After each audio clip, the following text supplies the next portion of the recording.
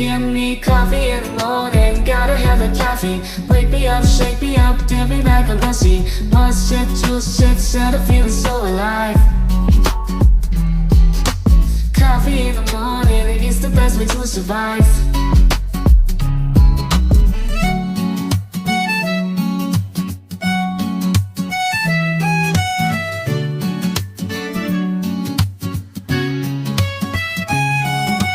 Woke up in the morning, sleepy eyes yawning. Jumped out of bed, started the day, opened the curtains. Felt the cool breeze, the sun shining on my face. But something was missing, I needed my job to chase. Give me coffee in the morning, give me coffee in the morning, gotta have the caffeine. Wake me up, shake me up, dip me like a lassie. One sip, two sips, and I'm feeling so alive. Coffee in the morning, it's the best way to survive.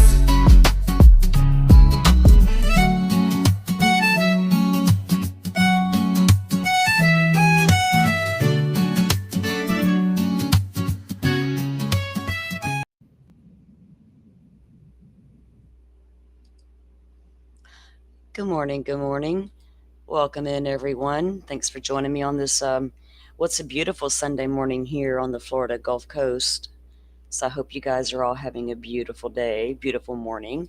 I have a couple of guests with me Good today. morning. Good morning. How are you? Good. Wasn't sure if you saw me back here. I did when I came in. I knew I had at least one of you. I was like, which one joined me? Because I didn't know for sure if you were coming up or not.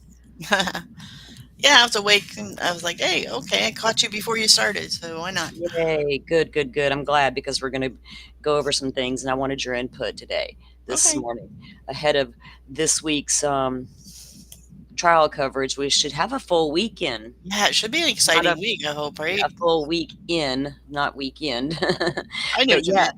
so she said every day we should have a full day. Full day, every day. Yep. We expect it, Bev. Damn it. I know. You said it. So whatever you say goes, apparently. So Well, good morning, Joe. good morning, Good Joe. How morning. are you? Are you awake over there on your I time? just Well, what coast are you on? What are you considered? Mountain, Pacific? What's going on here, Sort Joe? of middle. Arizona is now on Pacific time, so I'm 2 I hours only know over you. Central and East Coast. The rest of y'all, I'm like, whatever y'all's time zone is. I sat in on your stream last night. I didn't really talk because I'm not a big small talker, but yeah, I was Yeah. listening in on you guys last night. That's cool.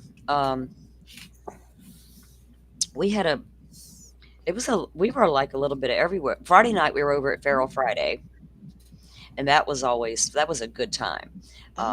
It's been a minute since I went over there and watched a movie and hung out with Publicly Buzzed. Actually, it's my first time being a guest on Feral Friday, so that was fun. But hanging with Miss Shorty too, it's like I got a girl with me. It's not just these guys, and it was, she's a lot of fun. But we had that movie was crazy. You were there, weren't you? I saw a little bit of it, but I couldn't really get into the movie too much. So I was like, oh God, the movie was ridiculous. Yeah. We were laughing a at little it, bit. making fun of it, Mhm. all the things you could think of. We were like, whoa, it was pretty crazy. But yeah, I we saw were like the naked girl, like scuba diving or whatever with yeah. the shark. Like, Well, then oh, there's just happens to be a zombie lurking around down under the water, yeah, just I a grabbed her normal because she was zombie, hiding. right? She Yeah, was hiding from the shark. yeah, he's just hanging out down there in the water like a zombie does.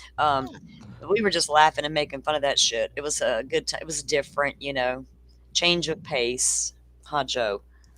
Yeah, it was. It was a good change of pace. And Steve asked me today, so I dropped in on Murder Church this morning, and Steve's like, what would you rate Zombie from 1 to 10? And I pretended like I didn't hear him ask. Oh, I would have rated it. I would have so rated, because I was in there this morning for a while. We chatted for a little bit, but he didn't ask me. I would have so rated it. I'd have been like, dude, that was a hard 3. No offense, but most zombie He movies knew are it. pretty bad. Yeah, he knew it. He knew it was like that kind of movie. He's just Oh yeah, he did. that's Yeah, why he he was was a like, big y'all fan go of it. ahead and feel free to comment and make fun, whatever. Because that's what we were doing. It's like we were here to make fun of this shit. So, Yeah, remember that show, Mystery Theater 2000 or 3000 or whatever it was? Oh They yeah. used to Oh just sit there yeah. and make fun of the shows. Like, oh, that was yeah. good. Yeah, so he picks some crazy movies to show over there apparently, and they get down to it. So I'll have to. I'm usually not doing anything on Friday nights. Honestly, I don't true crime much on Friday nights. I usually just chill. So I might as well go chill over there and watch a crazy ass movie because I Yeah. don't even watch movies anymore. I haven't watched a movie in. I couldn't tell you when the last time I watched a movie was since, well, the other night was the first time in a long time. So, but so we had a crazy week in the Karen Reed trial. We're going to get to that in a moment. Going to cover a little bit of stuff on Stearns here because he's somebody we've been covering continuously as things come down. There's a new jailhouse call came out, and his whiny ass gets to talk to his daddy one more time, and we're going to hear that. And we're also going to look over a little disciplinary report. Old Stephan made a new friend in the jailhouse and then got himself in a little bit of trouble over his new friend. And we'll take a look at his new friend as well. You gotta He's be kidding me. What? he like, who would even talk to Stearns, right? How would he Somebody- get in trouble? Well, I guess he'll go over it. But Well, like, yeah, it's ridiculous. He should have known better. It's all the he things. has no sense though. Obviously. Okay, I want to know what this dude offered because first of all, you don't just give your shit up for free in the jail, right? Let's make a deal. Mhm. That's the name of the game. You got what I need. I might have what you need. What can we trade each other? So if you're giving out something to someone, they usually will give you something in return. And I'm like, what kind of deal did the guy bully Stephan into doing it? Or did Stephan be like, well, what do you got, some coffee and candy? We'll see. He is kind of a wimp, so I wouldn't doubt Yeah. it. Yeah, I could see him being bullied into, you better let me do it, dude. I'll whip your fucking ass. Oh, it's a Sunday, I'm cussing. Welcome in, Don't Dox Me, Butterfly. Thank you guys for joining me on this Sunday morning. And my guest here, Miss Firefly and Joe Schmo. We're Good gonna morning. Don't dox me. Just saw you over on Publicly Buzz. Good to see you in here. Firefly, did you say you caught some of the show yesterday? Yes. Some of your show, yeah, I sat in on it. I'm not a big chatter a lot of times. Sure. So, Well, I understand. Thanks for dropping in and joining us. I appreciate Sure. that. Yeah, it was a good discussion too. Yeah. With the legalities and all the different things going on over there with Lori, and the possibilities and things of that nature. There was something I felt like, Joe, that I felt like there was something I saw late last night or early this morning that I was going to ask you about, but I can't remember right this minute what it was now. I review so much stuff sometimes I forget what I need to talk about or ask about. Good morning, Spencer. Welcome. Yes, good morning, Spencer. Well, I texted you and I figured it out last night. Colby Ryan did a brief little 20-minute live, and he showed my video on his live with the. I didn't get a chance to go over that yet. Did you review it? I haven't heard what he said. I'm just like, I'm freaking out. Like, I think what are you doing using my video? No, I skimmed through it. Well, he actually played when I went through it. He played Nate's. Yes, he played Nate's. No, actually, he did not. If he did, then Nate got it from that channel, that YouTube channel. That if you go back and watch it, you can see it's theirs. It has their name on it. So somebody stole mine? Because those are my captions. Those are 100% my captions. I know that, Joe. Listen to me. The channel, that YouTube channel that presented your video. What channel was that? You had them on they gave you a shout out. Trial TV Live? They used their piece. Because it's got their, you can look at I'll have to show you. I meant to tell you that. We haven't had a chance to talk about it. You can see their banner. Do you know what I mean? It's not like it's They're kind of looking, like, well, I got to work on doing that for me, right? When I yeah, create it those doesn't things. stand out at you, but you can see it's theirs. And I was like, wait a Okay. minute. Everybody's using everybody else. They're clipping their clip. Everybody's clipping a clip of a clip, and it's, you know what I mean. So it's originally, and if anybody sees it out there with the captions, it's the one that Joe clipped and made, but other people are picking it up and now using it as well. And that's the way it works in, the Yeah. YouTube streets. Yeah, I'm okay with that.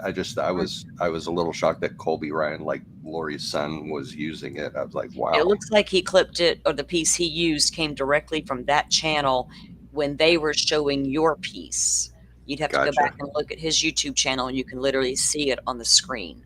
So I wanted to let you know that. 'Cause that's how that video is making the rounds, because it does have the captions. So therefore, it's easier for people to see it and hear it, right? That visualization is already there. You did the work for everybody. Right. They're not going to take that 5, 10, 15 minutes to edit it, Joe, and do it themselves. And we both know it could take longer than that, depending. Even to put words on a screen, y'all, can take a hot ass minute when you're trying to edit something. Right. Lord. And AI, you can use the AI to do it. Like CapCut Oh, I has an don't. AI captions, but you have to go in and edit them after because Mhm. it's like it I don't messes do up AI every other word. captions. If I do captions at all, it's got to be what I heard and put on there. Um, I don't fool with AI too much. You get on my nerves. Gives me weird stuff. I'm like, that ain't even what I was thinking. That's what somebody else was thinking. I'm like, no, AI, get out of here. I'm not ready to embrace the AI, y'all. I don't use AI art. I don't use AI anything. Am I old school? It's Is so that what cool though. she's like? It's so cool though, Salty. Get into it. Y'all, I y'all mean, help it me, and is. maybe I will. I'm not putting it down. It's not something I embrace for some reason. I My don't know one why. daughter, my one daughter, years ago, she made this drawing, and it was her email name. You know, just like I'm SW Firefly. I've had Uh-huh. that term forever, like with email and stuff. And then, so she was like pimp hat manatee, and she drew this little manatee with a pimp hat. Mhm. So she has this drawing, and I found it after she died, and I'm like, so I used Oh, AI yeah. to make it. Oh, it's so cool. I should actually That use that that's for my actually avatar. cool. You It should, is. because I've Mhm. seen like AI generators for art and things like that. That's different, you know. I mean, I get it, but some things I'm like, I have those options on my Canva and my CapCut and all, but I don't ever mess around with those functions at Oh, all. Danger plays with it all the time because like he'll Yeah, he'll he does. he'll That's make all cool that kinds of you little. found that and you have it. You should use that for your avatar. That would be so cool. Then you could always think about your daughter when you see it. Have her Yeah. with you every day. Um, right, don't dox me says, welcome, lurkers. We know you're out there somewhere. Yep. It's okay. It's all good. If That's you, usually me because I don't I usually don't I chat much in do. the chats. Sometimes I can be a lurker. Sometimes I'm Yeah. listening while I'm up doing my Oh, household yeah. stuff. You know what I mean? I got shits to do. Um, my house don't clean itself. Right. Yeah. That's. I guess a lot of people probably do that. Just put headphones on and just walk and do stuff around the house while you're listening. Yeah. I just carry my phone room to room. I don't even wear the head earbuds or nothing. There's nobody here usually but me, Yeah. especially all day. I But do that too. Like go outside, go for walks. You know. mhm, my phone is my buddy. It's my entertainment. It goes where I go. Yeah, I need to get some. I don't even have my earbuds. One of them stopped working, but today I have on its way my brand new headset. Will be here today. Did So you get the Logitech one? no, I got a different one. I think a different one, but it's just Oh, like they're that all good. one, though. Yeah, it's just like that one though. Okay. Sorry, I was strangling on my coffee, guys. It's a lot like that when I checked out a lot of features on different ones over the last few days. Because the other day, this one is a fine. I mean, I hear okay on it. It could be better, much better, and I know it because I've always bought him gaming headsets over the years, and I've always put them on when he got them and listened to wait. So I know it can be much better, but I was like too cheap and like whatever. But the other day, I'm sitting here live streaming and I heard my headset crackle a couple times. I was like, "Oh no, no, no, no, no, not today, demon." So I Well, you know what? Might as well invest and double up on the money a little bit and get a little better grade headset. Maybe I could hear better. Maybe when we're listening to 911 calls, I can listen for a change. Okay, so let's get on with the show. All right, let me bring this up. Now, what I'm going to do is, do I have a butterfly? Could you drop Grizzly True Crime into the channel or into the chat, please? Guys, I'm going to drop a link to a Grizzly True Crime. She does amazing public service. Let me call it that. Hold on a minute. I'm strangling again.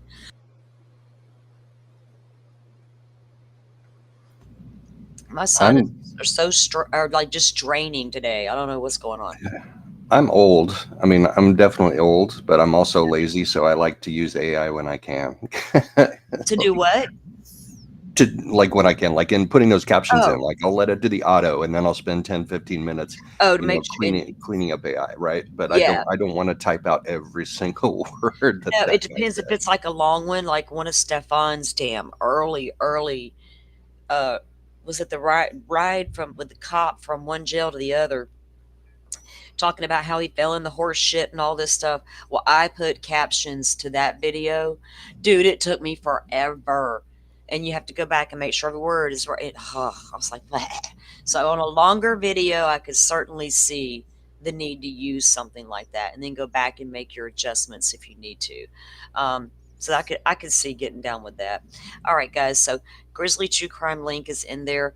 I could FOIA request all of these. I just don't ever think about it. I don't have the time. She keeps up with all the dates, and she knows what to go back and re-request. And certain things they send her will lead her to another request, right? Because you got to get specific. So her and Plunder or Blunder, whatever you want to call her, and you'll understand why I said Blunder. She makes fun of herself now in her new video, and Plunder True Crime is that channel. Because Stephan's dad calls her Blunder. You know, he's all pissed off because we're talking about them on the YouTube. But anyway, these two ladies do a fantastic job of getting all the Stearns docs and dropping them to the public. So we don't have to go fooling around with FOIA requests ourselves. So they save me a lot of time and effort. So shout out to both of them. We're going to review Grizzlies. Now this, I'm going to speed her up just a little bit though. This is an incident report from the jail where Stearns got into a little bit of trouble. Let me get the timestamp back where it needs to be. Hold on. Get out of here, all this fluff in our way. All right. All right, are you ready to get into the jail records? Because I am. Okay, so Osceola County Corrections Department inmate disciplinary report checklist for Stephan Stearns, and there's his ID number, which is public record just for YouTube. Okay, that's a YouTube disclaimer. I'm not sharing anything that I'm not supposed to be sharing. So if we scroll down, as I showed you in the beginning, it says the following item shall be completed by the disciplinary hearing officer. Found guilty, yes. Oh my goodness, what was he found guilty of? So let's check this out. It says inmate name Stearns, Stephan, name number, there's his inmate number. Housing assignment is that CISO1, and then date written is the 26th of March of 2025, and that's the same date of the. Welcome in, Sajoy, and who else? Texas Ranger just popped in. Welcome in, guys. We are starting out with reviewing some new stuff on the Stephan Stearns case we've been following, and we're reviewing some Grizzly True Crime here. Incident at 6 o'clock in the morning? Oh my word, on the Charlie floor. Now I'm glad that I requested these disciplinary records, because I'm always thinking up what can I request from the jail or from any of these records requests. You know, you got to be specific. Otherwise, you can't just say I want everything, because then they won't give you everything. You got to be specific. So this time I specifically wanted to know if he had been naughty in jail, and here it is. So it says naughty. Rule, number, and charge violated. 3.4. Loaning or stealing of property, telephone PIN, or anything of value. Statement of facts. It says, okay, telephone PIN. So Stearns has that phone account, right? He can call home to mom and dad, and they're always talking about putting money on his books for his his candy and his coffee and his phone calls. Well, here Stearns is now giving out his PIN number to another inmate for that inmate to make phone calls. You know, I've heard that sometimes inmates will overhear other people or watch them entering their PIN in the phone and steal it from them. Well, So if yeah, that's not the case here, then he voluntarily surrendered it, right? he Because he was volunteer. found guilty. I would say more or less voluntarily because, and the reason I say that is because he doesn't have a total ton of interaction with a lot of inmates, and usually when he's probably out there making his calls, the way they have it set up here at our county jail, it's they can't be right up on you. They used to could be back in the day, but not with the way they have things set up now with video calls and all this stuff you can do. It's a whole different. They were changing it, and so I don't know. It appears he gave it to, according to this disciplinary report, he gave it to the inmate, right? So why would you give your phone pin? Now mom and dad's paying for your phone calls, Stearns, you idiot, and they're also paying for your new friends' phone calls. But why the hell would you give your friend your PIN number? And who's going to talk to you to start with? A guy who wants your PIN number. Lord, if I was his mom and dad, I'd be like, you're on your own, buddy. You gave out your PIN Well, number. they should have said that like 30 years ago. Well, they should Or have. 25. Well, that's on them. Look what they raised. Mm-hmm. Yep, That's exactly. what you ignore the needs of your child because you're too embarrassed. State fully exact facts and circumstances of the offence, including witnesses. On the above date and approximate time, I was assigned as the Zone 1 and 2 supervisor. Upon beginning my shift, I was informed by Lieutenant Zumbrum that inmates Almestica Miguel and Stearns Stephan violated policy. It was informed that inmate Almestica was utilizing inmate Stearns' telephone PIN to make several calls. It is a violation to utilize someone else's PIN, as well as loaning it out to another individual. After further investigation, it was discovered that the allegations were true. Inmate Almestica made several telephone calls utilizing inmate Stearns' PIN, some telephone calls lasting over 15 minutes. Wow, they even went overtime. An inmate's telephone PIN is created by the inmate. Therefore, no one else should have this information, and obviously they would have briefed them on this before the time. Both individuals are isolated and kept on a strict protocol. Therefore, inmate Almestica could have only received inmate Stearns' telephone PIN from inmate Stearns. Like, how the... Huh. So because they're both kept over there in that solitary confinement area unit. They're only allowed out. So when did this even... Dude, are they next door to each other? Can they whisper? Can they pass notes? What's going on here? I need to go visit that jail and figure it out. I'll do it. The hell did he exchange A that? Disney trip. And pardon my language, but is Stephan Stearns his bitch?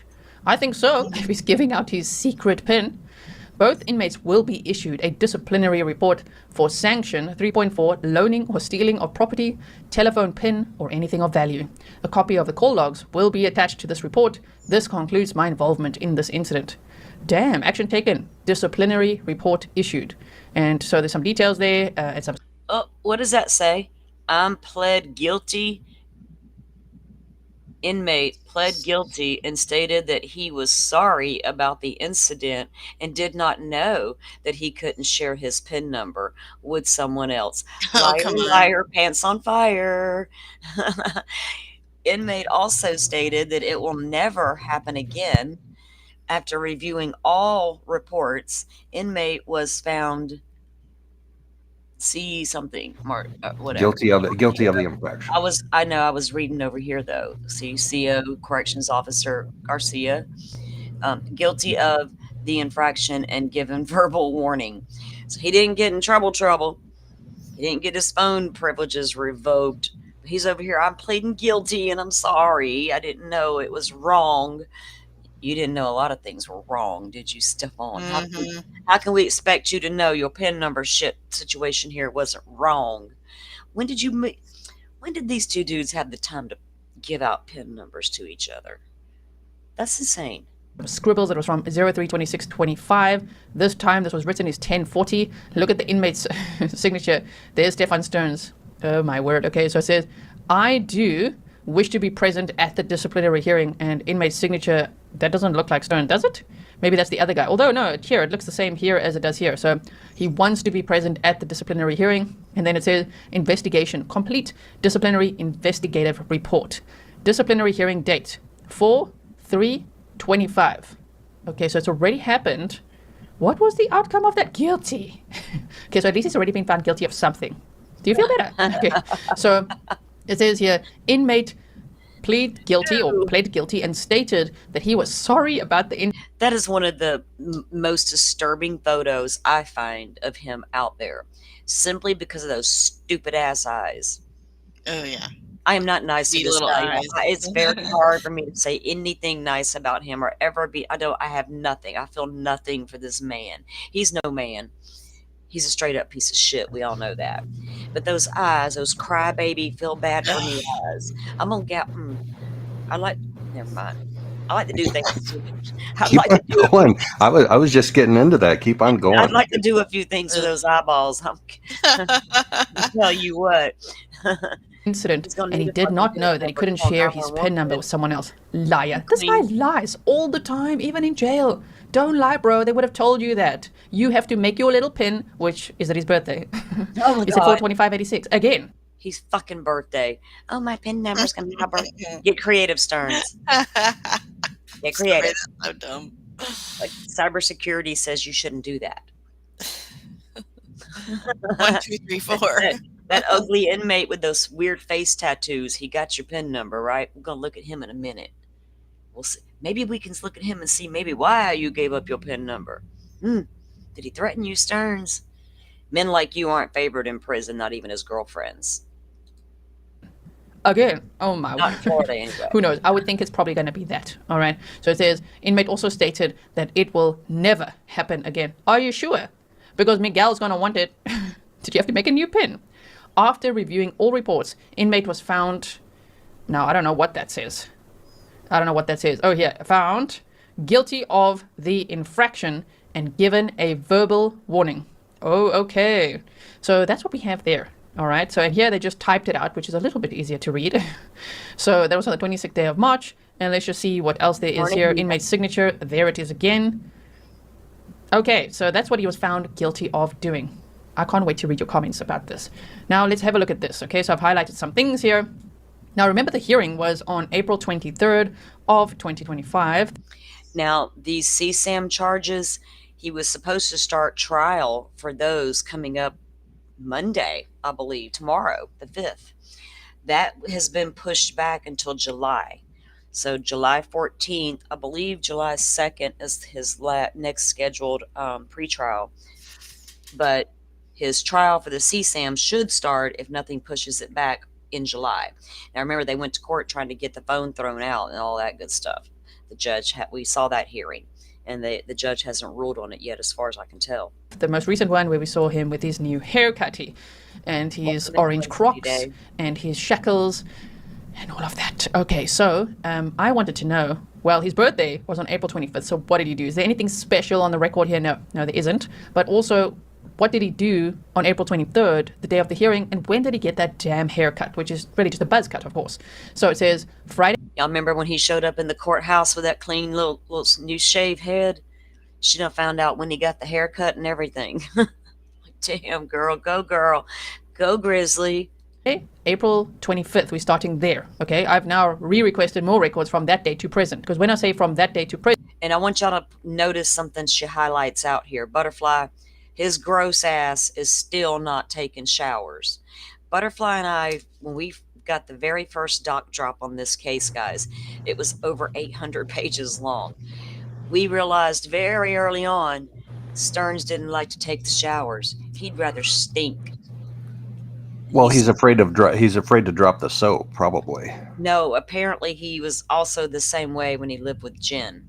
For real? For real. Oh, some of those documents nasty. would have things that Maddie had said to other people, other friends, things that Maddie wrote. Yeah, Maddie's her nickname for him was Smelly. You know, he even says in one of his jailhouse calls that when he gets to heaven, he imagines her waiting on him saying, "What took you so long, Smelly?" Got a long way. You're not going to fucking heaven, dude. Like eternity. I don't give a shit if you repent today. I'm That's not awful. sure. Yeah, I'm not sure that the Lord's going to let you in when you knock on that door. That's between you and him in the end. So I'm not going to pass no judgment. But I don't feel like you're going to be allowed in. Like so many others, maybe he'll find God in prison. Jeffrey Dahmer did, right? Just- Remember when Jeffrey Dahmer did? Yeah, That's good and well on paper, but does God honor that once you're there? We don't know. Your crime might have been too much, even for Jesus. Yeah. Huh. He might be a modern Jesus for all we know. Go, Jesus. I'm not. Forgiveness ain't my game. That's prison, his. then it takes time, and by the time I get it, then it's only up to a certain date, and we're already beyond that. Okay. So, but today's date, by the way, for anyone watching from the future, is April 29th. So we're pretty much up to date now, right? So it says the 25th of April, inmate was offered a shower in CA and the inmate refused. I mean, that is a common theme with him. He even said in one of his jail calls to his parents that when he is put to death, that he looks forward to seeing Madeline Soto in heaven, and that she will say, "Hey, Smelly, what took you so long?" See? Now, And that was talked about in the jailhouse calls that we've already heard in the past. You nasty, stinky fucker. Nobody wants you near them. that is horrifying. Especially that he even that. thinks like that. That he even thinks the victim would want to see him, let alone greet him that way. But also, what I'd like to focus on is that she called him smelly, according to him. And that makes sense because he refuses showers all the time. So then it says Wednesday, April 23rd. Now that was the day of the court hearing. It says per confinement review meeting. And Joe, remember, he doesn't have to shower in the big unit with all the dudes in Gen Pop. The guys like this don't get Gen Pop. He's in isolation, right? Yes, he is. He showers alone. So he's got it made in the shade. And when he goes to prison, that's when he's going to really have to watch his back in Florida. They can't force him to shower though, like go, you know. No. Well, do you remember the Green Mile? They forced that one guy to shower. Well, I mean, they can't. With a fire force hose. you to they can do whatever they want. They're in the prison, in the jail. But legally speaking, no. You can sit there and stink all you want, I suppose. What are they going to do? Shower you off with a giant hose and risk your rights to be stinky? Oh, there was a confinement Gotta let review your ass meeting. go 'cause we made you Inmates will shower. remain housed Oh, alone in son PC of a for bitch. safety reasons. Inmate has recreation. Oh, spent some time in the rec yard, did ya? Wednesday, that same day, April 23rd, when it was the hearing, it said inmate refused breakfast tray on alpha shift. So that tells me he was a lot more nervous than we saw. I mean, he did look nervous and his ears were bright red. People said maybe it's his blood pressure or whatever, I don't know. But the point is, he refused his breakfast that day. Then also on April 19th, inmate refused breakfast tray. On Friday, April 18th, he also refused his breakfast tray. So I don't know what is on his breakfast day on those days when he's refusing it in general. Or if he's just enjoying his packages from his parents so much that he doesn't need the jail chow, right? So Wednesday, April 16th, per confinement review meeting, inmate will remain housed alone in PC for safety reasons. Recreation granted. Also on April 15th, inmate showered. Oh my word. We should all applaud that. He showered. They actually put that in the record. That's how bad it is when he showers. Inmate showered on alpha shift. They're almost like, yay, well done, oh my word. April 13th, inmate was offered a shower in CA and the inmate refused. So as you can see, we're going backwards in time now. We started with the most recent and we're going back in time, right? So April 12th, inmate refused shower. Inmate received a haircut on Charlie shift. So when did he get that haircut? April 12th. When was the court hearing? April 23rd. Okay, not that it matters. It really doesn't matter to the case, in my opinion. It's not going to make or break the case or anything. I just know that many of you are very interested in this. Okay, so let's keep going. As you can see, the same theme. Inmate refused breakfast tray. Inmate refused shower on the C shift. Inmate refused lunch tray. Inmate refused shower. There's that. What's he doing, y'all? Living off root beer candy and just stinking up the place. Oof, maybe he's not long for this world if he eats like that. Right? Doesn't take He's care of going to waste himself. away and he's fasting out here. You can't live off just commissary snacks. I mean, you could, but it's not going to sustain you for long. Jailhouse food's bad enough. It's not like you're going to ordering gourmet meals off your commissary. I get Lori gets to get hair curlers, but Florida, I don't really know I wonder what they do in Osceola. I'm going to look into that. What kind of, that they use the same thing that they use here at our jails. Because I know what's on them commissary list. I've seen them. It's crazy. It's crazy. Like, dude, I don't care if you eat or not. Honest to God, don't eat. Starve. I don't care if your stomach growls all night. I kind of hope it does. Starve yourself to death. That's what you need to do. One. It says Thursday, April 3rd. That's when that hearing was, right? They said inmate found guilty and given a verbal warning. 106-83468. Interesting. Okay, is that the code for the verbal warning? What? 3.4, loaning or stealing of property, telephone, pen, or anything of value. All right, and so if we just keep going a little bit, it says here, Friday, March 28th. Okay, this is it. Right here it says unreturnable, inappropriate book placed in inmate's property bag. And that's the one she just is about to talk about. But I found that interesting. So his mom, we know, has been sending him books. That's been one of their big things. He's got to have his books, besides his coffee and candy. Books, books, books. He got the origami books. He got all these little books. Like, what the fuck ever, Stephan. He was ordering some bizarre. We got the whole book list of what all he did order. But this particular one that mommy sent him, for some reason, it was unreturnable, of course, inappropriate book, but it was placed in his property bag. So I wonder what was inappropriate about it, right? Well, why was it not allowed in jail? What was it? What book was it? I wish it said. Don't ask me why I get curious about dumb shit, but I do. Unreturnable, inappropriate book placed in inmate's property bag. Now, what the hell is that? What kind of inappropriate book did he have in inmate's property bag? Is it something his mother sent him? What is it? What is this unreturnable, inappropriate book? Oh. Ooh, is there some ladies out there writing Stephan dumbass letters? Ooh. I can't imagine, but you never know. Well, they do it with serial killers, right? There's the women that go and, marry them, send them money, be their pen pal, their girlfriends, the whole thing. You also see that life after lockup or whatever. Well, that might be the wrong one, but it's the one where women are about to get out of prison and they've been having a pen pal romance with a dude. And he's like, oh, she's getting out and we're going to be married and live happily ever after. And she gets out and needs a place to go. So, of course, she goes straight to his house, who's been supporting her this last 6 months in jail through pen pal.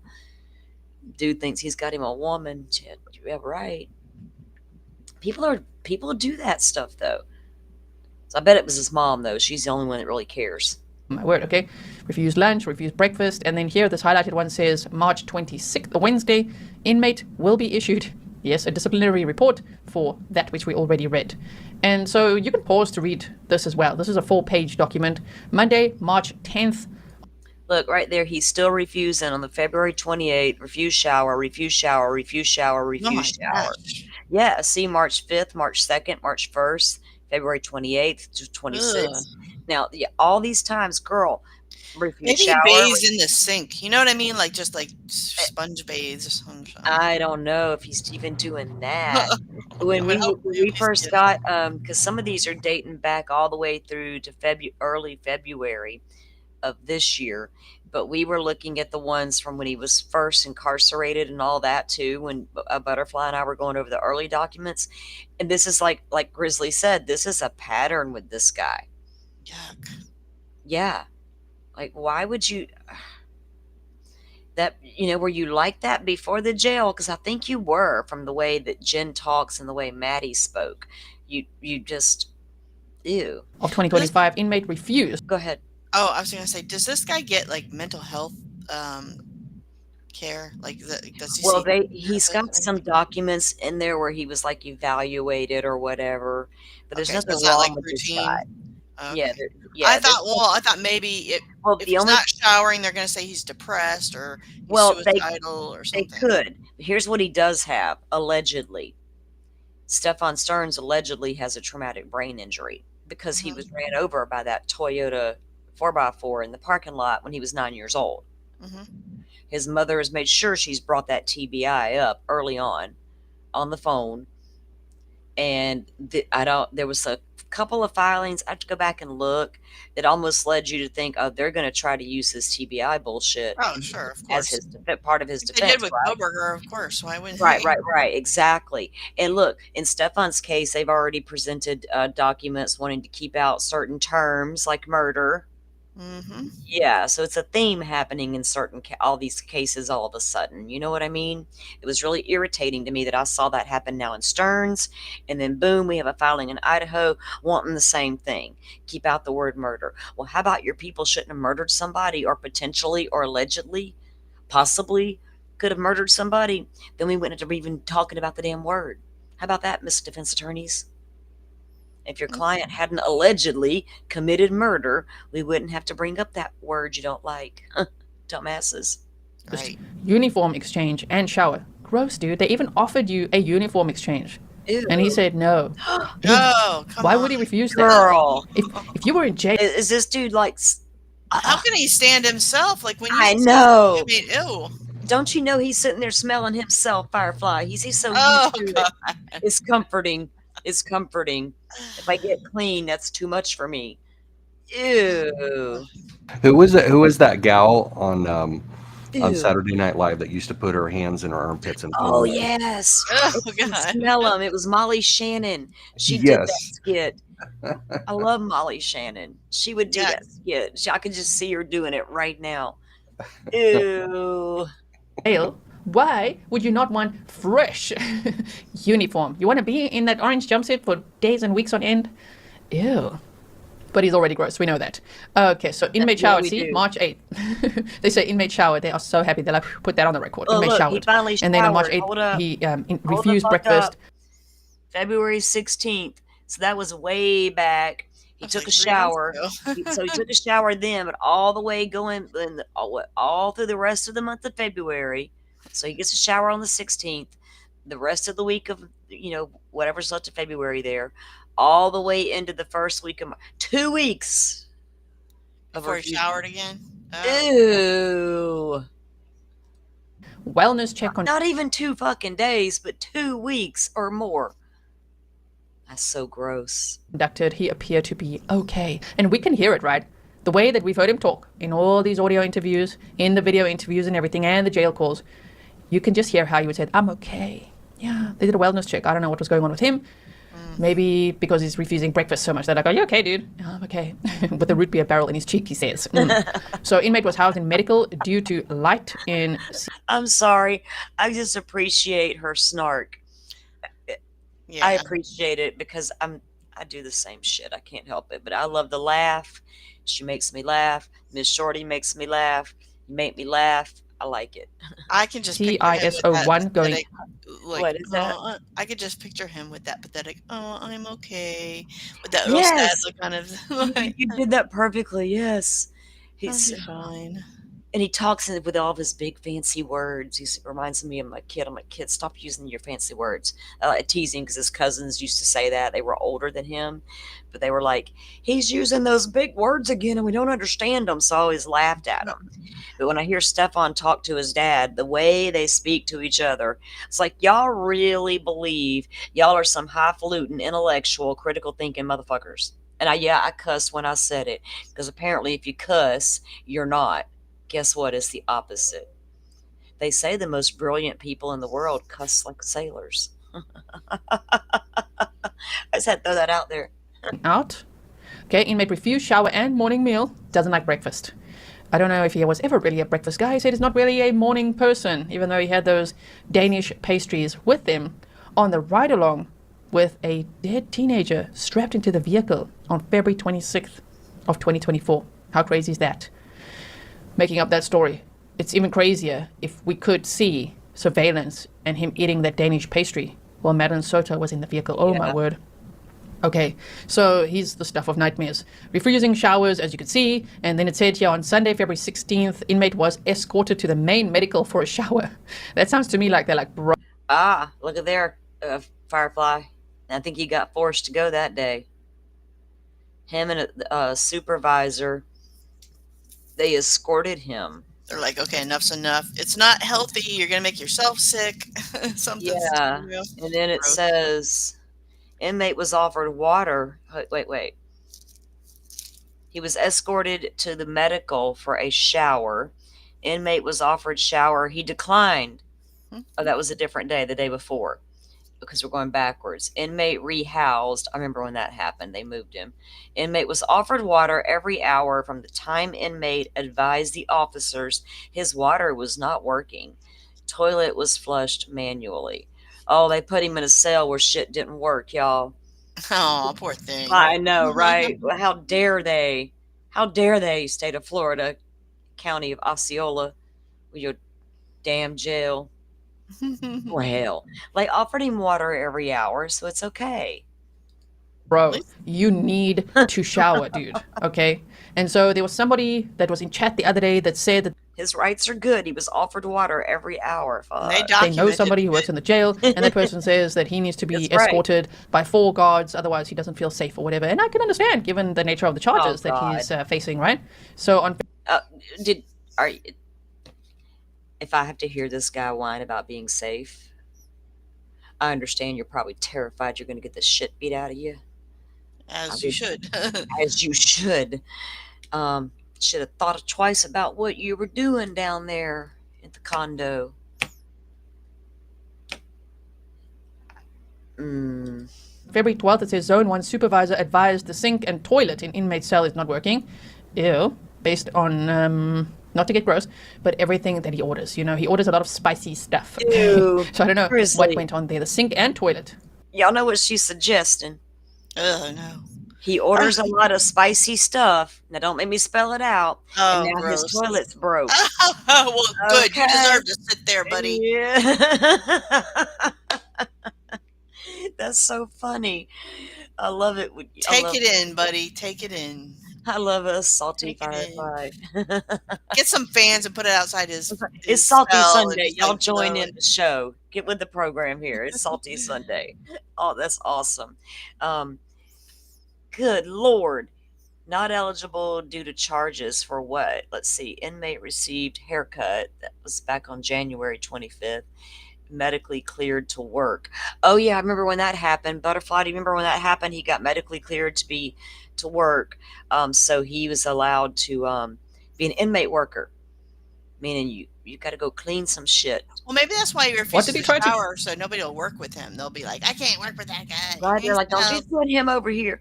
Actually, he should be able to just clean the pod out there by himself since they're all in lockdown. They would probably be assigned to cleaning duties within their pod, or maybe on the kitchen side. Ew, So gross, though. He's There's so gross. Don't go near inmate the jobs, right? But usually Gen Pop gets all those jobs, like the ones that go around and feed all the inmates and help out with all that. The Gen Pop guys get all that. So I don't know what he would get, what they would put him to work doing, considering his charges. I think that's what they were talking about. If he's working in the kitchen, I'm passing on. Right, that's what I'm Right? saying. Gross. We got smelly, Ugh. dirty, stinky, non-changing uniform guy all up in that kitchen. No, I already got to eat your slop. I'm Now not you want- guaranteed he's going to wash his hands even. Ugh, Exactly. gross. You know he's not going to wash his hands if he's refusing showers and not changing his uniform, right? Plus, they got him in the broke down toilet unit. Ordering all that Oh. spicy food. Good God, spicy food, root beer candy, and coffee. Oh, You- no. Man. It's not a good picture. Pathetic son of a bitch. He's probably so sad that he can't order his Tamagotchis off the commissary. To do. Probably misses Shawshank Redemption. Do you try to get out of there? What's going on?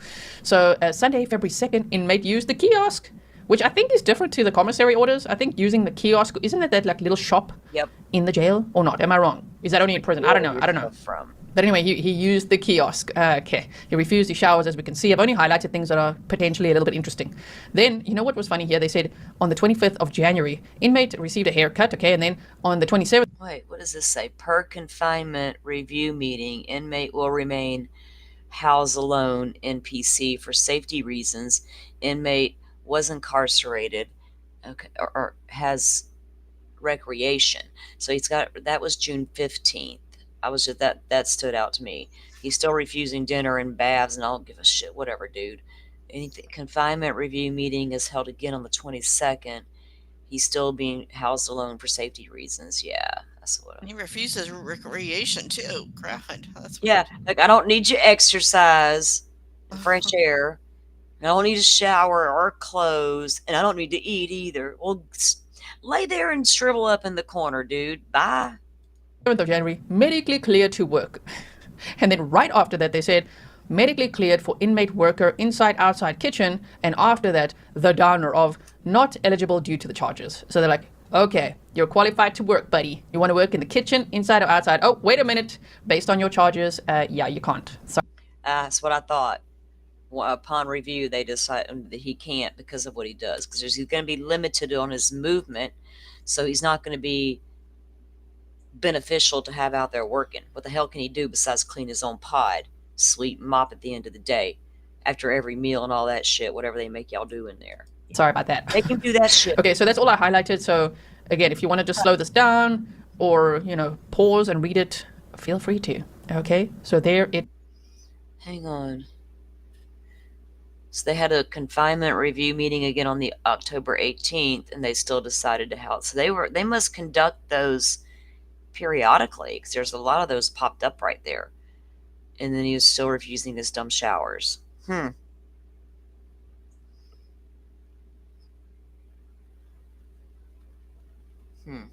else It you is. got? Obviously, these are public records. You can request it yourself as well from the Osceola County Jail, and there it is. All right, page 4 of 4. Now let's have a look at this call history. This I found quite interesting because obviously we've heard some jail calls, and I requested this because I want to see if the jail calls are still ongoing, especially, after we've heard the May and June 2024 ones. We want the rest. Did they switch to emailing? Or, they've got that tablet system where they can communicate with each other. You know what I mean? Where Stephan Stones could communicate with his parents in a different way. Remember, Butterfly, back in the beginning, we got in documents, we received those emails, and we were able to go through and read the email exchanges between Stearns and his parents. And then they finally got his phone bank and all that set up, and then they went to calls. And I don't know if they continued to email after that or not. If they did, she'll put a FOIA in for that, I'm sure. Or on video call, and maybe we won't be privy to that yet. I wanted to know because maybe at some point, obviously his attorneys would be like, shut up, bro. Stop talking to your parents, because of the things that he was saying.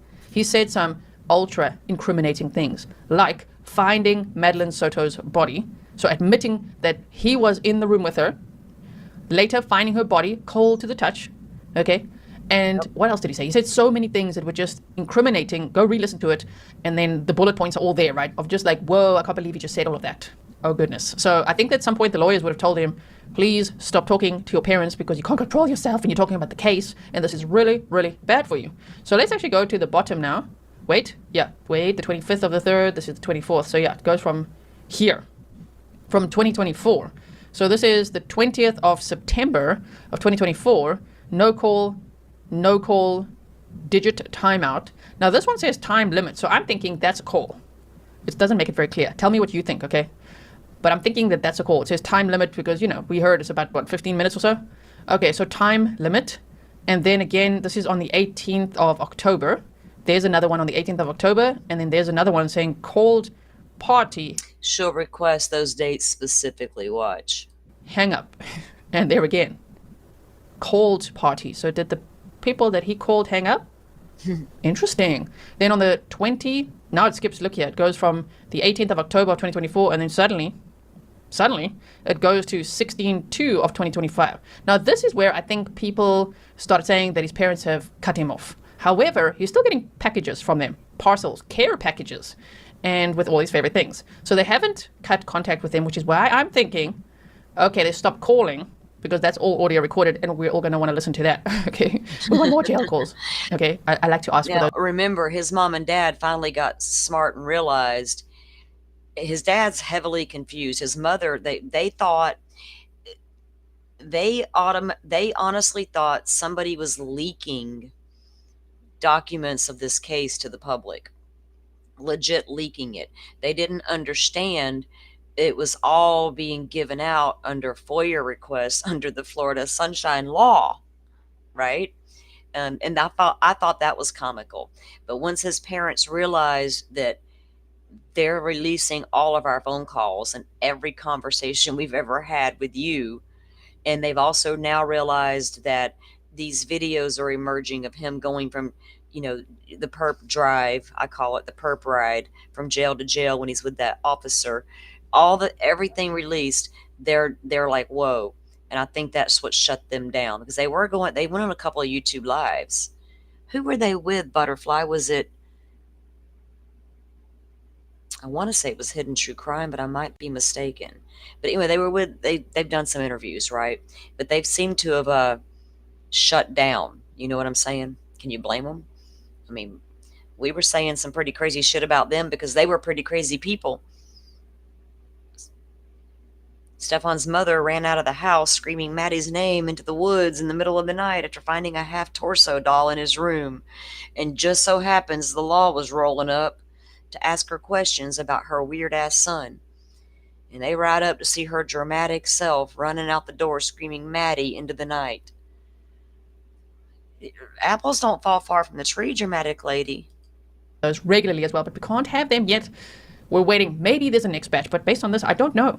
Won't be surprised if the attorneys listened in and said, whoa, whoa, whoa, as I say. But then it goes here from the 18th of October to the 16th of Feb. No call, station hang up. Like this goes from the 16th of Feb suddenly to March. Is this because he gave Miguel his PIN? Did Miguel start taking over his account? I think so. I think so as well. That's another factor there. Oh dear. So the 22nd of March of 2025, no call, station hang up, and then there. The 22nd of March of 2025, time limit. And then we know. That's his pattern. The 3 calls. If you could make 3 calls each for like 15 minutes, he will. So that makes sense for that date. Here's actually quite a few. Inmate hang up. Oh, he's like, you know what? This time I'm hanging up. And then time limit. Okay, then the 23rd of March, also time limit. Makes sense based on the pattern we've heard. So you know what? Listen.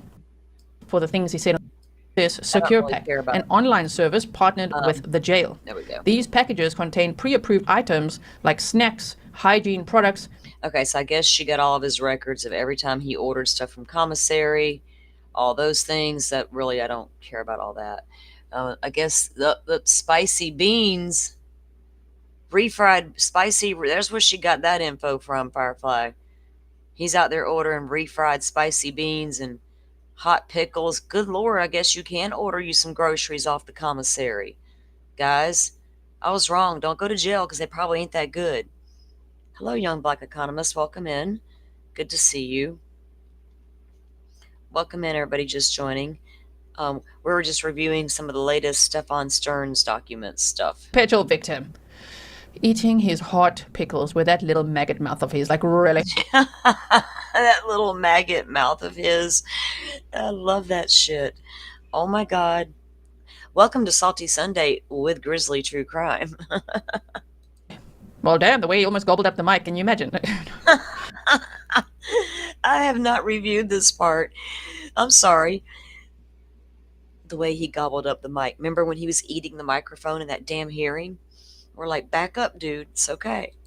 Oh my word. So he's got his kiwi coffee and crackers and hot chili with beans, an anti-shank toothbrush, toothpaste. Anti-shank toothbrush. Guys. I'm trying to visualize what that I did it. Are Right? you trying to visualize that, Joe? Because I was. I'm trying to figure out what kind of material that would be made from. Thank you. Because now I'm like going down this rabbit hole in my brain all of a sudden. Anti-shank toothbrush. We got to Google that shit. Hold on. Right? Hold my beer. Anti-shank. I've never heard of such. Didn't think about it.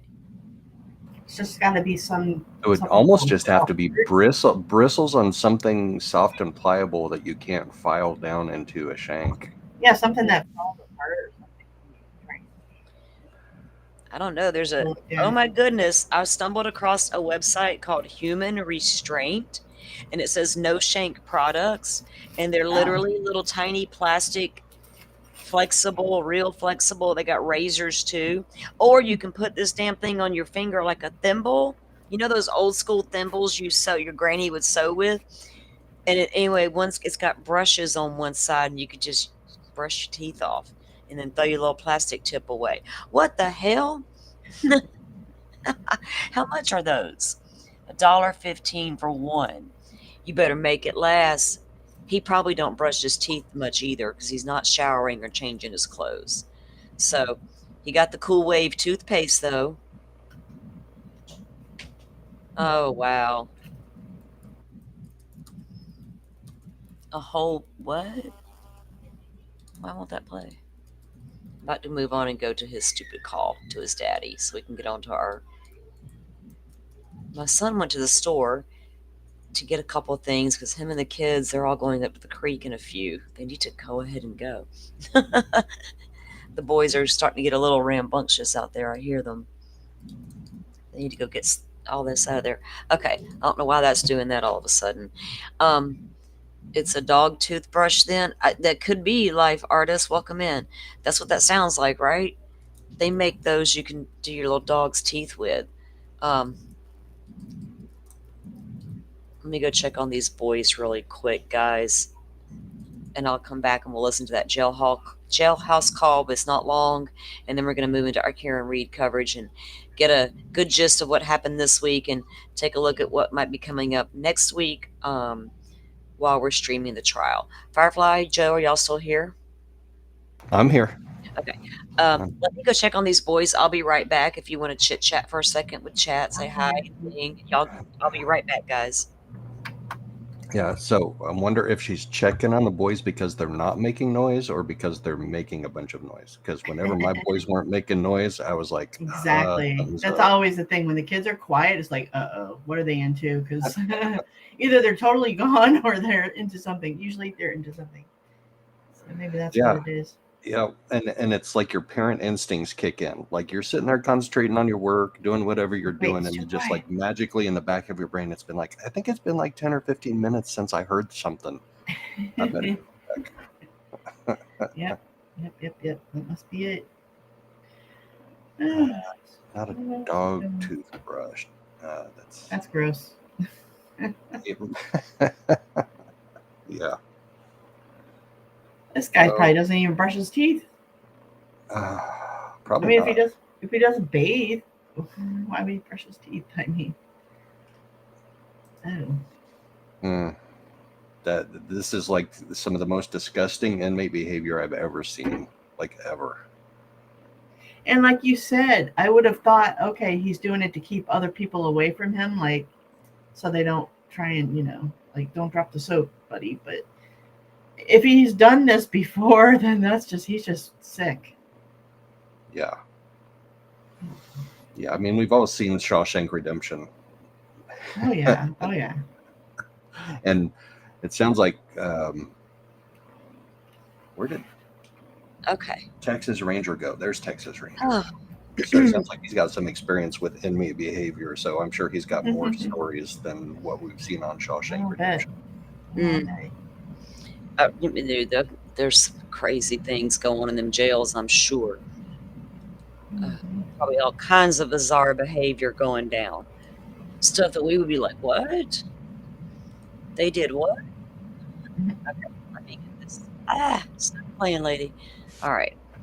Let me pull this up. Okay. All right. So this is one of the last calls that they received. Apparently I think she got it about the same time Plunder did.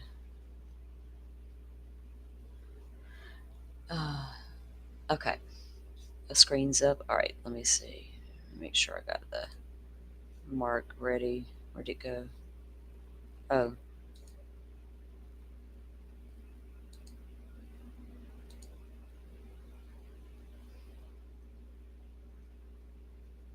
I thought we weren't going to hear from you till tomorrow. Yeah, I didn't realize it. Okay, so he just called his dad back, and the dad says, I didn't think we're going to hear from you till tomorrow. And then Stephan replied, well, I didn't realize I could call you right back. So they must have just ended a 15-minute call. And then it sounds like when they did, Dad went for a walk, and Stephan calls right back. So that's where she starts this out at. Let me full screen it.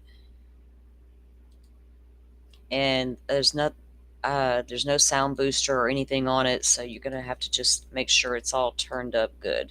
Okay. That I could actually call right back after the 15 minutes was up. He's talking to his dad, okay?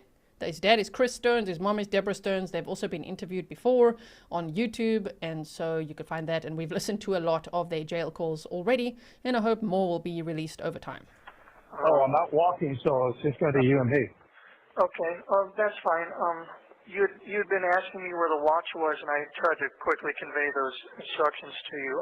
Did you still need me to go over that with you? Yes. Okay. Yes. So at the foot of my bed, there's a bunch of my, boxes from when I moved there. Oh my word. This is why I think it's from last year still, because we got calls from May and June, and he's still going on about the freaking mouse droid and this watch that he wants his parents to find, which is a watch that he inherited when his grandpa died, I think it was, an Omega watch.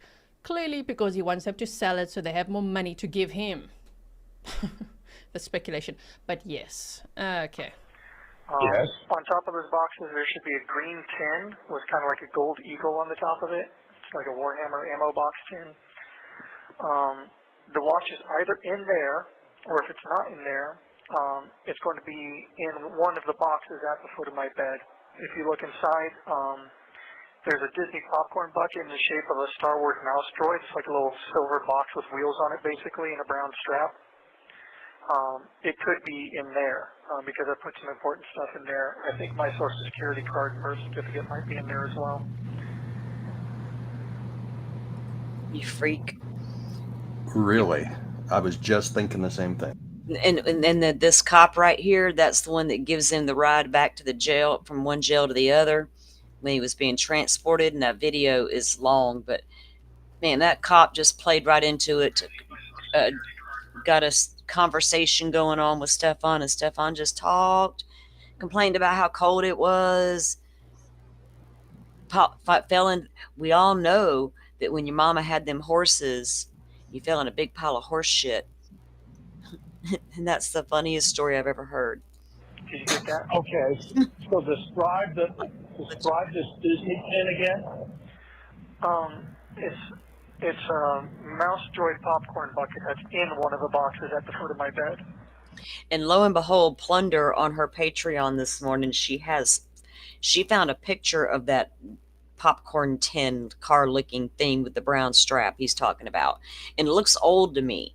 And then the other tin that he was talking about, I don't know if those were like literally something she saw in Discovery, because I don't think so, because these were at his parents' home, but she managed to get photos of the items he was describing. It's crazy.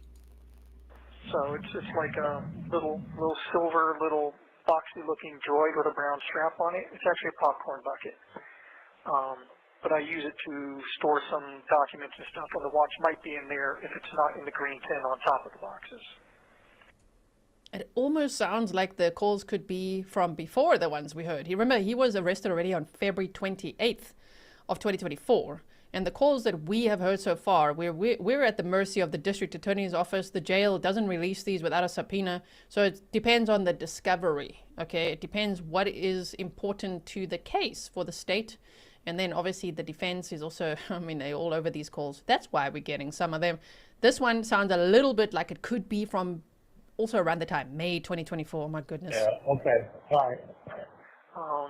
Some other things I wanted to ask. So you said that you went to the mental hospital. Whatever happened with... I don't know what's happening. We don't know how to get a hold of anybody. I see. And supposedly it's gone, is institutionalized himself. So. Yeah. Yeah, probably. What you said that was what, to keep the cops off of her? Supposedly on the advice of her attorney. I see. That is pure speculation. It was never proven that Jen Soto was actually in like a mental institution or something. It's true. It was just online speculation, which I think the parents watch a lot of YouTube. And even you'll hear in this call, which is only a 15-minute call, you will hear that they snark at these YouTubers. Still, they always do. But and they keep saying we don't. I just posted a picture on the community tab of Stephan's and his anti-shank toothbrush business. Watch, but you do watch. Yes, Chris You Stearns do watch is because his you hear dad. reference a lot of it. You know what I mean? Deborah is So, his mother. Yeah, that was an online speculation about Jen Soto being in a mental institute. Did you guys ever get the silver Lincoln back? Now, We don't expect to see that until the trial. Okay. did he really think his parents got the dog ambulance back already? Because he was driving their car that weekend, so he took off in their vehicle because his crappy little thing didn't run. So they didn't let him drive it. Like he's a minor. And, here, take our car, son. It's going to be better. The dog ambulance. And I assume no other belongings that were left were able to be retrieved either, huh? Yep. Okay. I mean, the police had the gun, you know, so that can be released to me. Of course, the phone I let you use, you know. They took So they said they would release that to me. So I got to see. Now remember, once he gave up his phone voluntarily to the other officer, then his dad let him borrow a phone, so he had a way to reach him. I can get that. Yeah, because obviously, I mean, I didn't even really use it, so. By the way, the body camera, the camera in the sheriff's deputy's car that That's why I put that video in the background. This is the video you see top right there is the video that his dad is now referencing. Like, by the way, that body cam, these freaking YouTubers, they're getting all the stuff, right? So, okay, let's just go back just a second here. So they said they would release that to me. So I got to see if I can get that. Yeah, because obviously, I mean, I didn't even really use it, so. By the way, the body camera, the camera in the sheriff's deputy's car that escorted you from Orange County to Osceola County, all that video and audio, somebody got a hold of, and it's out on the internet with YouTube. Wow, really? Yeah. Sounds surprised. Wow. And He's like, oh, really? Wow. Is he embarrassed or wondering, is he famous?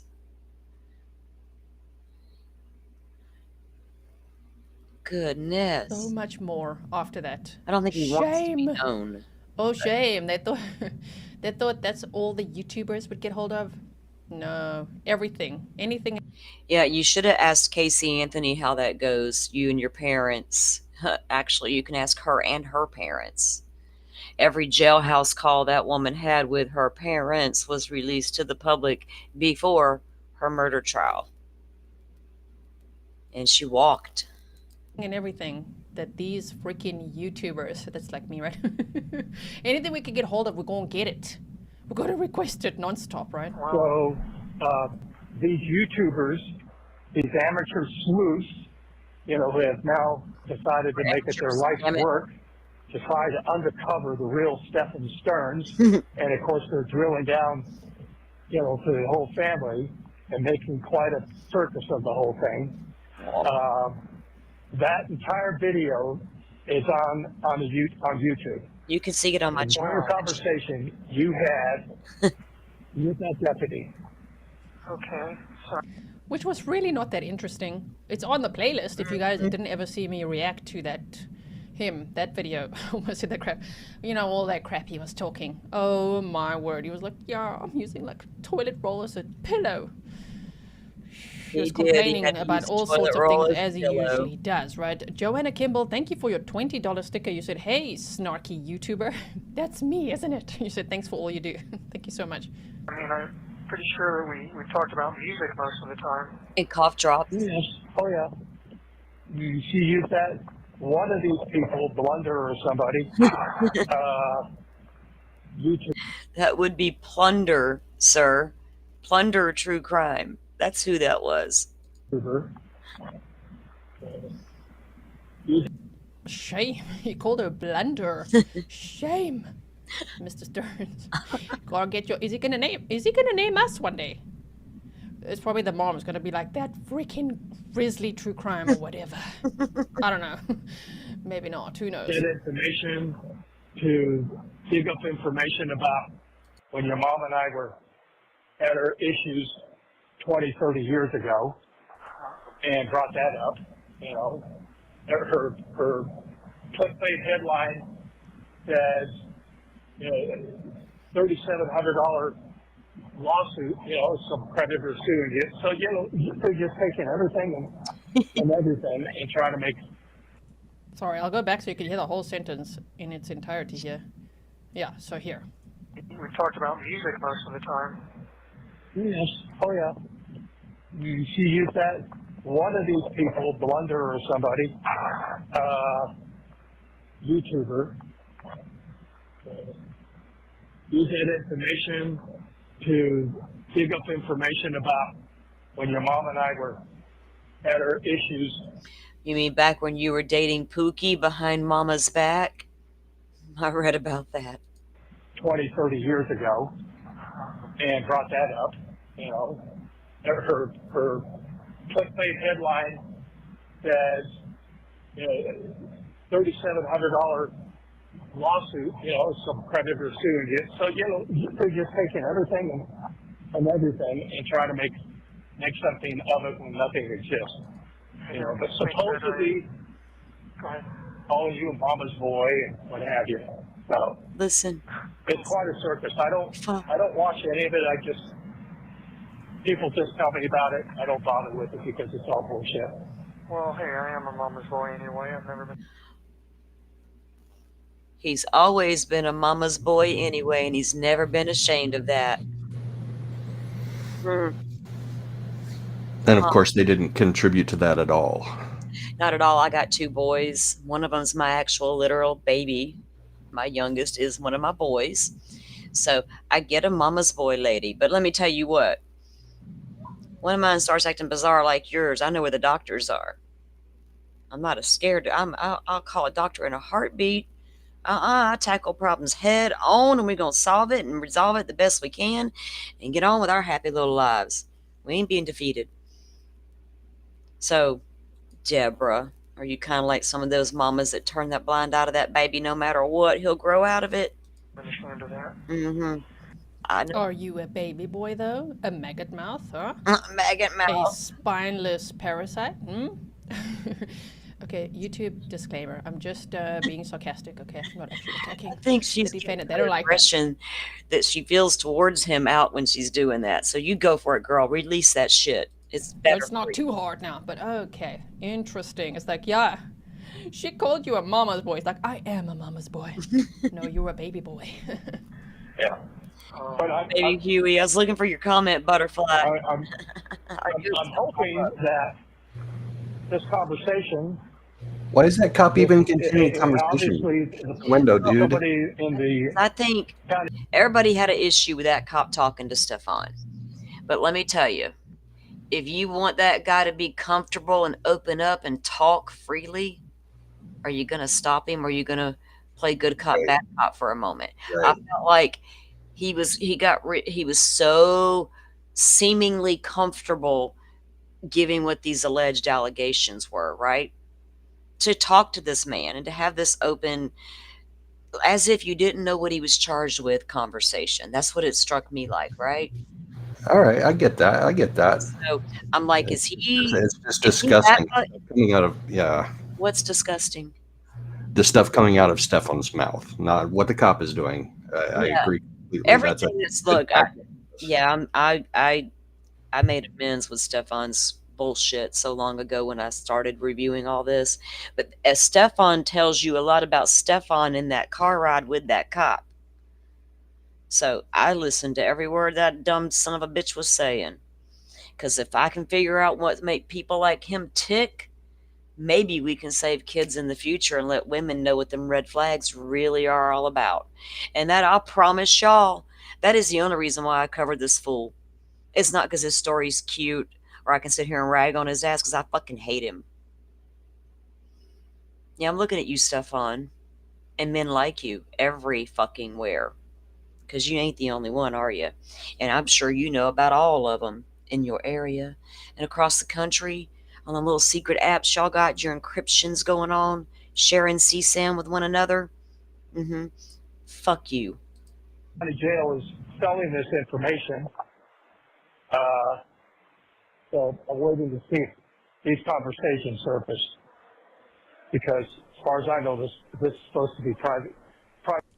I'm so sorry, sir, but they did surface. Here we are, and much later, May 2nd of 2025, here we are listening to this call. And the way these parents have coddled this guy through this whole entire process, not one time have they got mad enough to say enough's a fucking enough, or anything, or just get mad and rant, even if you want to, calm down later and be there to support your kid, no matter what the hell they just did. All you can do is just whatever it.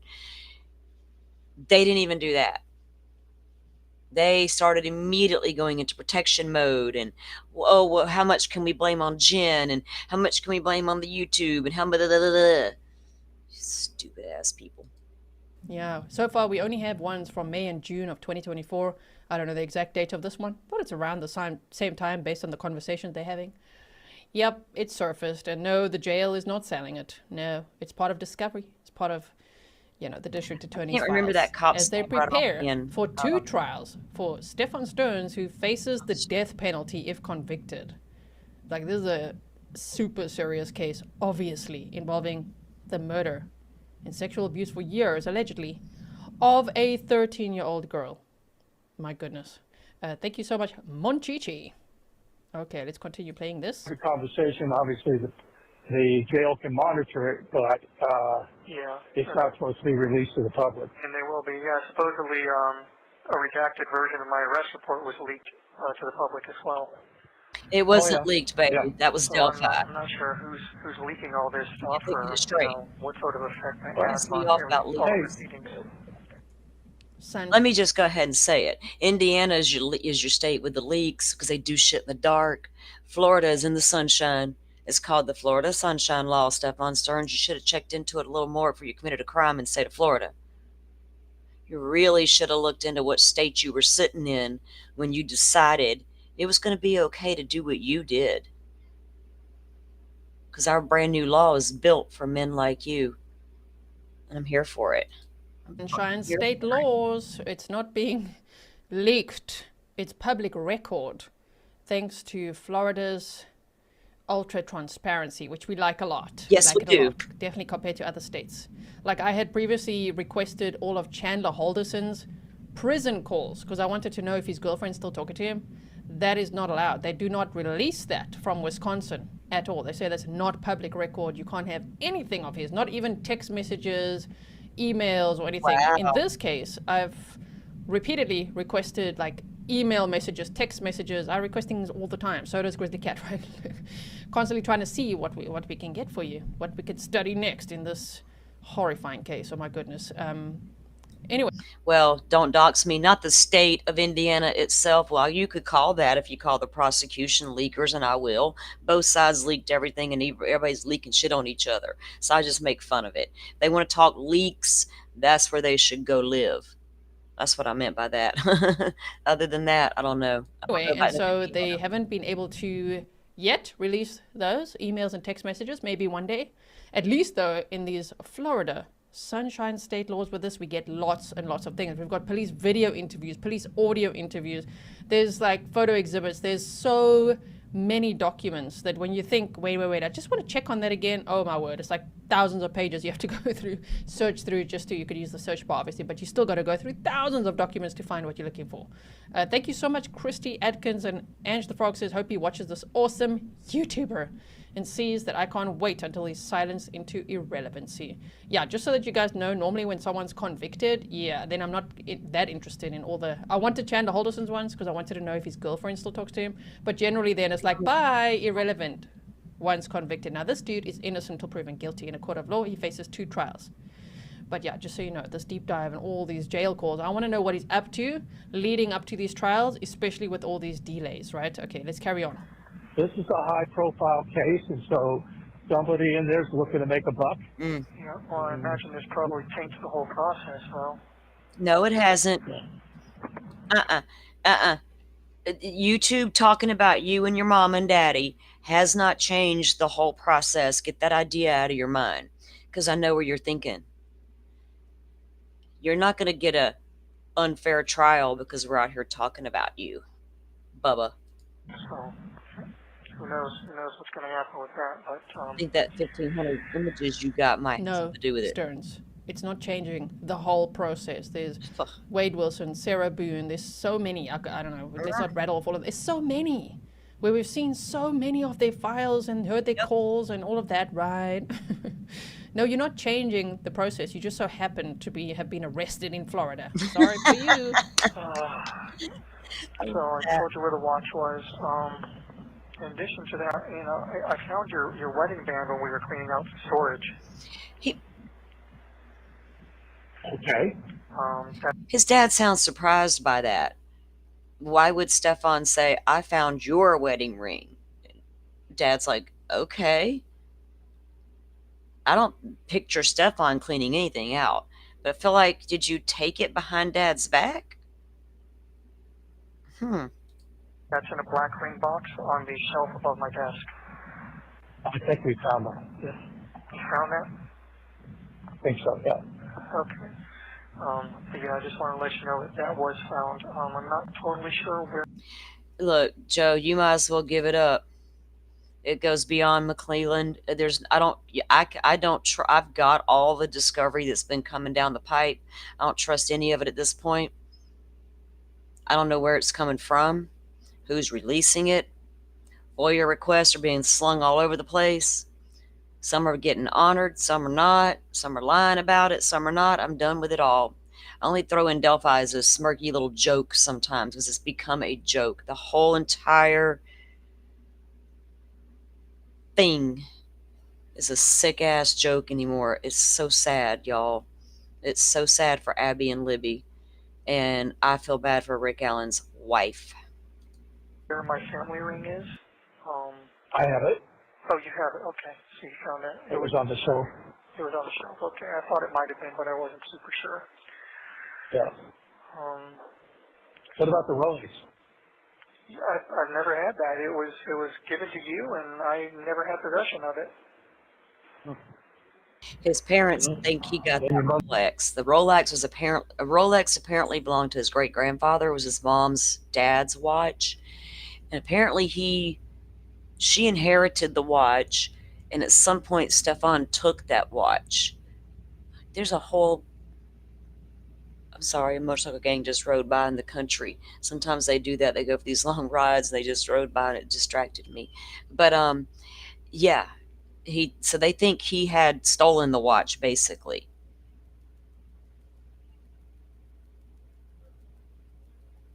Yes, Butterfly, I remember. Yeah, he's not going to get nowhere with that argument because, yeah. Mother did something with it, but we have to figure out where she stuck it. Yeah, unless Discovery it was sold while we were still in Summerport. in Indiana. That's all I'm saying. No, it was here at the house. Y'all don't believe me? It was Go here. find out. Yeah, I mean, it was here. I'd seen it earlier. Well, I'd seen it in 2023. But Let me know. it doesn't matter. I never had it. So, so I finally got the commissary information. Yes, I did. Don't dox me. There it is. Stephan Stearns' favorite words. Commissary. Yeah, let's talk about that. So how much you gonna give me? He's so How much money busy you gonna give me? grifting off his parents. He just Show me the money. that's where the conversation always goes, right? So we're about half. You're preaching to the choir when you say discovery is public. I live in Florida, the Sunshine State. I think everybody should have a law like I do. They only each state, literally after our Sunshine Law, they call theirs a Sunshine Law, but they just like, we don't like all of this. We'll just do this tiny piece and this tiny piece. And then some states were like, screw that, we're not doing that at all. I don't know what's going down in Indiana and Delphi no more. Couldn't tell nobody. I feel like I live in a portal in that town. Halfway through now, somebody said before the live stream started that they guess he's going to talk about commissary within 5 minutes. I mean, he was already leaning towards, oh, I found your wedding band. He means sell it. You know, get some more money in. Where's that watch? In the mouse droid, find that, sell that. I need commissary money. Car? Yeah, okay, so here we go with the commissary. Yeah, ladies. So you need some boxer shorts? Yeah, definitely. I've been going commando this entire time. What size? Wait, I didn't need to know that. I I did know. not Going need to know that. If he's not showering or changing his clothes, why does he even care about that? Ew. Yeah, we didn't need to know. Commando this entire time. Ew. Stephan Griebe, with us says, some boxer shorts, not necessary. He doesn't shower anyway. Right? And Alicia said, stop whining, daddy. Baby boy didn't want his calls to be public. He should have left Maddie alone. That's right. Right? And I mean, when the calls start, it says it's recorded. So, yeah. they should all know. Right? It's recorded and it's part of she's public not like record. across the pond system. Large, extra large? I think just large would probably do. I mean, whatever will fit up. No, 30, she's in 20 Switzerland, I think. Do they have the ability to issue stuff? I'm sorry? Do they have the ability to wash this stuff? Yeah, I believe they collect laundry and do washing like once a week or so. Yeah, they come and get your laundry, sir. Because one of them girls I talked to worked the laundry crew. That's what they, because I was, yeah. Because they, what was there? The kitchen, laundry, and then like maintenance, and then like cleaning, cleaning buildings and stuff. I don't know. Like, he can't just go downstairs and do his laundry like at the apartment complex, Daddy. It didn't work like that. He has to give it in a bag to people. So, See, he says, I don't believe have no dirty that they clothes do to this wash. because he doesn't know, He won't because he change. refuses uniform changes. I recently made a video going over all his most Yes. recent jail records. If you didn't see it, go check it out. We literally went through his commissary records, what he ordered, all of that, right? And so all of his activity logs as well, where he refuses getting clean uniform. No thank you. Doesn't want showers, doesn't want a clean uniform, gets a haircut once a year maybe. All of that. So now he's like, yeah, I believe they do. Because the dad's like, do you have the ability to wash this stuff? I believe so. Yeah, you don't know because you don't want it. I think from what I Alright, understand, I'm not sure. But, They get you a couple pairs, and you need socks. yeah, I'll probably need that. In the meantime, I was going to hold off on making any, like extraneous orders through commissary and whatnot until we find out more. Find out more I about mean, I'm what? not sure exactly how long I'm going to be here, so I did want to mention to you that my first mandatory court appearance that cannot be waived will be at the end of this month, sometime between the 26th and 28th. Supposedly, I thought was the 24th of April. See, I think that's... So this must be before the other calls we heard. The other calls we've heard before that the district attorney's office had as part of discovery was from May and June of 2024. So this is before that. This is sounding like March, April 2024. Am I right? What do you think? Oh, I thought I had it. Just a crazy Jan says, extraneous hot pickles. Calm Sunshine says, not bathing. Ew. Plus commando. Plus refried beans, spicy pickles. Ew. Oh no, all of... I don't want to hear him chit-chatting. I'm about getting tired of this dude. He hasn't said anything too crazy yet. glasses. He never got the glasses. He said it's either 5, 7, 8, he didn't. 12, $13. Not He was just throwing out glasses. all the numbers of how much glasses could cost. And he never got them. So he's just like, oh, by the way, this is what these calls are going to cost. Okay, the dad's like, all right, I just put $100 on there. Sure. Perfect. That should last quite a while. Interesting, because he was going on and on about how he needed them reading glasses until it got time to order the reading glasses. Then he suddenly didn't need to order glasses anymore, but he needed money on them books for them phone calls. And now we're also finding out he was giving out that PIN number. Huh.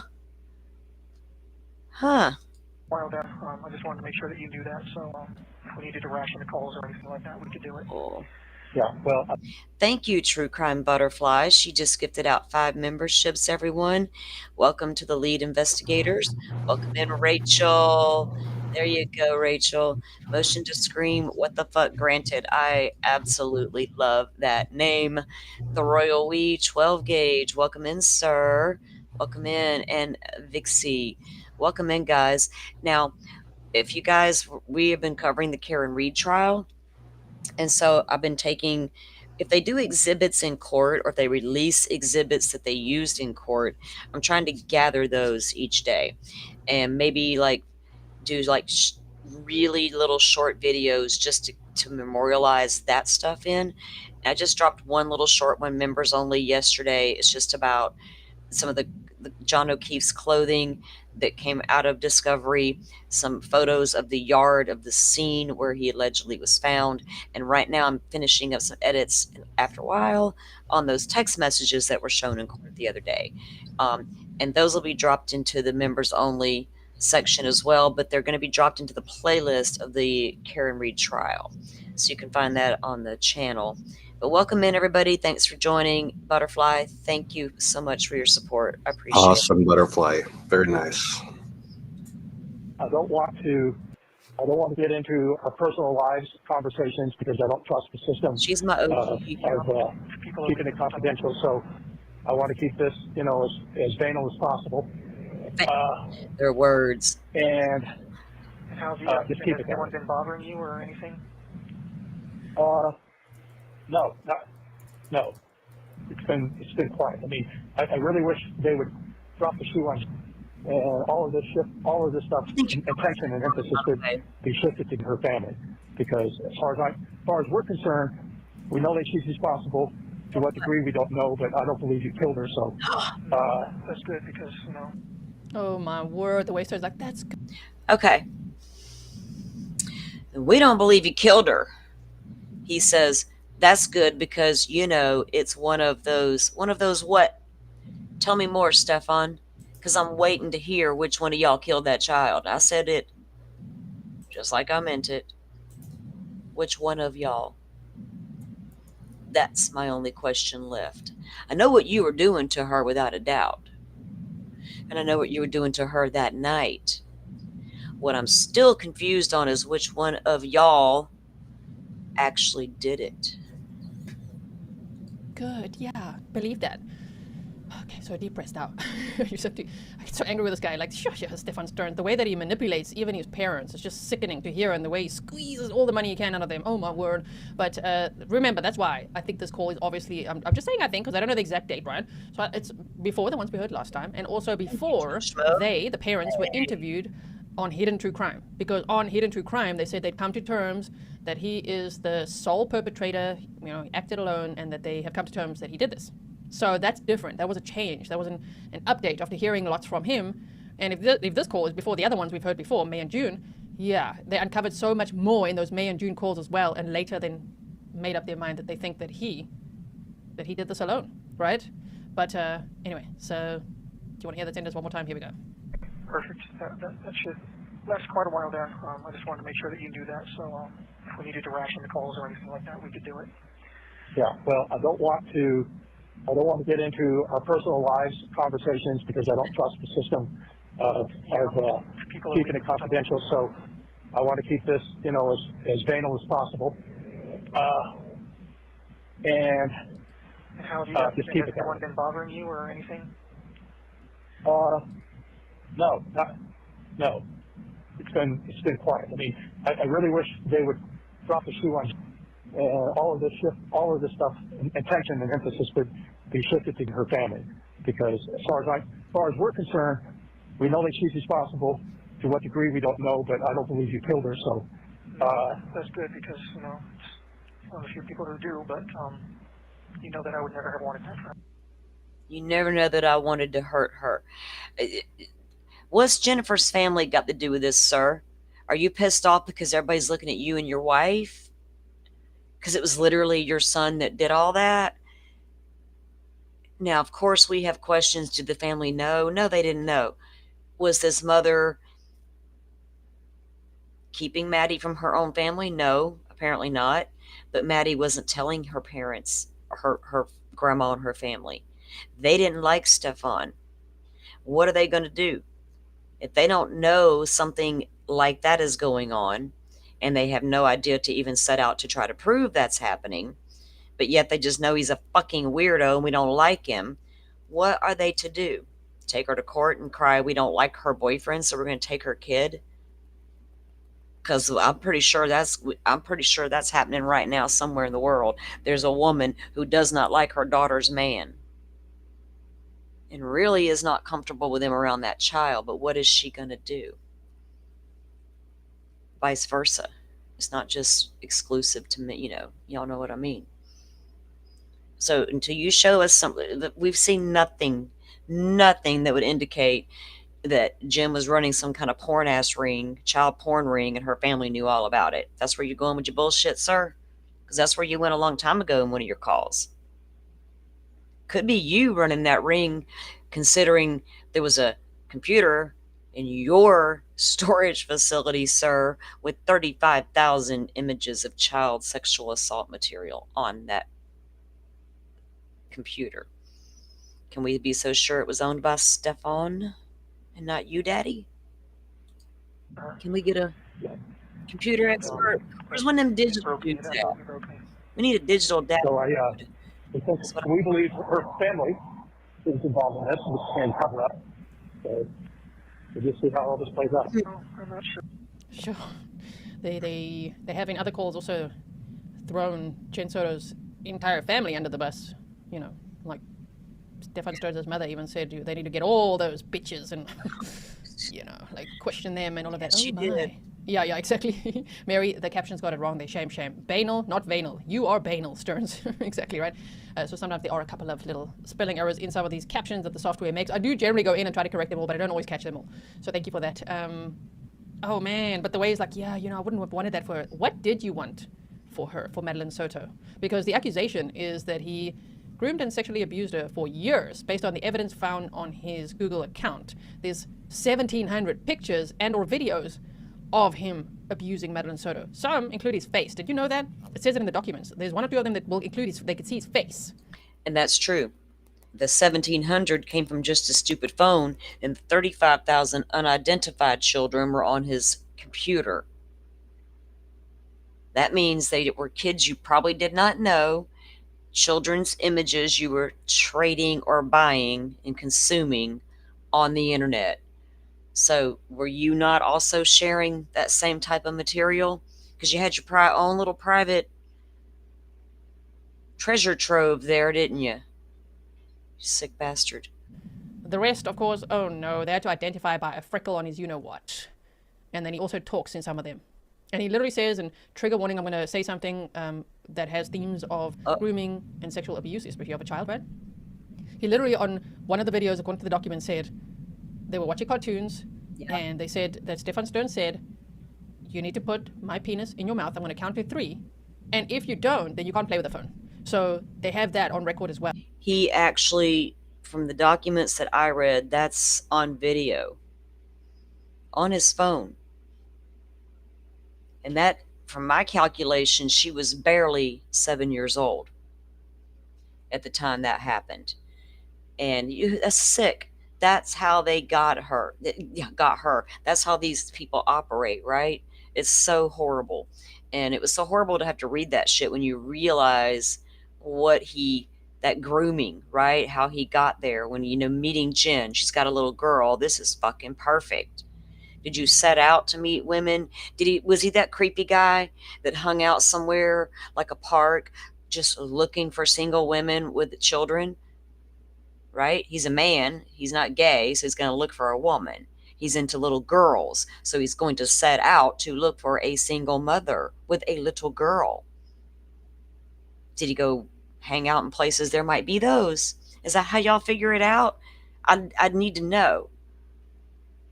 You can't just get randomly lucky and you got a girlfriend who may not be in tune with the world. We'll just be nice about it for a moment. So how do you set out on purpose to find them? See, they're out there looking for it. That's why you can't be blind. Well, I mean, so when he says, I would never have wanted that for her, you didn't want anything good for her. You treated her like an object. You know, it's this freaking YouTube doesn't like that word. I think I've already said words it doesn't like. Predator that wormed his way into the single mother's house. Not that I know we snark at Jen Soto too. I don't know if she'll ever be arrested or not for her role in it, for sending her daughter upstairs to sleep with her ex-boyfriend. That just will, I think, piss us all off for the rest of our lives, right? Anyway, but wow, for him to worm his way in there and then apparently abuse Madeline Soto from when she's like 8 years old.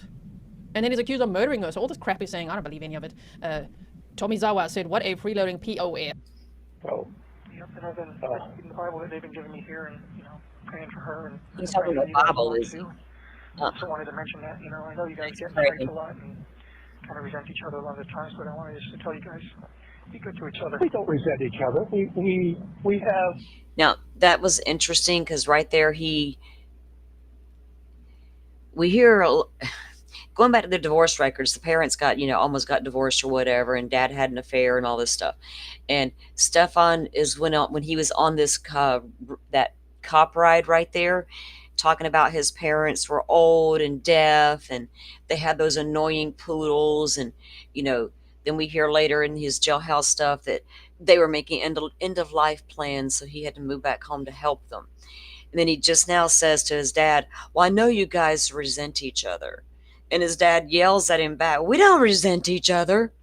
We just are toxic. That's all. I'm like, what the fuck? The passionate discuss Oh, it. they're That was passionate. maybe a poor choice of words, but I mean, I know you guys try to get on each other's nerves every now and then, and I just Well, if any, You get on everybody's nerves, Stephan Stearns. I think at some point we heard the tone of his dad's conversations change. I think he gets majorly on his dad's nerves. So he's like, yeah, I know you guys get on each other's nerves. Just be good to each other. Shut up. Like this guy. You know, he's the problem. You know what I mean? And he's like, yeah, okay, just be nice to each other, right? Don't resent each other. No, they will maybe resent you one day. Maybe. I don't know if they will or not, but like, hello. You're the problem. The mom and Okay. dad. I think this has made us stronger. Sure. We're both joined with our faith, and we're supportive of one another. We talk about all of this periodically. You know, I refuse to listen to any of the bullshit stuff that's out there. I always say, nobody wants mainstream media. I'll accept that, but nothing else. It's called cognitive dissonance. You know, there's a lot of rumor mills out there. Yeah. just be good to each other, because, you know, you won't have me here to kind Have at it. of be a buffer anymore. And I'm not sure. So try not to make that Explain. sound more than Explain. what it is, because it's not any more than that. You know, we have our flare-ups, and then we quickly move on. Of course. You know, but we've been very supportive. Now that y'all been very supportive of one another. Now that we got it, the record is clear. You know it's being recorded. You know we've all heard all the bullshit that's already out there. So let's just make it clear: you and mommy are not at each other's throats. You do not resent each other. You just are passionate people, right? Okay. I thought it was interesting. He said we do talk about it regularly. How is it not the topic of every single freaking conversation? And I know you got to take a break from it from time to time. Oh, I'm sure, right? But when he says discuss it, you know, regularly or from time to time, I'm like, dude, you if you imagine really those believe your son is conversations? innocent, how is it not the topic of every other conversation every day? What kind of conversations are they having with one another about it? Right. Can you believe what our sick bastard son has done? Or can you believe what Jen's letting our son get charged with? What the hell? Because they're ready to throw Jen and her parents or her family completely under the bus to save old Stephan. With one another, and Yes. we're just No, sir. Mr. Christopher Stern, don't engage in these conversations taking relationship advice from this guy? This guy? You want to take relationship advice from him? Don't even argue with him. Just end the call. Yeah, it's like Put the the phone down. Reddit people Whoops. shouldn't take out. Don't know what happened there. Us, that Disconnected. Because, like, it is so irritating that he's trying to give his parents relationship advice. know that we're getting through this, and you know, we're putting our faith in God. Okay. We hope you Glad to hear that. Yeah, you and we Jen hope you're broke up. finding the same. Relationship expert. Okay. Well, I'm glad to hear that. You know, I worried about you guys. I've been worrying about you guys, so you've been in my prayers and in my thoughts. I appreciate that. He was not that worried about his old deaf parents and their annoying poodles. According to you, Stephan, they were near the end of life, couldn't make a move, but we find out way different. I want to hear BK calls. There aren't any. You talking about BK? Idaho 4. Brian Koberger calls? Oh, they're not. I don't think Idaho releases calls like that. And I imagine the only ones calling Brian Koberger is probably his mom and dad. There may be others. I don't know. As far as I know, they don't release that in the Idaho. They might. And you as well. Hey, when if he's convicted and goes to prison, we'll see, won't we? We'll try to get some. But jailhouse calls are not, I don't think. After they told me this afternoon, she came out of the bedroom the other morning with a question and called out for you, and then realized, duh, he's not here. You did or she Yeah, did? he did. She did? Yeah. I go, hello, not here. You know, so Shinda's like, hello, not here. So the mom's calling out for him? Okay. Bing's Ballyhoo said he's successful. I'm about tired of hearing. That's all we have. It's like boring. Returns packages, which I I think. Oh, she's gonna get to those packages and stuff. I don't care about all the packages he ordered. This guy and his parents, they're odd. I get a image in my mind of what they were like as he was growing up. Some things I've seen that Plunder has done on them, those two alone. it's a bizarre situation.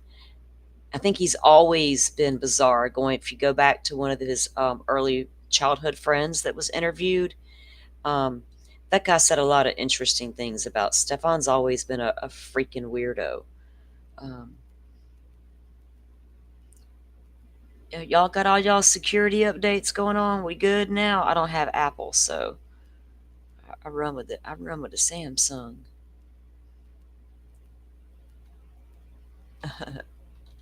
Oh, I know why young black economist is going there though. Like, I want to hear the phone calls, because do Brian's parents also treat him similarly to Stefan Stern's parents? His How they mom treat him? does. I don't have a doubt in my mind. Even if she thinks he could be guilty, she loves that child and she's going to support him. I feel like, just from a case, and I base that on things I've actually read that his mother wrote before those murders in Idaho 4, knowing the kind of person she appeared to be, where her heart lay, things like that. Yeah, Firefly has reviewed some of that stuff as well, from this account that she had. So his mother was a very empathetic person, let's put it that way. And I feel like, from everything we have learned, she babied him through life. He was her legit baby, the baby of the family, and her only son, having two older sisters. Were the girls daddy's daughter, daddy's girls? And he became mama's baby, mama's boy? Did the mom not try 100% to give him all the help she could have gotten for him? I don't, apparently not, because he's just now got a diagnosis of, being on the spectrum, when it appears that he's been on the spectrum his entire life, and they're just now deciding it was time to test him. After all these multiple problems in the past, finally we might want to test you, dude. But yeah, I think his mom coddles him a lot. I think dad might have been a little tougher. Still probably struggles with it right now. Honestly, I would too. If my son that I loved was accused of that, that'd be horrendous to take on. And I can't expect parents to turn stone cold to their kids because they are accused of a horrible crime, because we legit don't know yet. You know what I'm saying? But I think it's a struggle for the parents of the accused as much as it is, or almost, it's different degrees. Does that make sense? It's different. It is. Very different. But I feel like in his situation, mom may have done some coddling. Dad was not so keen to do so. He's the one that turned him in for stealing his sister's iPhone when he was 16. So did he have enough at that point, you know what I mean, and decide to do something to teach him a lesson? That I don't know. Right. And can you imagine that he flew all the way across the country from Pennsylvania to drive back with his son after he took out a $50,000 mortgage for his son to go to school there? I assume that's what the mortgage was for, because That's what we assume, because we dug around. He did some digging and got some records, and people looked at these records a long, long time ago, but Joe got some of their updated, recent, everything. So it would look like his father took out a mortgage right before he left, Joe, wasn't it? Close right, to around the time he left it, like around the time you would be paying for tuition. Yeah. At school, to enter school. Got a new mortgage on the house. It was right at 50 grand, right? Is that what we saw? Yeah, it was $50,000 exactly. Yep. Yeah. So now, now you're in debt for that 50 grand, and he's not even in school, right? And then he calls you up and says, I want to drive back, but I want you to fly out here and drive back with me. Like, what 28-year-old does that? Well, exactly. And pre-planned or not, people are like, oh, that trip was pre-planned. Okay, I get it. But still, who does that? I'm going to pre-plan a trip to come home for the holidays. Well, no shit. To start with, you should. But I guess at some point they decided to do that at part as well. But it's odd, because in what a lot of us found to be really odd. Okay, I get a lot of kids live at home until they're well into their adulthood, right? I live in my adult son's home. Our situation's very different. But Brian Koberger was 27 years old before he ever left home. and And never he was lived a career student. He was a career student. a career student who lived at home. Oh, yeah, right. And then all of a sudden he's flying across country to start a new college in a new state, far, far, far, far away from his only support system, and is on his own for the very first time ever. And it escalated quickly. Apparently, he couldn't take it. His dad was making friends in the parking lot and trying to introduce him to people, and they were cool enough to invite him to the pool party. But he got there in July. These murders are happening in November. He was, or getting fired from his job, and all those things were happening, and the investigation into his job or whatever was going on there. And everybody's got their own damn debate about that. But there was a lot going on quickly, right? How did it escalate so quickly? Like, he didn't even take a minute to realize, hey, I don't know. There's a lot to unpack with that guy that just makes you go, wow, especially if he's the guy. Let me get this over here straightened out 1 second. I said, I'm not. hold on. Let me. You go. You got this. Disclaimer. I said if, and I'm not gonna do that every time. Every time I speak about Kohberger, I always say I try to make sure, presumably, all the things, innocent until proven guilty. Yes, yes, yes, yes, yes, yes to all of it. Because I don't know if he's guilty yet or not. I said if. I'm pretty sure I said if or something along those lines. I'll have to go back and replay it to see. But yes, as if, and we do that both ways here, right, young black economist? I assume he's guilty sometimes, and sometimes I don't when I'm debating theories on if he is or isn't. Because I'm going to absolute debate theories on Brian Kohberger and speak about him as in ways that, really look at the man, honestly, without And we're kind of talking about his relationship with his parents too. And even if he's not guilty, that's still odd behavior. That's still like an unusual behavior. It doesn't mean that he committed crimes, because there's a lot of people out there. Like I said, there are a lot of people who, this day and age, it's common to have an adult child living at home with mom and dad while they career college it up. Let's be serious. It's a thing. Okay. Every decade, every century has their things. And right now, that's a thing since COVID. I can be an adult, still live at home, and get my college career going and all the things. So I'm not saying that was so bizarre that made him a killer. I just said in his case, it is bizarre that it went on for so long, and then not long after getting on his own, things are quickly escalating. Again, I don't know if this guy did it or didn't. I'm trying to base what I do know and learn from the court documents, right? That both sides file, not what YouTube streets want me to believe has happened, because none of that's in court documents. So, yeah, I try to keep it based on the court documents. So all the theories are welcomed. Not all the theories. Hell no. Not tunnels and shit. No, we're not doing that here, right? I was like, wait, as soon as you said all theories, not all theories. Like, let's backtrack, young black economists. Like, not all of them. Not all of them. But friend, you're welcome. Yours is welcome. No tunnels. No frat fights. God, don't nobody DM me about no damn frat fight. Because here's the thing, we're learning in new documents that Xana and Ethan got home at 2 a.m.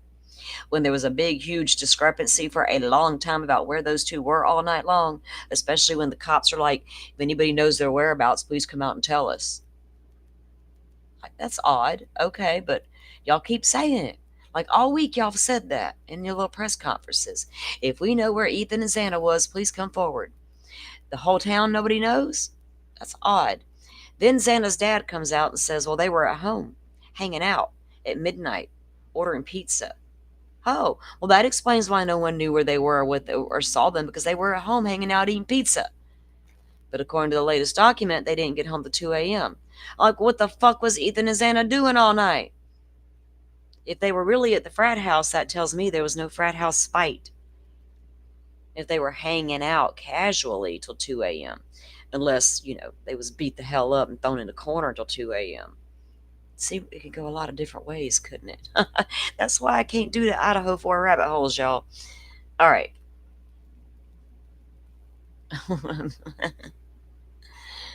Oh my God. Firefly, are you still with us? Did I bore her to death with Stephan Stearns? Not everybody can take Stephan. Some people get totally grossed out and don't want to hear nothing the man's got to say. I like to make fun of his dumb ass until he bores me. Then I'm done with him. I guess she left us. Okay. So let me pull this on the screen. And I'm going to let this start. And I got to run to the restroom real quick, but then we're going to stop and have a couple of conversations about this. So, Joe, that was some crazy testimony by Jen McCabe, wasn't it? I found the text message thread pretty interesting to go through. Yeah, and I remember. So I did like trial watch the first trial, but I didn't remember all of this stuff that's coming out, and I don't remember if they even presented it all the first time around. But I'm definitely paying more attention this time around for sure. Right. Well, look, anytime I go to a trial, all that fluff about the damn crime scene investigation and what you do at a crime scene and all what the experts' qualifications are, blah, blah, blah, blah, blah, blah. Bring on the evidence. You got my full attention. Right. Whether it's exhibits, evidence presented, whatever, all of that stuff, that's my jam. That's what I got to base everything in the end on. You hearsay bullshit, text messages and phone calls and creepy. I get it.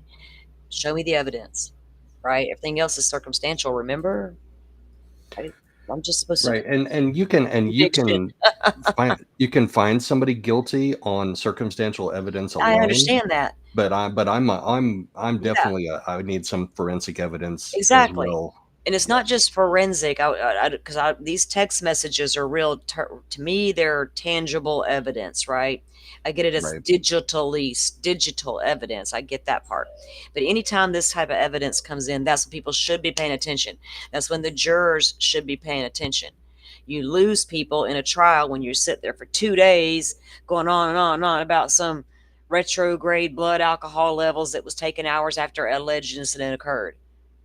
It's like, why did we just sit through hours? I want to see DNA. I want to see his DNA on her taillights. I want to see. What about that 5 unknown males on his shoe? Yeah.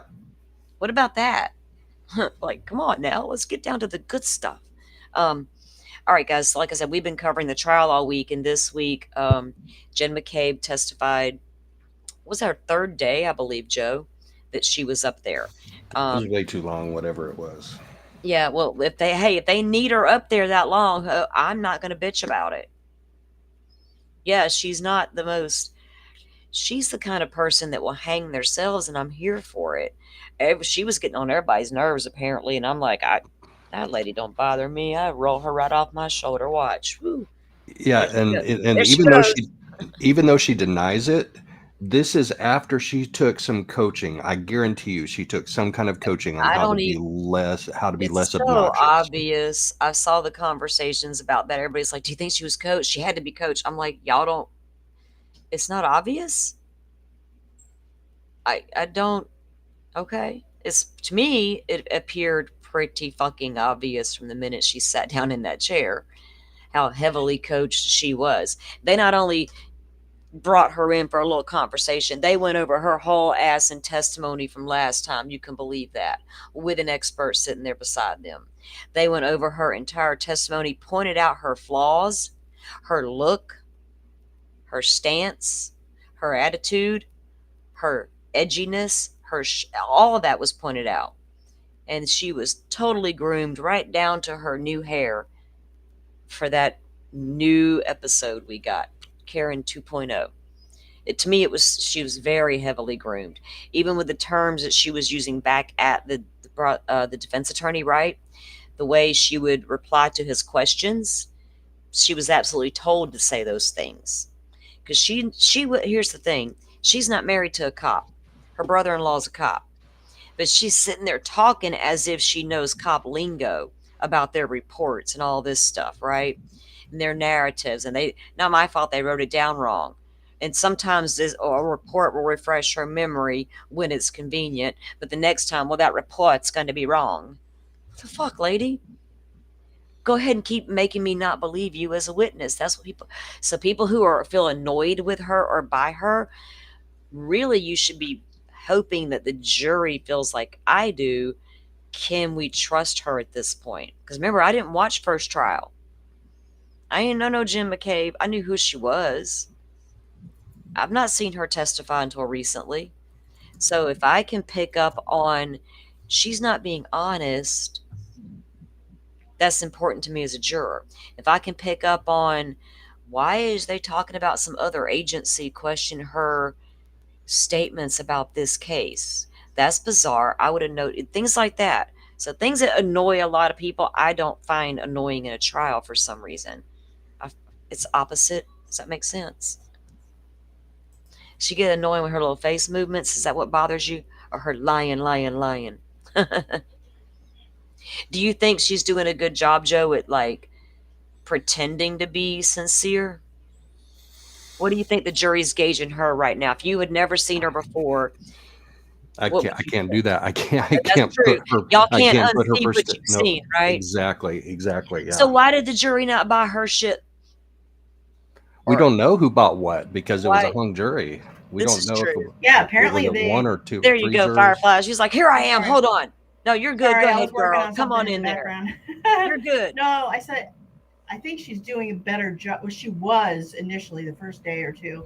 The second Yeah. day, no, she's blown her cover. Starting to lose her But apparently, composure from a what little. I've seen, that the first jury was not snowed over by her. Like they believed her. That's what I'm wondering is what is, So, you know, never know. why did they, because I didn't watch that first time she, you know, was testified or It's whatever. hard for me to say. Like it's good for you because you didn't watch the other trial, so you're just getting the evidence as it is. Like I Right, as it's coming started in. researching when I was watching it last year, so I'm like, so I have an opinion. I've But done a little bit of research, just that little bit I've reviewed with you guys and like things with that and of that. Just and I, you know, But I loosely followed before, but I never. No, I I didn't. just don't understand though how you can't look at all these witnesses that are for the prosecution and be like, why are y'all so defensive? What do you, if you have nothing to hide, then just be straightforward and answer the questions. I Yes, think no, answer the questions. right. Stop adding all this narrative to it, you know? Well, because it's gotten so big. Yeah, it's been ugly. They've gotten a lot of crap too. A lot of from, that, and you're on this trial like number the 2. free Karen Plus, readers and stuff. well, from what look, I don't know about the free Karen Reed stuff. Well, they're harassing the witnesses. Yeah. Oh, I know. There's something about Turtle Boy and Tully. I've just. Yeah, they've gone overboard with that. But that as I doesn't saw take it, away from them I covering don't up know something. nothing about it. I turned it off the minute I realized what they was getting ready to tell me about. I was like, oh, no. I don't want to hear I it. know. I'm done. The trial's popcorn enough for me. I don't need all that external yays. I just don't need it. My brain will go, what the hell? So no. But as far as Jen's testimony, though, the biggest problem I have with it is she's so cagey and evasive of very direct questions from the defense. Well, she has to explain everything, and then after she's done explaining, she still hasn't answered the question that was asked of her. I get it. And Alan Jackson's sidebar was perfect though, because he called for a sidebar and he's like, Judge, she's got to just answer my questions without testifying beyond that. And the judge agreed with him and said, I need to request from the witness, just answer the question that's asked of you. And she started out doing that, but like after 5 or 6 questions, she started narrating again. Okay, well, let me say it this way. Jen McCabe is sitting there full on knowing that defense attorney who's asking her questions thinks she's guilty and not his client. So are you not going to have an attitude with the guy? Oh, she can have an attitude, but she also needs to follow the rules of testifying. Yeah. Oh, God. She's testifying for the jury, not there's the defense attorney. You got to let some of that, you got to learn emotions, man. She's making an impression on the jury. That should be the utmost importance to her. How she looks. Yeah, those theatrics, you're going to see theatrics in every. I mean, Kay had a little bit of her own. Let's not sugarcoat it. She did. Because like Jackson says, you don't need to elaborate on the answer. Give yes or no. We got attorney. Brennan will do the cross exam or recross. Yeah. He will ask those questions. Don't say let them say what they're going to say. So the truth comes out a little. No, once or twice, but she does it for every. I don't mean allow them to get away with it, y'all.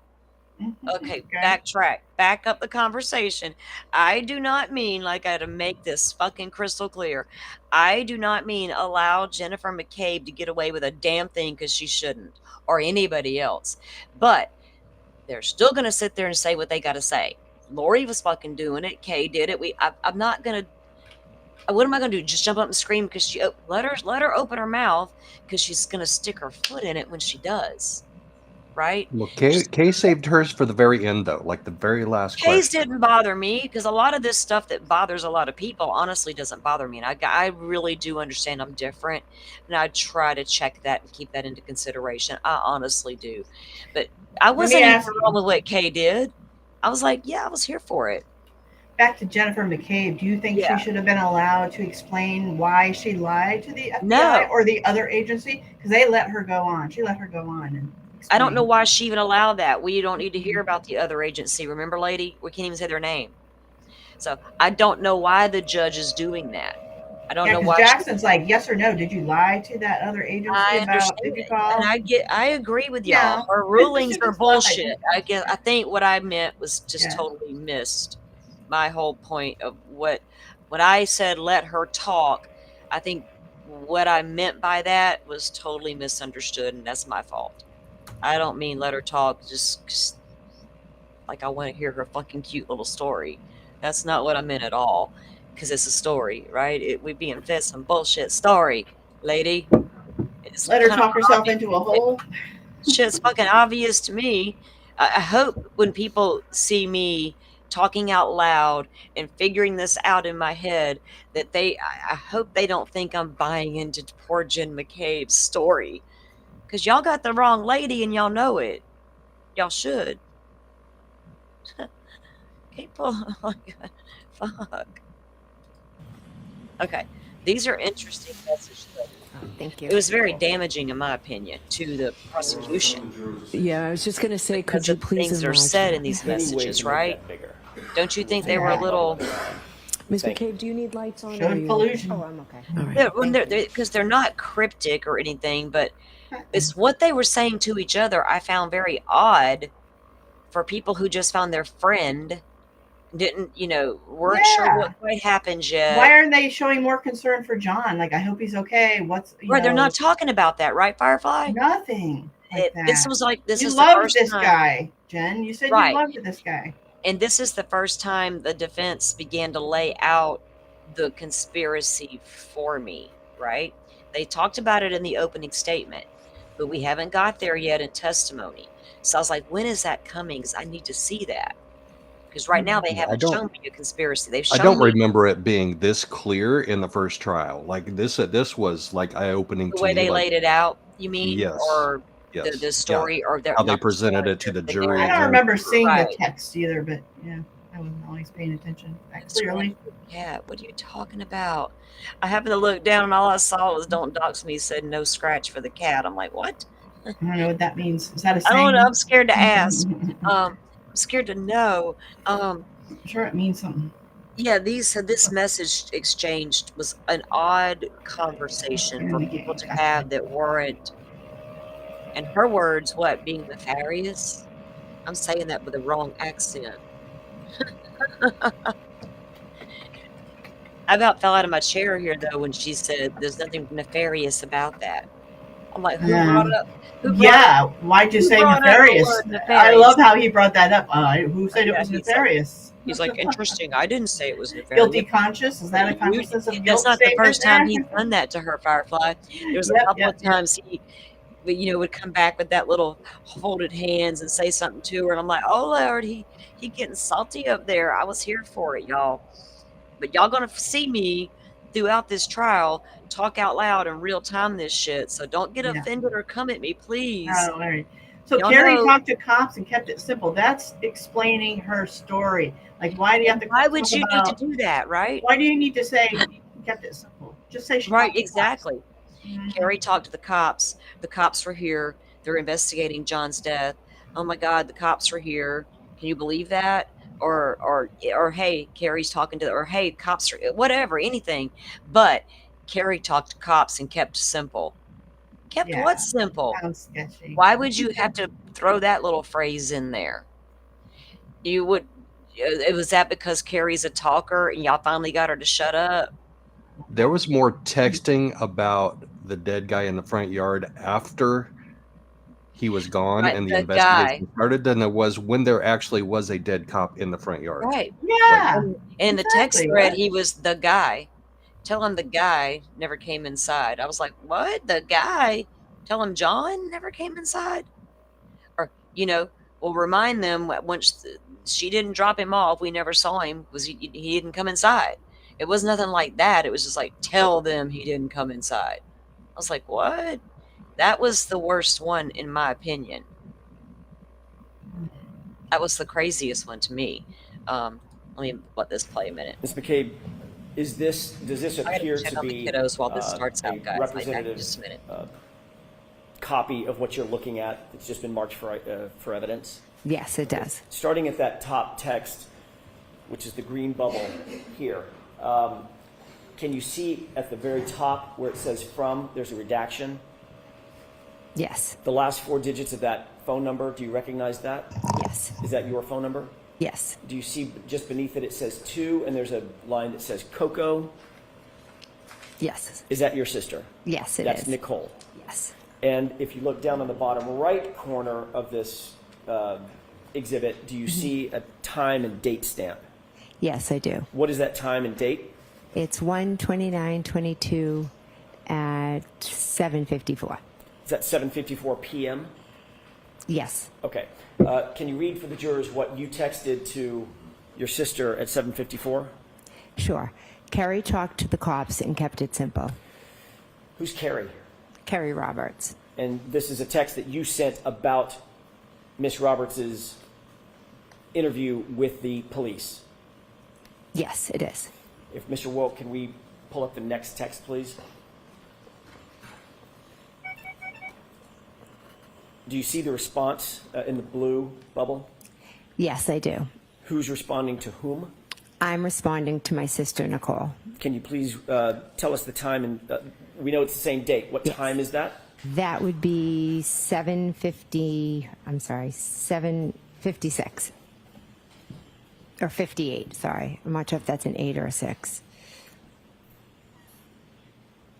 Okay, I'm back. So everybody in my house is gone. Get some sleep. We'll talk tomorrow. I have, hang on, let me look at something really quick. So these are still the ones from Jenniffer and her sister, right? Nicole and Jenniffer. There were only a couple of them, and this is just the ones that were presented on that projector in the courtroom. And a couple of them, not for this. These are the ones because the court did not show all of them, right? They panned back down to Jen McCabe while she was testifying, and then she begins to read them. But I have a screenshot of all of those, and they're going to be in that little video, kind of memorial, kind of putting them And together. it's so funny to me that she's reading them like, oh, this is just normal conversation. She's totally trying to play it off, isn't she? Oh, yeah. Like it's nothing. Like it's nothing. What do you mean? Like it's nothing. We're just two sisters having a conversation. Like, I got sisters, lady, and okay. If we're plotting something, we might do it in actual phone calls, person to person. One of my sisters done taught me a long time ago, you never put nothing in text. Huh.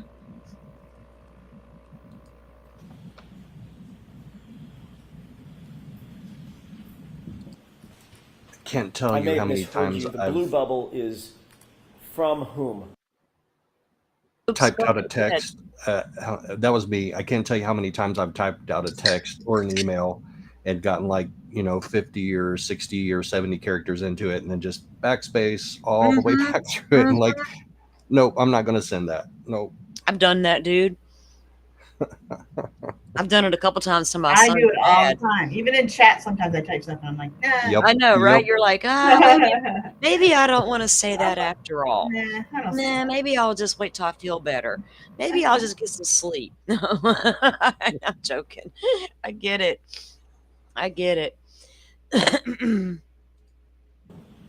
It's from my sister, Nicole. To whom? To me. Okay, I may have misheard you. I thought you said the reverse. I want to make sure we're very clear. The blue sorry. bubble is from Nicole. The green bubbles are from you. Yes, correct. Got it. And this text says, I'm sorry, read that for me one more time.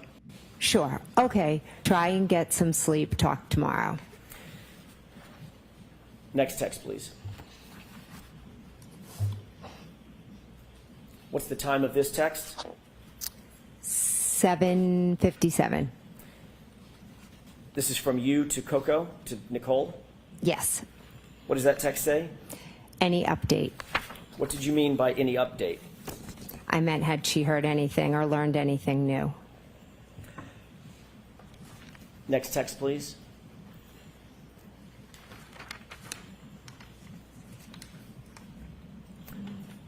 Do you see a response from your sister to you? Yes. What does that say? Now, why would they not want to text about it? What are they going to be saying that they can't be texting about it? You know, it's so innocent, right? Your friend's out there on the lawn. Y'all don't know what happened. There's a possibility that crazy lady he was dating might have done something because y'all know she was running around screaming, I hit him, I hit him, I hit him. So what are we not wanting to text about? If I'm on the jury, I got to wonder what that's about. Just like I'm wondering why that agency's asking this lady questions about her testimony. Yeah, exactly right. Right? Why don't they want to talk? Like this jury, I hope they're really paying attention because it matters. I still don't know what happened to John O'Keefe, but that conspiracy stuff that guy talked about, and I'm joking. I'm the exact when I say that guy, I know who did it, the defense. So, but yeah, I mean, stuff he talked about. Is this part of it? Is this the beginning of it? What's happening here? We'll get more info tomorrow. Don't want to text about it. Next text, please.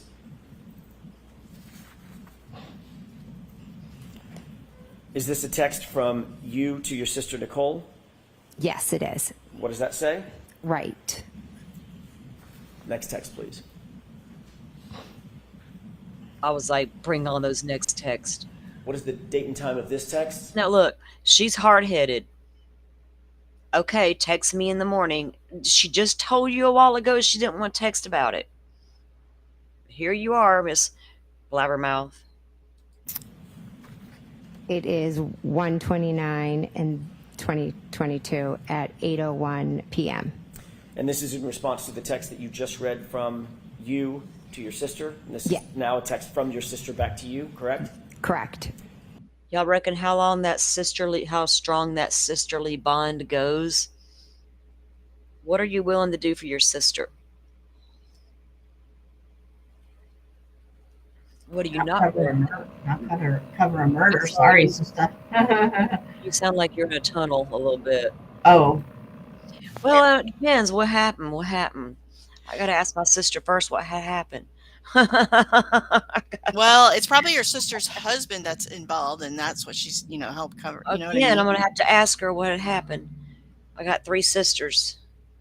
Yeah. Yeah. So what happened, girl?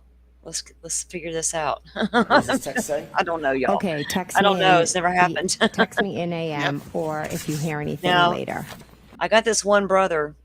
We've made a pact. Okay, I got a lot of siblings. I'm the oldest. They got to do what I say. Ride or die. Ride or die. Yes, ma'am. I got that one brother. We might have secrets.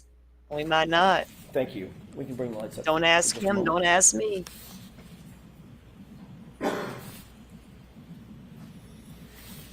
One of the texts, the third from the bottom text on the second page, in other words, the top text on the page, was from your sister to you. We'll get more info, TOMM, correct? Yes. Don't want to text about it, correct? Yes. TOMM means tomorrow. Yes. This was January 29th, 2022, Okay, correct? text in the Yes. morning. Tomorrow would have been January 30th, Yes. 2022. Is that right? Yes. Your Honor, I'm holding another document. This is a multi-page document.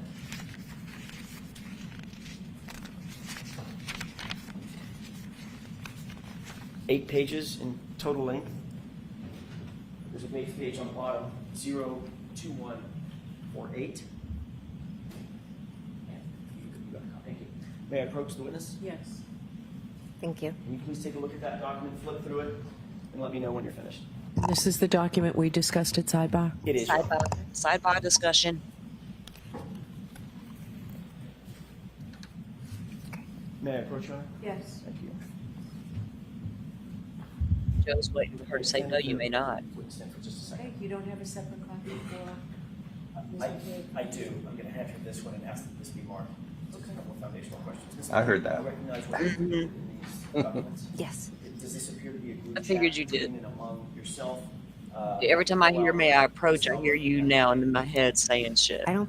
So, what do you believe guys think Chris about her Albert's on that. plunging neckline on this cornflower blue blouse that she's wearing with Well, that cross you're a necklace? dude. Notice if you at one go- point she pulls it up so that, like, she pulls it back up so that it'll. Y'all, not be quite really? plunging. Yeah. That is so weird because y'all have been trying to figure out her plunging blouse, and all I was wondering was what the fuck that necklace was. The heart. I'm Snake. used to women walking around with their titties hanging out. Let's be honest. It's been a thing for Oh, 20 yeah, I never you're in really Florida, noticed. right? Yeah. 30 years. I don't know why women do it. Leave something to the imagination, honey. We all know you got them. Oh, did you see that one video by? I don't need to see them. No. It's just a I don't think short she has by. them. I don't think she has Annalise. them. It doesn't matter. Either way, it's a dude thing, I reckon. What There's was a that, little- Firefly? There's a little short by Annalise, I think there's her name. Uh-huh. Tend to Life, and she's Yeah. mocking Jenniffer McCabe Annalise. on her week's testimony. It's pretty funny. I'll have to share it with you later if I can find it. But she mentions the blue because the blue shows like purity. Like I don't know if you ever watched Breaking Oh, Bad, gotcha. but they always had color coded things. Yeah, there's a Like- way to look softer and more kinder. Mhm. Colors make a difference, right? Well, they had Casey Anthony dressed like a little schoolgirl sitting there, honey. They let her hair grow out. They combed it out, pulled it up like a little. She had on a nice black button up to her neck, turtleneck type blouse that you just know wasn't Casey Anthony's style. No. They made Casey Anthony look very different than Casey Anthony sitting there in court versus Casey Anthony out there dancing her life away while her baby was missing. Two very different women presented. And so when people were having that speculative conversation about was she coached, abso-fucking-lutely. Welcome to true crime in real time. I'm sorry, my mistake. Brian. Yeah, Brian, sorry. So the four of you? Yes. Okay, and does this appear to be a group chat that was engaged between and among y'all on February 1st, starting, I'm going to try to bookend it, starting Okay. at about noon, ending at about 5 or 5:30 that evening? I didn't look, but I'll take your word for it. You could just look at the first one or two. Oh, yeah. If you want February the top 1st, one, yeah. the top one has nothing to do with this. Okay. Look at her trying to be nice. Yeah. She's all trying to be nice. I've noticed how sometimes she appears to Yes. be over nice. Mm-hmm. Like she's all the polite soccer mom. She's the polite lady. There wasn't nothing polite about you. Not that I could see. I tried to give her the benefit of the doubt, but she comes across very a little not very, but a little combative. And as a juror, is it just because this man's accusing her of lying, or is it because she legit be lying? So far, it looks like she's legit lying about some stuff, not being forthcoming or honest, right? Right. That's the impression I get of her. Same objection, Mr. And I try Those to eyes. Those eyes. Yes, that beady ass eyes. 48.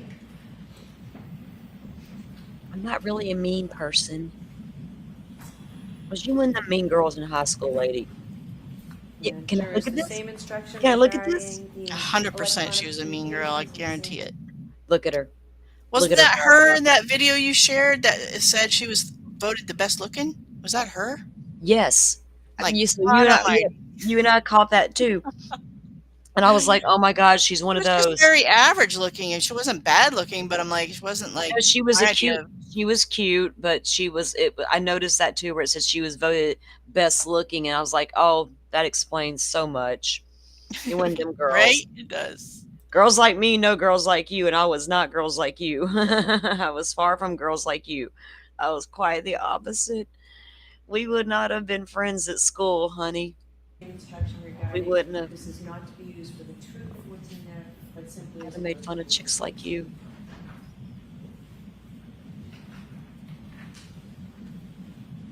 With the court's permission to publish, please. Yes.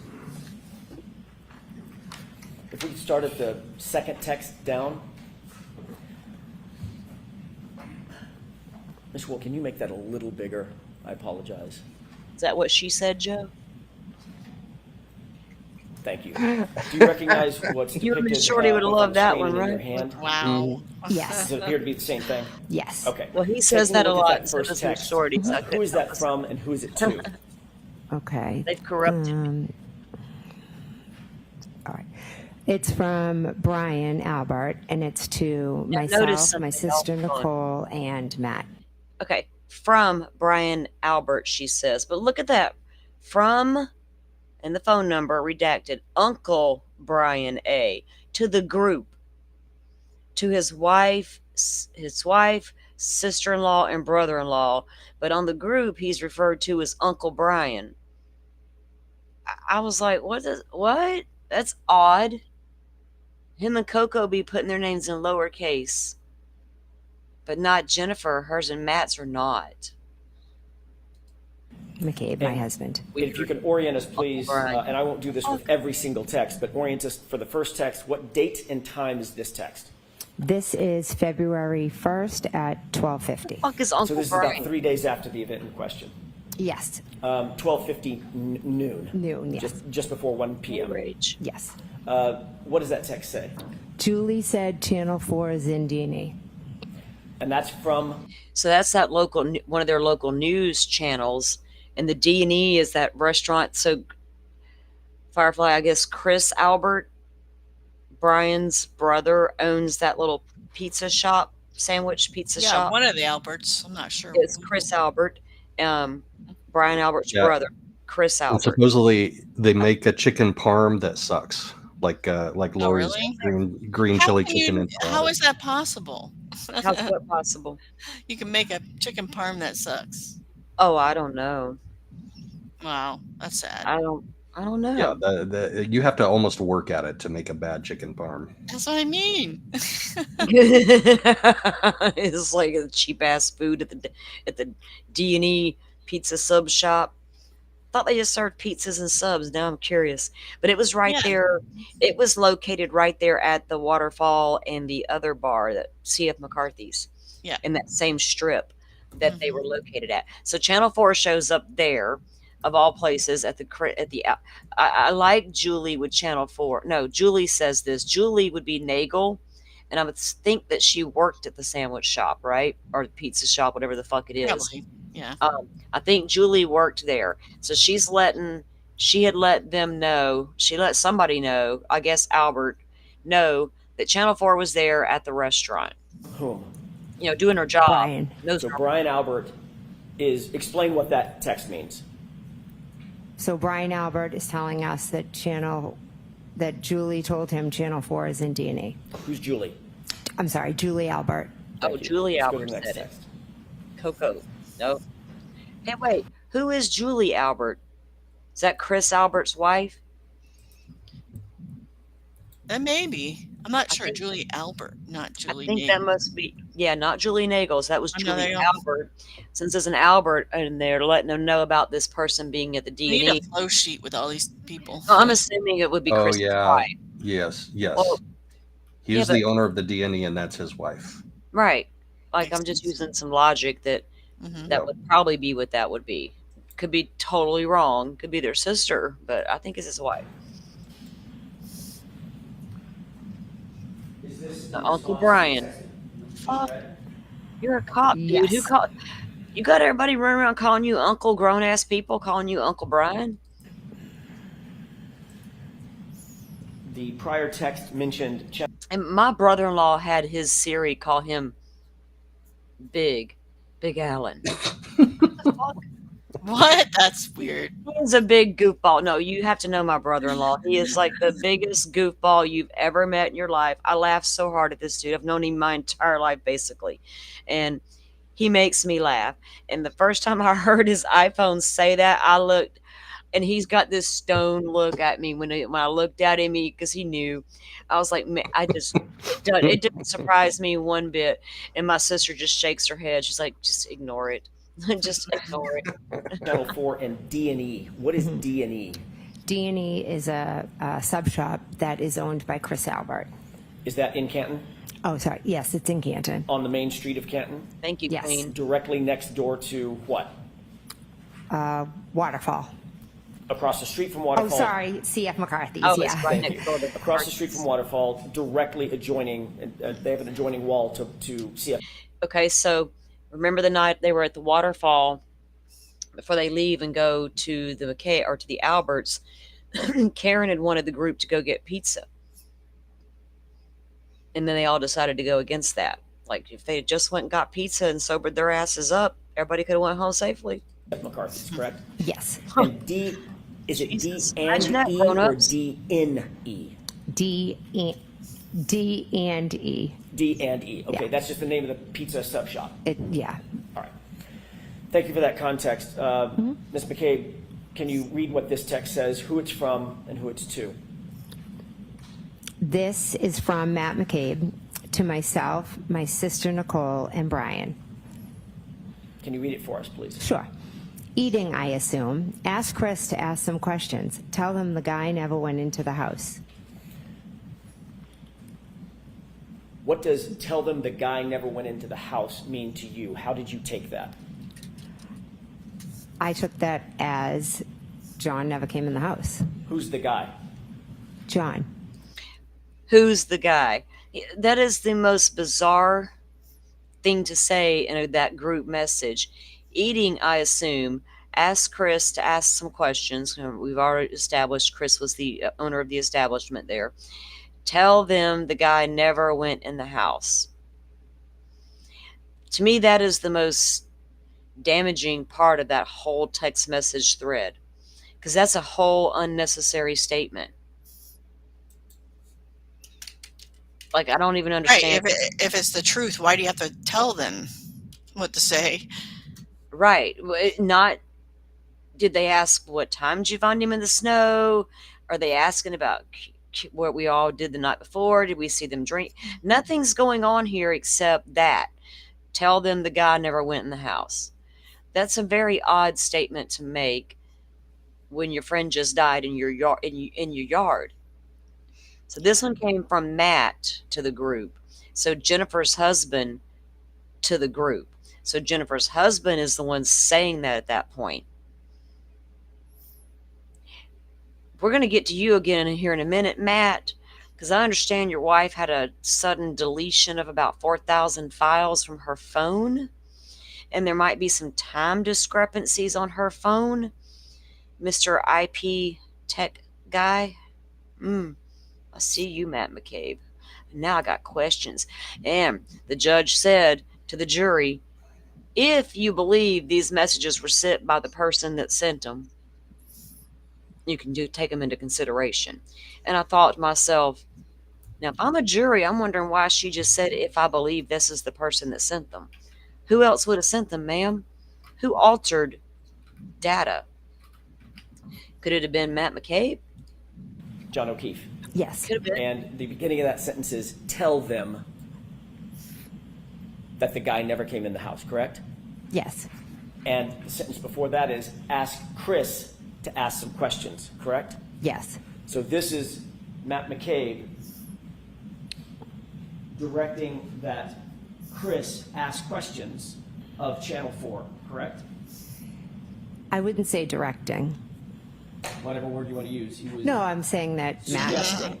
Yeah, I think we're all looking to find out what happened. So Matt was like, ask some questions. What do they know? And also indicating We're all looking to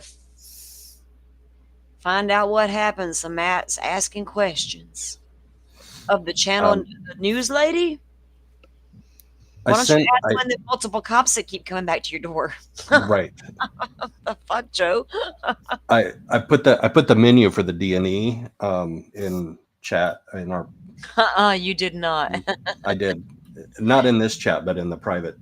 Okay. Yeah, there were like 400 items on there. I would hate to be a cook. At that What? restaurant. I mean, it's overboard. ridiculous. How many damn is it? All pizzas and stuff? Never mind. I'm gonna get hungry. I'm gonna get hungry. there's I want to get pizzas, hungry. there's salads, there's quesadillas, there's chicken fingers, there's hot subs. Oh, stop I mean, it now! Stop it. That's enough. Yesterday, I went and got a few groceries. I had to go to. I had to get some things done yesterday afternoon because I got streaming all week with the trial and all the things, and I'm like, I'm not gonna have time to do shit. So I went yesterday and I got me some trial groceries. I'm gonna call it my trial groceries. Stuff I can make easily for me to eat for lunch, finger foods I can snack on while I'm streaming, and easy dinners. So I can have an easy dinner at night when I get done trialing all day. Gotta take care of my food, man. I'll be waking up hangry and shit. That Chris should tell them the guy never came in the house. Right? So odd. John never came in the house, correct? Okay. Next text, please. That's not answering. Okay. But that wasn't asking a question. That was telling you to tell something. You didn't point that out, sir. I would have driven that one home with a fucking bat. Can you orient us? Who is this text from and who is it to? Okay. This text. Oh, and y'all do know Jen McCabe is on the defense witness list, right? We have the whole list. We'll take a look at it. Is from Brian to myself, to Nicole, and to Matt. Brian who? Sorry, Brian Albert. And this is in response to the text above that you just read, correct? Yes. Where Matt McCabe said, tell Chris to find out, get an update or something, and tell him that the guy never came in the house. Yes. This is in response to that text. Yes. And what is Brian? So Brian responds back to that text exactly. Matt says, tell him the guy never came in the house. And Brian says, exactly. Again, weird conversation to be having. Why would you just pull that out of your butt? Tell them he never came in the house. Right. Why would you need to, right? Just, yeah. It just does, yeah. That's not good, right? Brian Albert, respond. Exactly. One word, correct? Yes. Next text, please.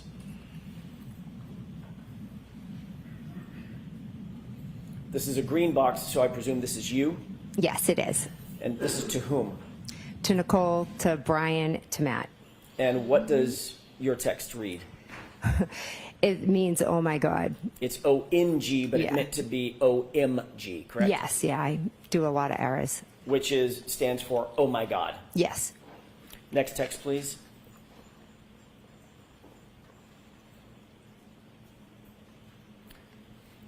Who is this from and who is it to?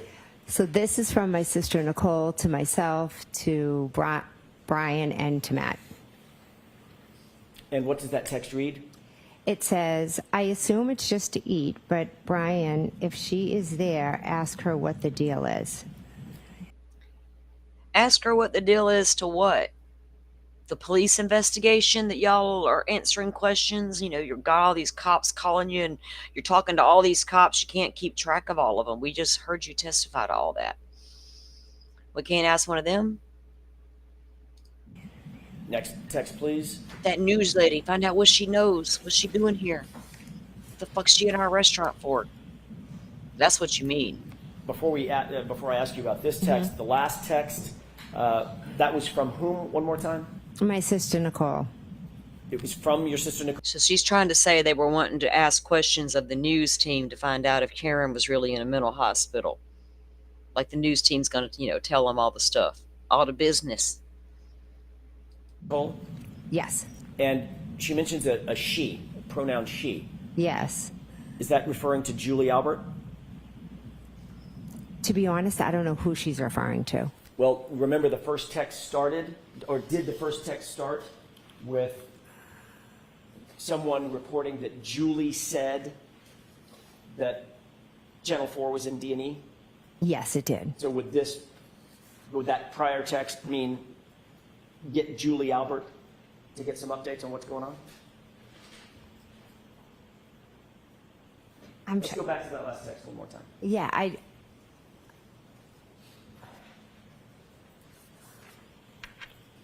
You see where it reads, if she's there, Does that mean if Julie is at D&E, hence she just reported that Channel 4 is there? I'm truly not sure if who she's referring to as the she. Okay, fair enough. Let's go to the next text, please. Liar, liar, pants on fire. You know it meant Karen. Who else would it have meant? Who else would have been in the mental Mr. hospital? Wilk, I think you missed one. I think Karen was the one that got evaluated, right? Yeah, that's right. Who's this text from and who's it to? This text is from myself, and it is to my sister Nicole, to Brian, and to Matt. And what does this read? This says to ask if we heard if she is in a mental hospital. Next text, please.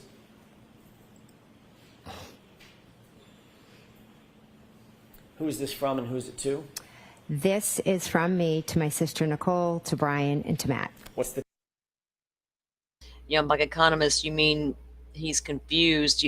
When he said she, he's referring to the she in the text message they were talking about. And I think the text message said that it was a lady reporter in the restaurant, but I'm not sure. the time on this text? 2:55. And what does it read?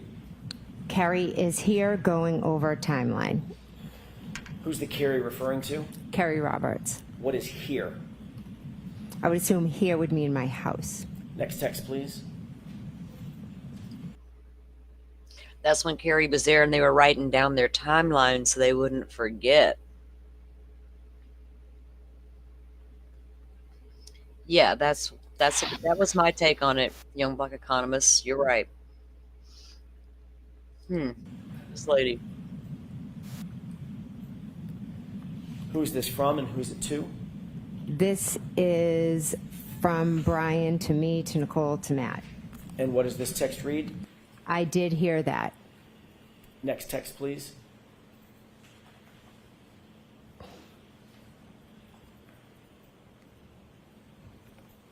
Who's this text from and who's it to? This text is from me to my sister Nicole, to Brian, to Matt. What does it read? And we handed the phone to Carrie. Who's Carrie? Carrie Roberts. Why? She What thought that phone are was you kind of referring funny. She smirked when she said that, y'all. And we handed the phone to Carrie, the Mine. talker. Who was on the other end of that phone? On February 1st, I believe it could have been Michael Proctor. Next text, please.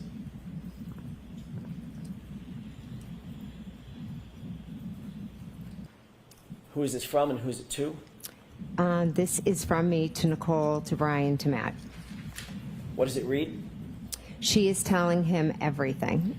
Everything is in all caps with an exclamation point, correct? Yes, it is. What's the timestamp on this, Ms. McCabe? 2:55. Who's the him that you're referring to in this text? I believe it was Michael Proctor. Next text, please. So I get that Proctor was an asshole douchebag, right? That said a lot of nasty, negative things about Karen Reed and done lost his job, whole ass investigation, all the things. Did y'all use him and talk real bad about Karen Reed to him? Because there's no excuse for him, but I feel like y'all might have done that. Y'all needed somebody on the state investigation part to be on your side. And none of them were state police. They were all, local cops type thing. If they had to, who's got their mic open? I hear somebody's noise.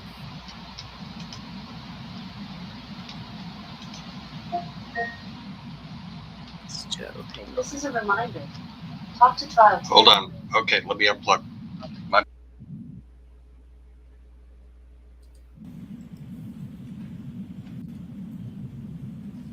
Who is this from and who's it Okay. to? This is from me to Nicole, to Brian, to Matt. What's the timestamp on this text? 2:55.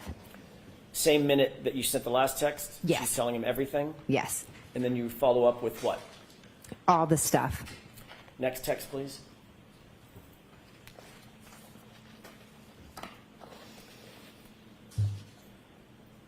Who's this responsive text from?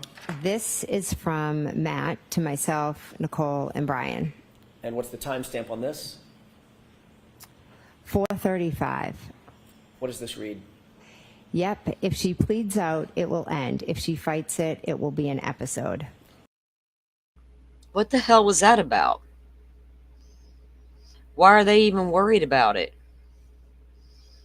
Very sketchy. Right? I mean, okay, I get it. If y'all legit believe she harmed your friend out there, you got to let the authorities decide how to proceed. Stay out of it. Don't be, that's weird. That's a weird conversation. Along with, you take that and couple it with telling the guy never came in the house.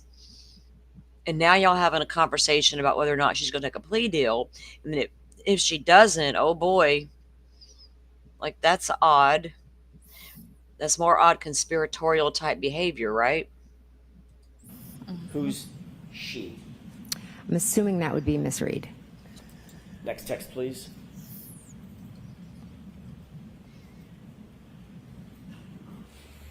Who's this from and who's it to? This is from Nicole to me, to Matt, and to Brian. And what is this? I wonder if he does bring her, he meaning the defense, if they bring her back up when it's their turn, are they going to drive these text messages home a little more? Because in my opinion, enough time's not being spent on the context of these conversations. We're just kind of getting through. Here's what it said. Here's what it said. And it's like, I need to hear a little bit more.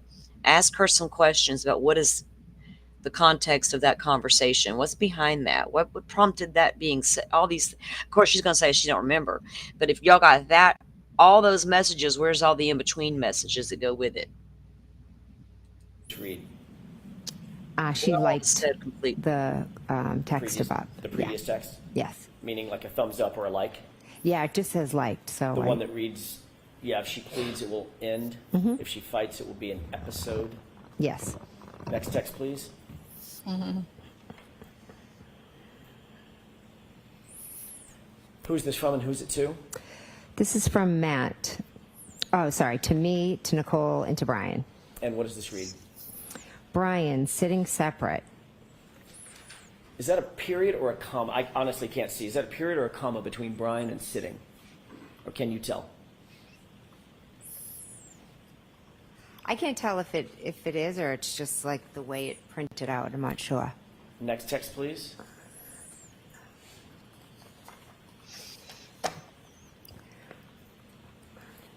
Who's this from and who's it to? Brian, to me, Nicole, and Matt. What's the timestamp on this? That is 4:55. And what does that text read? Okay. And the next text. This is another green bubble. Who's this from and who's it to? This is me, Matt, me, Nicole, Matt, and Brian. And what did you say, what did you write in this text? I wrote you listening. And what's the timestamp on this? That is 5:15. I'm sorry, it would what? It would be what time? Oh, I'm sorry, 5:15. And in fact, at 5:15, Miss Roberts was in your house being personally interviewed by Massachusetts State Police, correct? Oops, shit. Fuck. Hold on. Sorry, guys. My bad. Hang on.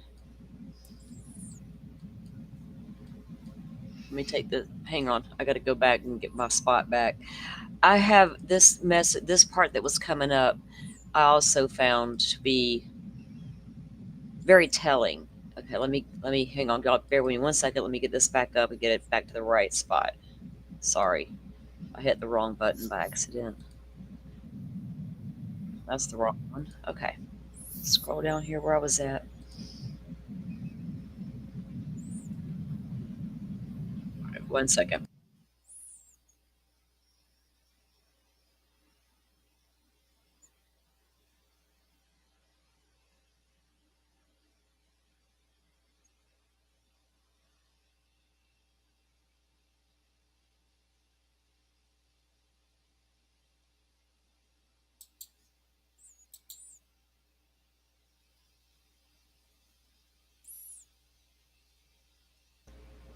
Okay, I'm not sure if this is the exact spot or not, but it was close enough, I think.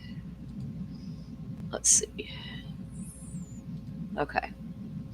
We lost Joe for a minute. I guess he'll come back when he gets reset. Gonna get a reset, Joe? Okay. Here we go.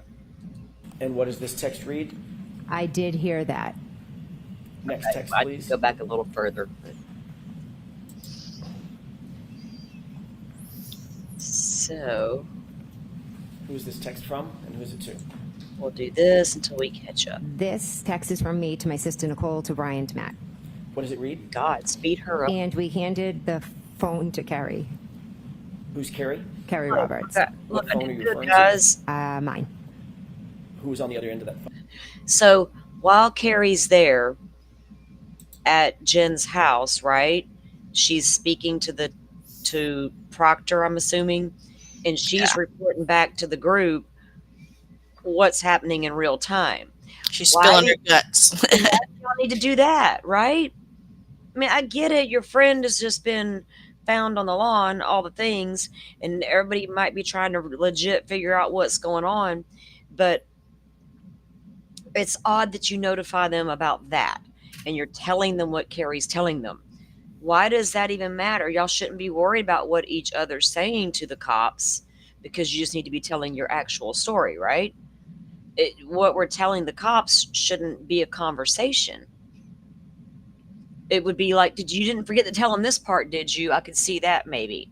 But this other stuff is seeming very conspiratorial. Let's put it. So I think he did a good job. Yeah, I feel like he did a good job.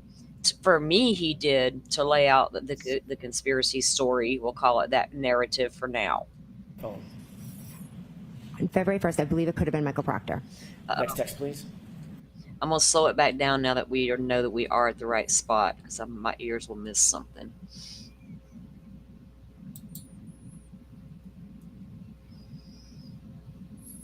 Yeah, they're trying to paint young black economists. Look, they've tried to paint a picture, and this is, again, I didn't know nothing about this part of it going in, but they've tried to paint a picture of a crazy woman who was just drunk and jealous and ran him over in cold blood. But no, even if she hit him on accident, there was no malicious, I'm going to run you over, jealous bitch shit going on here. It was a toxic relationship by two drunk adults.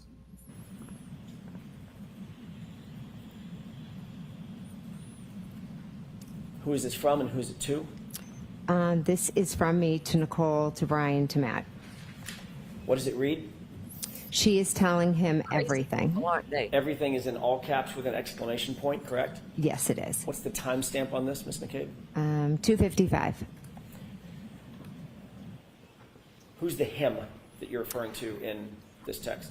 I believe it was Michael Proctor. Next text, please.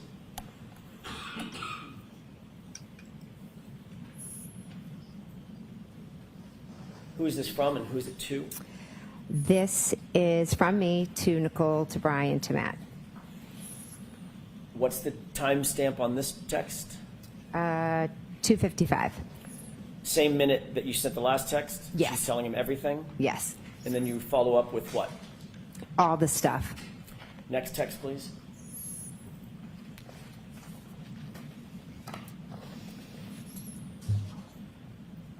Who's this responsive text from? This is from Matt to myself, Nicole, and Brian. And what's the timestamp on this? 4:35. What does this read? Yep, if she pleads out, it will end. If she fights it, it will be an episode. Who's she? I'm assuming that would be Miss Reed. Next text. If she fights it, it will be an episode. Episode of what? The Real Housewives of Canton? Yeah, real episode. Like, what? Episode 1, 2, 3, 4, 5? What are we talking? Next, please. Episode. Who's this from and who's it to? This is from Nicole to me, to Matt, and to Brian. And what does this read? She liked the text about the previous text? Yes. Meaning like a thumbs up or a like? Yeah, it just says liked. So The one that reads, yeah, if she pleads, it will end. Mhm. If she fights, it will be an episode. Yes. Next text, please. An episode. Who's this from and who's it to? This is from Matt. Oh, sorry. To me, to Nicole, and to Brian. And what does this read? Brian, sitting separate. Is that a period or a comma? I honestly can't see. Is that a period or a comma between Brian and sitting? Or can you tell? Episode. I can't tell if it is or it's just like the way it printed out. I'm not sure. Next text, please.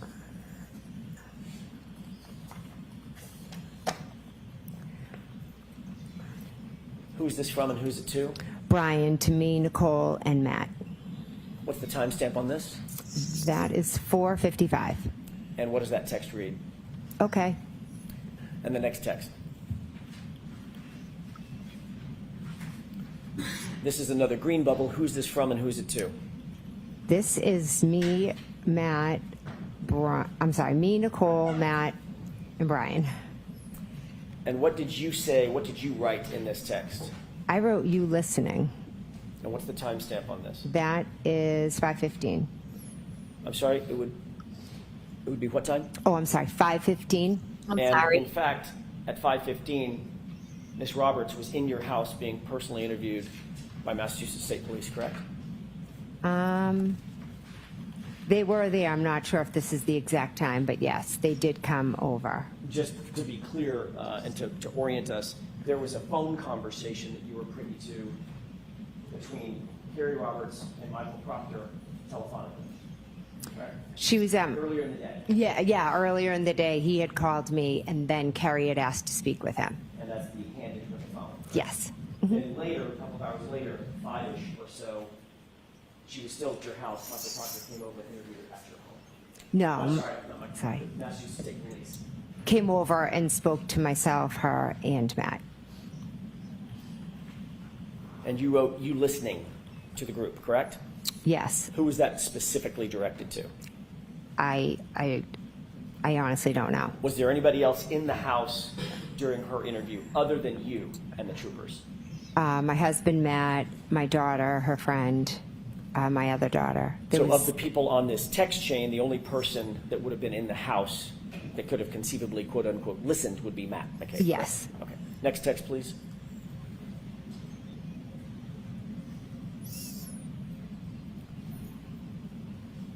Who's this from and who's it to?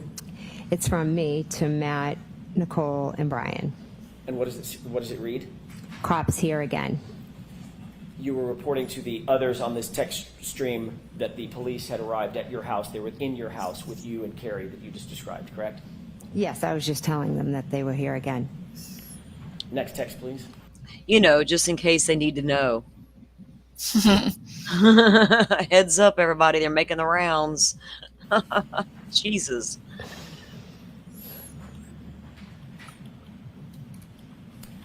Who's this from and who's it to?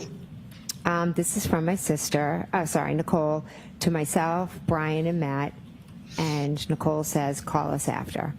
And what time was this?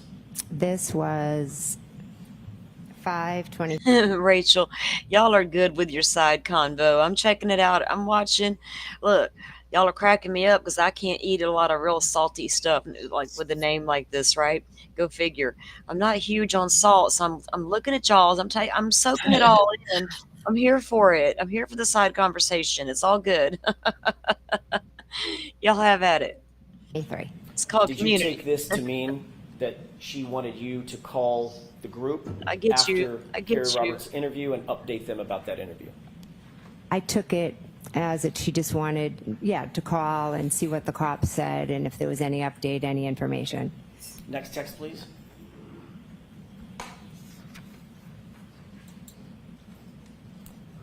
Who's this from and who's it to? This is from Matt, and it's to myself, Nicole, It's like a big old glow in the dark situation, isn't it? Oh, and Brian. What time is this? This is at 5:31. And at 5:31, what does Mr. McCabe write to the group? This girl could write a book nonstop. Carrie, they talking about you. Was that in reference to Carrie Roberts having her interview with the Massachusetts State Police? Yes, it was. And this girl is Carrie, correct? Yes. Next text, please. Yes. This girl could write a book, meaning she talks too much, or was the story so convincing she could write a book? Which one was it? I think the defense tried to clarify that, but it was a little confusing to others. Who's this from and who's it to? This is from me to Nicole, Brian, and Matt. What time is this text? 5:32. And what do you write to the group? I love it. And this is in direct response to Matt McCabe's, your husband's text about Carrie Roberts could write a book, correct? Yes. Suggesting that both you and Mr. McCabe were listening to her interview, correct? We could hear. Did they just know that Carrie would automatically be the perfect person to tell their story because she's so on board with these new friends? Yeah, probably. You know, and that little crush on John didn't help. But, yeah. They needed Carrie on board to make this work, an extra person that wasn't a part of this, you know what I mean? If Carrie could also agree with me that she heard her screaming, I hit him, I hit him, I hit him, then we got two of us that heard it, not just me. I see you, Jen McCabe. Or different parts of it, correct? Next text, please.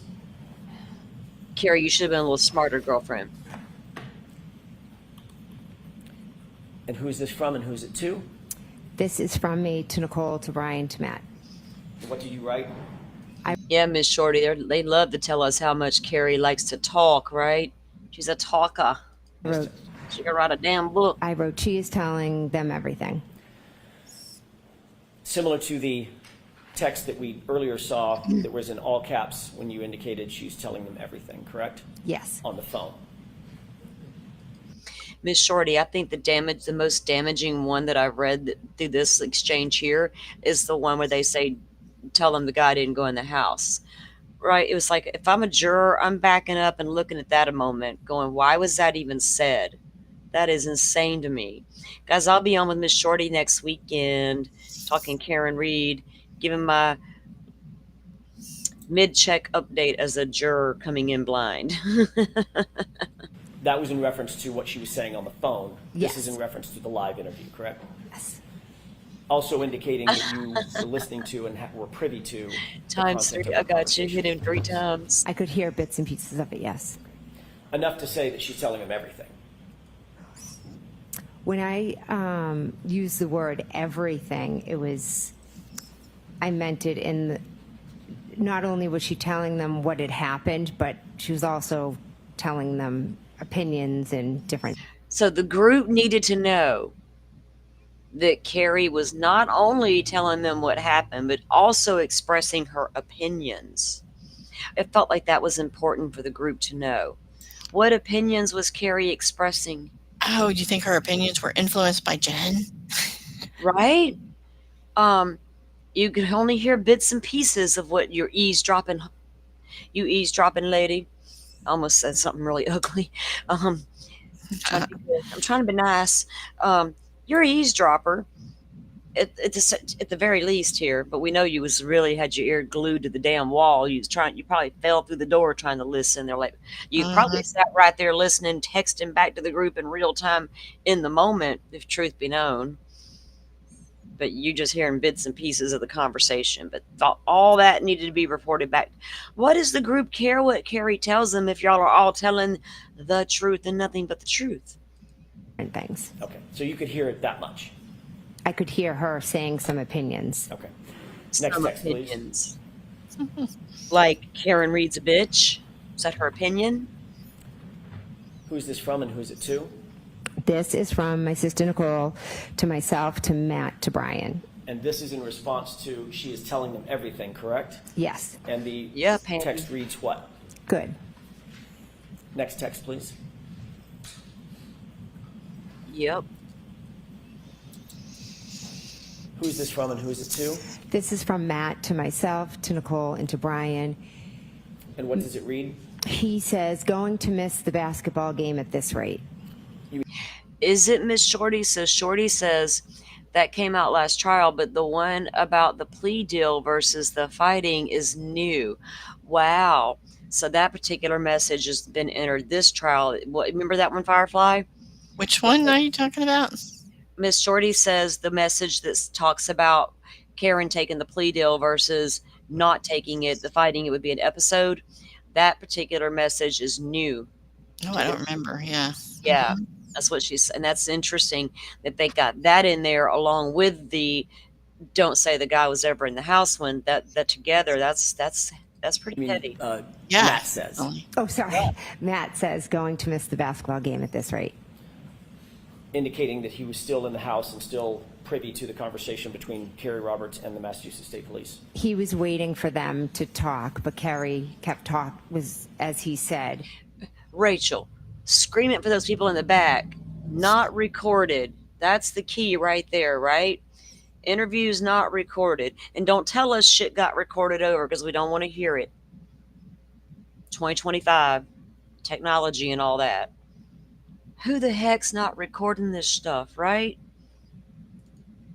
She could write a book. book. Wait. Those officers can write it all down, but according to her, her brother-in-law's fellow police officers are too stupid to write it down right. So he felt he was going to miss the game because she just kept talking. Next text, please.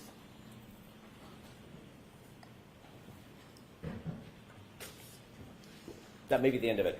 Yeah, it is. Is that the last text on the page? Yes, it is. Mayor Pro Tem. Yes. She's Do you want also both of them? so nice. This Okay. lady's so incredibly nice. Firefly, she's your best neighbor. She's that one you, Okay. Yes. she's that neighbor. I'd be like, lady, stay on your side of the fence. Keep your youngins over there too. Let's just These be honest. text Your messages dogs, were on a too. private chat. You fucking dogs, right? Oh my God! Yesterday, my neighbor's dogs spent an hour harassing my dog, barking. I mean, get Our your dogs- dogs, people. Yeah, our dog is not a barker. Only if something's really amiss. But when living up here in the country, it's easier. But when that was my always all through my life. I've always been a dog owner, but I don't want to live next door to somebody with a dog. What if you get a house and you don't realize that the person next door's got one of them random dog barkers that just bang all the time and never shuts up? I'll be trying to sell my house and move immediately. Like ride through at night and stuff, y'all, and check out, go sit on somebody's porch and like, look, let me just try out the neighborhood first. So if you get all that dog barking and stuff, it's annoying, isn't it, Firefly, when they won't shut up and they're just barking for no reason? Fortunately, my neighbor, she's got a little tiny dog, and I call him Little Billy Badass. He thinks he is. He does. He's not. He just barks at random shit every now and then. So that it's not too bad around here. Both the one between you and your sister, as well as the group chat, correct? I ain't got to worry about private Billy chat's not open to the bothering public. nobody, though. Correct. You never intended, obviously, Not around Fairview. for any of those texts to become public, correct? Those, I handed my phone over, so I knew all my texts would be seen. Did you? Mm-mm. Or did you think I they always were all bring that up, deleted? Did you think everything got deleted already when you handed that phone over? She makes sure everybody knows she handed her phone over voluntarily. gave it That means over. I couldn't have put anything. There couldn't be anything nefarious in there because of No. that. And we're going to just ignore what my husband does for a living, okay? We're just ignore that. Seen. I When can't, you were lady. I writing can't the ignore it. I text, when can't the unsee group what I've was seen. Chatting back and forth or texting back and forth, those were intended to be private texts between and among just the people on the text string, correct? Right, I Miss just Shorty? was texting my family. I wasn't Hell thinking no. anymore of who was going to see it. You certainly did not expect when you were writing those texts that the defense, Ms. Karen Reed's representatives would ever get a hold of those texts. That was not in your mind, correct? Would never have been in my mind, no. That is a Pretty textbook sure. example that we've just seen of Not this witnesses mind. colluding with one another. I love about that a he subject brings it matter up. That's under investigation, Textbook correct? collusion. Okay, so that's the end of that one, and that was us reviewing those text messages, guys, because I just couldn't believe that thread. I still feel like he should have spent a little more time on the ones that I felt were more damaging phrases and sentences being used. Can we go down this path a little bit as to what the context behind this why would you say that, so I'm wondering. So a little, Miss Shorty, I heard a little bit of the conversation last night about the witness list. So I went and found an article that has the witness list. Now, keep in mind, I don't know who testified last time versus this time, but I think that article points a lot of that out as to who's in this time versus last time, the kind of thing. And there's still a lot of witnesses to get through. A lot of witnesses on both sides. Oh, yeah. I was kind of surprised when I saw the list. I was like, damn. And the fact that the defense has Jen McCabe, Brian McAlbert, all of those people are on the defense list as well. Let me look at my little cheat sheet here as to what I want to do next. Okay. So this is something I kind of was being nosy on the internet. And I found this. I don't know anything about it. And I was wondering if you guys knew anything about it. Let me pull this up. This is going to be Jen McCabe's husband. Isn't that her husband right there? Top left? Yep, it sure Okay. is. I didn't know anything about what he does. Look what, oh yeah. Speed of cyberspace technology. Canton Man helps partnership grow at the speed of cyberspace technology. Cyberspace, you don't say. Elevate Technology in Rockland is a cybersecurity company. Founding partners are from the far left, Mark Miller and Mike McCabe. Standing are Matt McCabe and Michael Pinota. This was back in 2014. 2014. When did John O'Keefe get ran over in that, or allegedly ran over in that yard? When was he harmed? So years before that, this guy was already doing this kind of work. Okay. Quincy. Technology is all about benefits and threats, and the speed of sophistication of development on both sides of the spectrum has spawned industries of their own.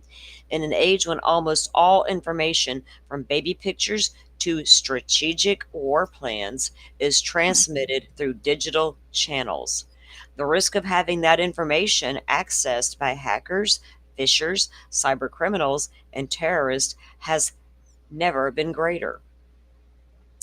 From personal credit data breaches, like the most recent Target Corporation and Neiman Marcus hijacks, to allegations of international government and industrial cyber hacking, retailers, financial institutions, corporations, and government agencies have become vulnerable.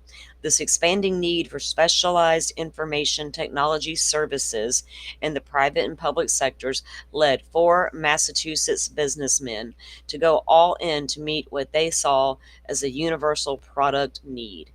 In 2009, brothers Michael McCabe of Sandwich, that's a town there, and Matthew McCabe of Canton partnered with former Hyman resident Mark Miller and Mike Pinota of Dexbury to found Elevate Technology Solutions. The 4 left their corporate positions and other industries to build a staffing and consulting services company based in Rockland. Since then, the company has experienced massive growth in clients, increased revenues, and has expanded enough to open facilities in 2 other out-of-state locations. Wow.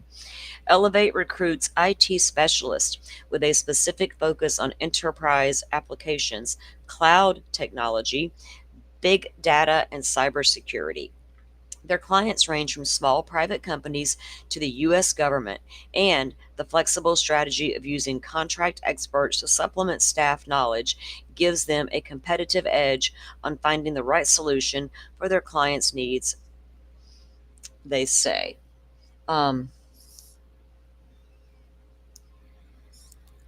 So he's already got a background here happening. Elevate recruits IT specialists with a specific focus on enterprise applications, cloud technology. I read that part. Read that part too. The four took a risk when they opened up shop in the midst of the recession, but as a managing partner, Michael McCabe sees it. It was also a time when companies were trying to learn how to be better at using the internet to their advantage, like Google searching, and indeed, and in need of the kinds of services Elevate and its contractors could supply.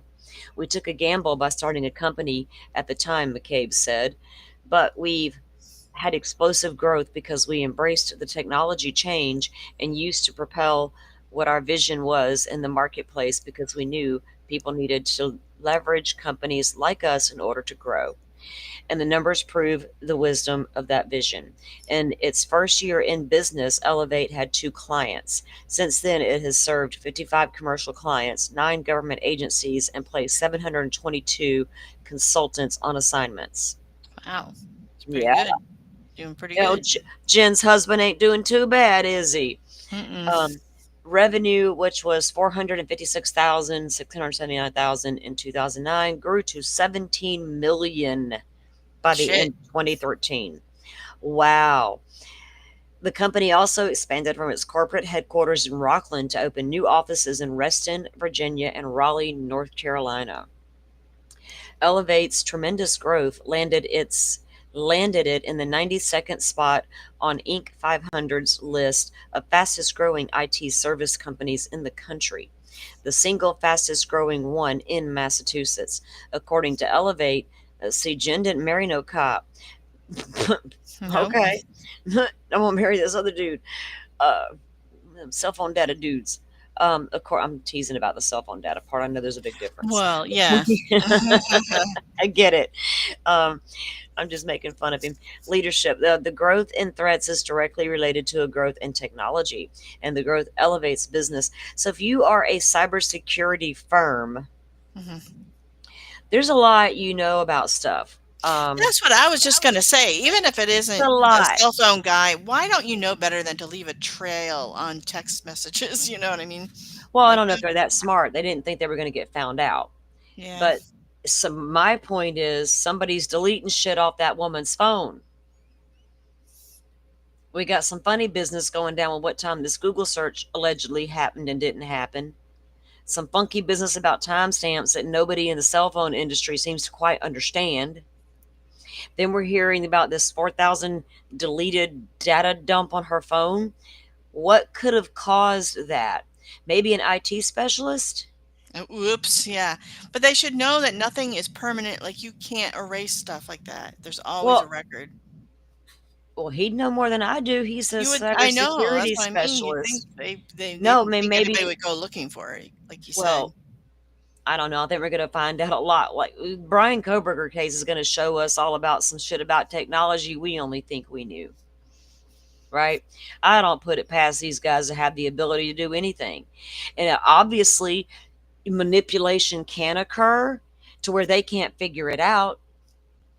Because y'all try to come at me with these 2 totally different timestamps on this phone about when this freaking search was made. And Yeah, you want me I can't wait to you some want me to more comes of believe that. How can Celebrate just erase the information saying, "Oh, it was incorrect," they and it's omitted it. confusing? I don't see how that's legit. It was left out of the report, and it was left out of the program they were running. It was that's a whole other.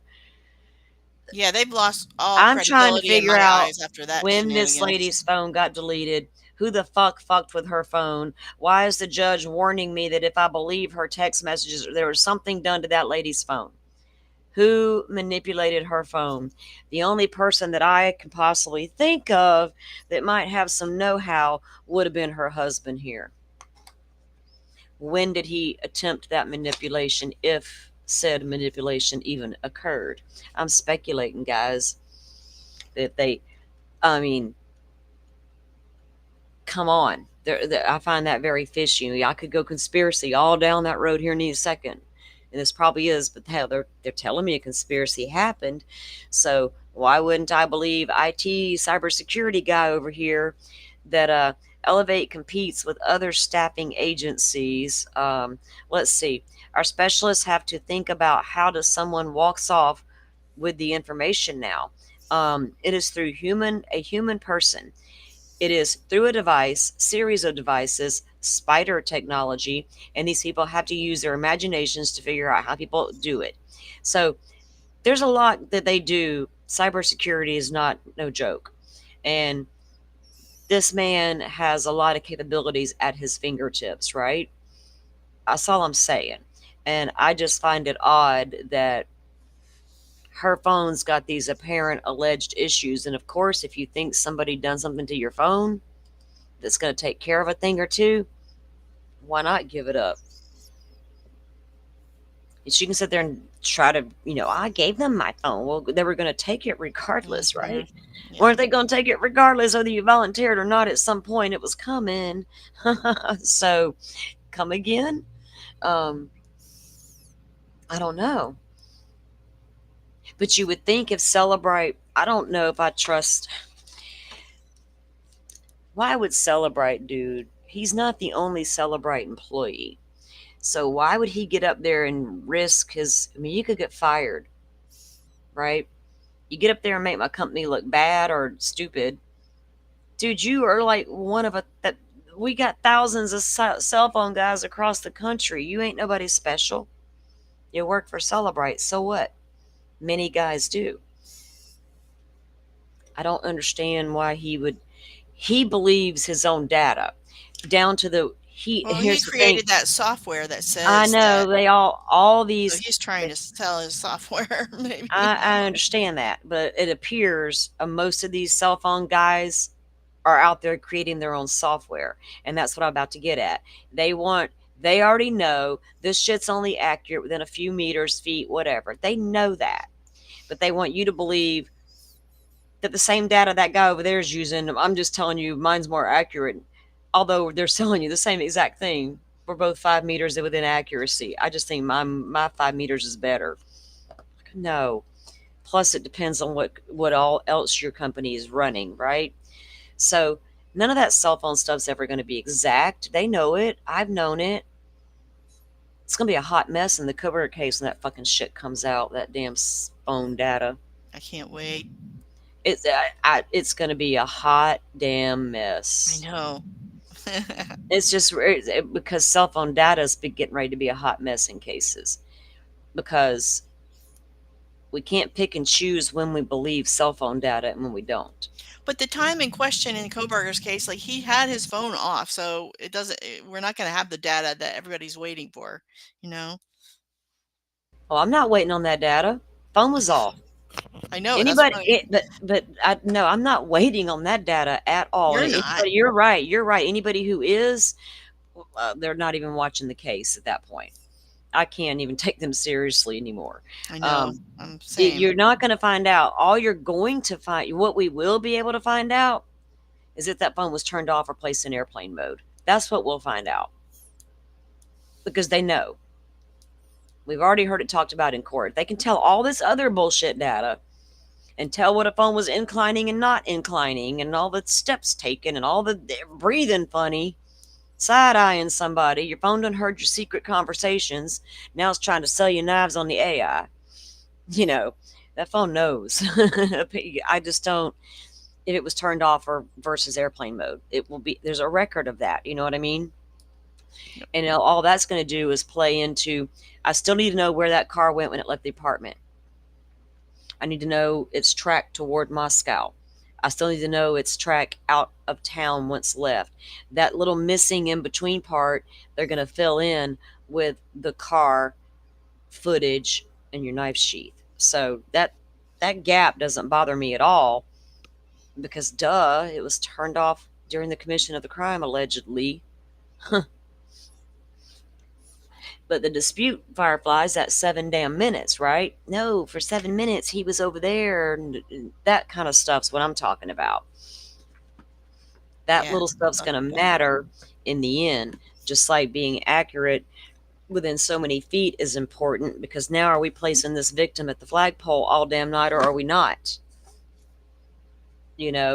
And you got low accuracy 1 minute, the next minute your accuracy's back up again, the next minute it's back down again, and you can only believe it when it's up, when it's gonna benefit the narrative. But it's showing the body moved, so that's during low accuracy. Like, shut up. We do a 5-minute accuracy jumps. You're talking a 5 to 7 minute interval here where it's going up and down, up and down. I don't believe none of that shit now. It confused. Your data machine got confused. Hey, Dolphin, good morning. Are you just getting up, hun? Welcome in. We were just going over some stuff in Karen Reed. We just reviewed the text message thread. And at the beginning of the stream, we went over the latest on the Stephan Stearns phone call and bullshit. All right, so something came down that I thought was kind of funny. Let me show you guys. It's another microdots thing. It just came down like after Jen's testimony. Like they were like quick with it. All right, so we all know what she's claiming she saw straight out the window that night, right? She could see Karen's car. We already went through that. And then the night of the crimes, I'm stuck on another case. The night that John was injured, how when she shows up with Karen and they get the 911 there and all the rescues personnel's there and nobody comes out of the house, right? Like, how do they not hear that? How does Chloe not hear something happening out there? All the things we were wondering. This video kind of wondered the same thing. Again, this is from Microdots. I think it was dropped. I'm going to lie and tell you yesterday, so I'm not going to tell you. Yesterday or the day before, one of the two. I guess yesterday. A couple of follow-up questions. You indicated on Friday, rather. Redirect examination that there were no sirens that you heard that morning with the approach of the first responders. Is that right? I don't believe there was. But they did have their lights on. I saw a spotlight, yes, and I do believe they had lights on, yes. Flashing red and blue lights or red lights, some combination thereof, correct? Correct. That was... Okay, spotlight or cop lights or both, Jen? What do you mean spotlight? That's weird. But no, we have big some of these trucks will have these big white spotlights on them. That's what she meant. But she saw more than that. She just said big spotlight. And he's so you can light up the scene where the body is. Right. Lighting. Okay, that makes sense. And then when he says, well, didn't you see the red lights and the blue lights and all that? She's like, oh, yeah, I did see all that. Yeah, I saw that too. Fucking what? Do you see the snow coming down? You said you did. Yes. Because she plays down all the stuff that should be the most I know. SUVs, in other words, a captain of a fire department? I make up my own rules, Jen McCabe. Fire trucks and fire engines. Hi, I'm Jen. Make up my own rules, McCabe. No. Fire engine, big one with a ladder on it. Yes. There's an ambulance. Yes, correct? I do, Butterfly. Yes. And all of them had their emergency lights on. Most likely, yes. All of them had their motors running.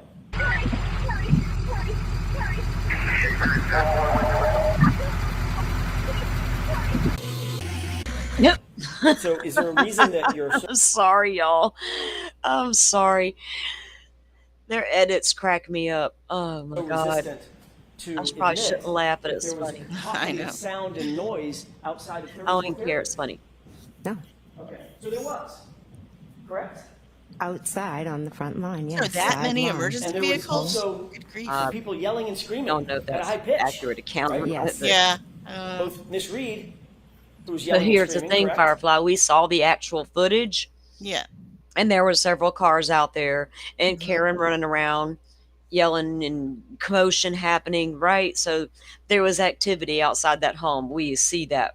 And for them, all I can think, well, were they that passed out drunk? We know y'all was drinking all night, but still, dog sleeps in their room. Even when Jen crept in, I'm gonna feel like the dog knows her, so she's not gonna flip the fuck out because she knows her. But no. Something's not right with that story that you didn't realize. Now, I can see if they don't turn the sirens on. You're in a residential neighborhood. People need to take that into account. They will usually cut sirens when they enter a residential neighborhood, but they will leave those other lights all on. You mean in the middle of the night or when? Like, because When they're on their way, Because I've how it noticed works in people my coming area. in the neighborhood with them on. So It But depends. during the It depends. day, I mean, I think it's going to really highly depend individually on people's areas, right? Now, when they're coming down the highway, yes, they got sirens a blaring. And if it's a full on emergency, they may enter the neighborhood. But once they are arriving and everything, I've seen it too many times. They cut sirens and they're outside with all their lights on. Still, even though it's so fucking dark, right? You got lights strobing outside your window, outside. Even if you got blackout curtains, take that into account. There's noise and activity. Even if oh you yeah, can't. those trucks make a lot of noise too. Yeah, It's not and just their a little. engines are out there running. There's vehicles that are clearly running. It's not like everybody pulled up and it's super quiet outside and they're all creeping around. Everybody's asleep. Y'all be quiet. It's quite a commotion. I can't imagine not being awoken. Yeah, it doesn't make any sense. Yeah, Miss Shorty, right? That's why they keep driving home where them windows is located, isn't it? We can see everything out them windows, can't they? And they're just not going out there, I are they? mean, I can understand neighbors, even if they're awoken, not going outside because it was a blizzard, Well, I can see So if it's you're a like, neighbor, if it's your yard, though, you're I'll getting look ready out to my go. window. I'm gonna tell you what, if one of these trucks, and I've always warned the kids, that's why y'all play in the backyard and the fence, because if one of these boys come rolling down this highway and blows a tire out in that big ass truck, and he rolls it and ends up in my front yard, I'm going out that door. And lo and behold, it happened a few months ago, but the one right in the field next to me, that guy just went right off the road and flipped that truck right on over into the field. And I was like, my son looked at me. I was like, you see what? Mama ain't stupid. But if it lands in my yard, I'm running outside, right? But if it's my neighbors in the middle of the night, I might just stand on the porch and look. I don't know what's going on. I don't know what's going on. But if you're the homeowner, it's way different. You're kind of obligated to go out and find it. And if I don't know, man, your sister-in-law's out there running around too. Y'all didn't want to go check on her? How do you not? Yeah, you're obligated regardless of who it is. Like, who's in my yard that needs all this I'm help? a Like, what's cop, going dude. on? You're a cop on top of that. Oh, honey, just ignore that shit going on outside. Just lay down and go back to sleep. Shut up, Chloe. I'm going my drunk ass back to bed. Correct. Fucking dude. And Miss Roberts, who at least at some point told her to shut the fuck up. No. So, Carrie, you gotta get out.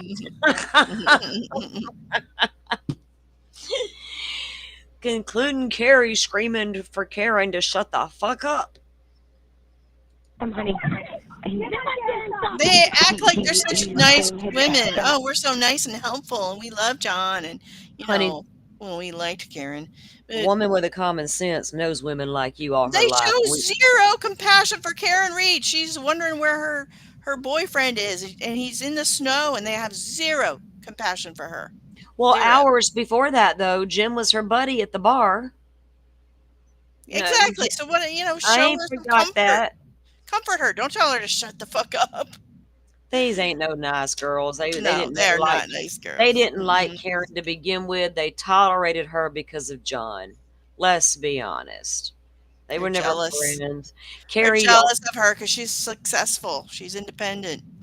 I don't know if it's that. Mm-hmm. I'll tell you what, I guess a lot of people are like out there like that. The last thing I'm going to be impressed with is your toys and your jobs and your things. I can't stand things to start with. So she just strikes me as a lady who's like, my way or no way, my way or the highway, bullshit kind of lady. She doesn't come across as sincere, honest, friendly.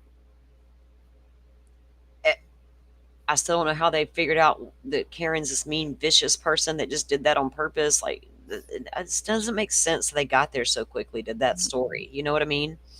And why didn't they think she did it by accident and we should feel sorry for her? Or not, not like, why did we not feel bad for her? They're not concerned. Oh my God, is she okay? I heard she had to go to a mental hospital. That has to be devastating. That didn't come out at all. Because one of them said, I heard her say, I hit him. And they took it out of context and they ran with that. And then I think they heard it. They heard it correctly the first time. But when they needed a story, it was convenient. That's what they told it to, what's his name, Proctor, and they took it out of context. By the time they got to him, they decided it needed to be, this is how we heard it. versus how we actually heard it, Mm-hmm. right? So still, I'm not buying this lady's bullshit as far as I can throw her. Her or her sister, actually, at all. Correct? Correct. You had no reason to believe they weren't okay. A man was dead or dying on their lawn, and your sister's not answering the phone, and nobody is coming out to the chaos of Karen Reed screaming on the front lawn.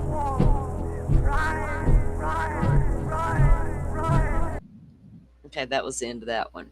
But You yeah. should play that Anna Elise thing. I wonder if Let me. Shorty's seen it. It's so cute. Let me go. Let me get it out of Discord, and then I'll have to hang on. That's no big deal. Let me go. Where'd you put it? Let's see. Did you put it in Jen? Let's see. Or did you send it to me directly? Direct. Yeah. Do you want me to send it different? No, it's good. I just gotta go save it to the real It's quick. pretty short and it's just perfect. It's perfect. I love it. Okay, let me move this over here where I can see what I'm doing. Okay. Come back here. Yeah, I wonder where the dog was though in the morning. By the morning. Well, did they get rid of the dog that quickly? Immediately? Because I'm not. I'm confused about where the dog allegedly was if the dog wasn't home. How they got rid of it so quickly.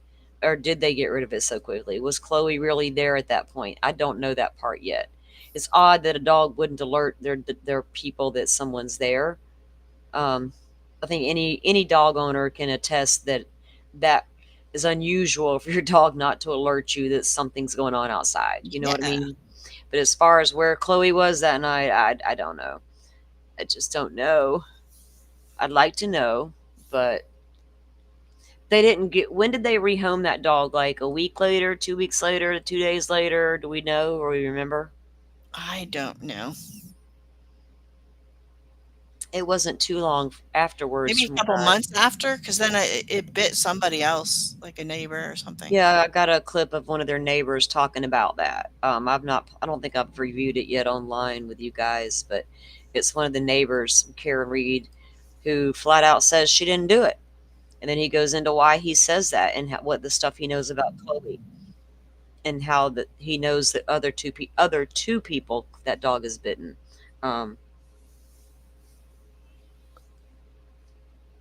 Yeah, I've looked at the floor plan. Yeah, on Zillow. It's a nice house, actually. Pretty house. Yeah, I mean, it's not bad, right? I checked it out as well. Yep. Right, we all know what to do, don't we? We're all yeah.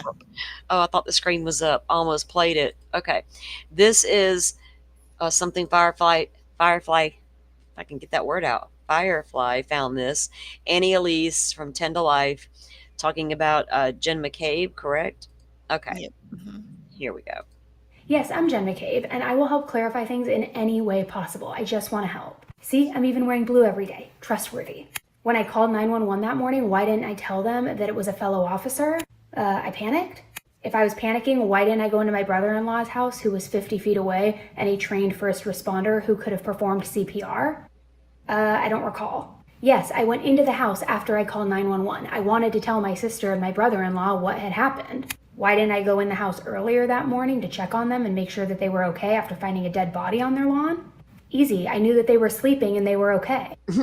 How did I know? I just knew. Yes, they were dead asleep. I had to wake them up. That was the first time I talked to them that morning. Then why do my phone records show a phone call to my sister at 5:07 a.m. right after Karen first called me panicking? That connected for 38 seconds and that I left out of my original statement? Next question. When I went into their bedroom, did I see the dog? No. No, I didn't hear the dog bark either. No, I didn't see the dog at all that morning. A 70-pound German Shepherd. Must have just snuck by me. Yes, there was a Ford Edge driven by an Albert family member that parked around 2 a.m. that morning in front of the house and stayed there for about an hour. Did they take the dog with them and leave? Next question. Yes, when Karen first called me, I told her that I saw her and John out front of my sister's house. Why didn't I ask her where they went next since they never came inside? Is it because he did come inside? Of course not. Why do my phone records show that I called John 7 times around 12:50 a.m.? It was a butt dial. All 7 of them. Was it because I was trying to find his missing phone in the house? Of course not, a butt dial. Then why were those calls deleted, just like my 2:27 a.m. Google search? I don't know. Can I give you a demonstration of how the butt dials work? Okay. So here's my phone, and I'm gonna sit on it. And, uh-oh. I'm not sure why it's not working this time. I should have just said that I was rapid fire drunk dialing him that night to see where he was at. Yeah, you're probably right. Yes, me, my husband, my sister, and Brian Albert are all in a group chat. When the media was at Chris Albert's place of business, did my husband send a text in the group chat saying, tell them the guy never went in the house, referring to John as the guy rather than his name, despite them being friends for years? Yes. Why did I lie about the phone calls I made when the FBI came to talk with me? I just forgot. Did I text my sister later that night and say, Carrie talked to cops and kept it simple? Yes. What does kept it simple mean? Next question. Did Nicole, my sister, text back and say, quote, don't want to text about it? Got it, Miss Short. Yes. Look, I apologize. Sidebar! The weekly recap is now live on my podcast. I didn't expect that. That was funny. Sidebar. Okay. That was funny. I thought that was a perfect recap. It's true. I mean, that's the way that shit come across, right? It's exactly like that. So Miss Shorty just sent me something too. Yeah, okay. Yeah, okay, we got the new song. All right. I just saved it to this playlist so we can watch it here on the YouTubes. This is from Miss Shorty. Butterfly, will you drop Miss Shorty's link in chat if you're still here, hun? If not, I can grab it in a minute. Okay. Let me pull this, get this where I need to see it. So Miss Shorty dropped this. Let me get the screen up here. Oh, it was trying to start before I was ready.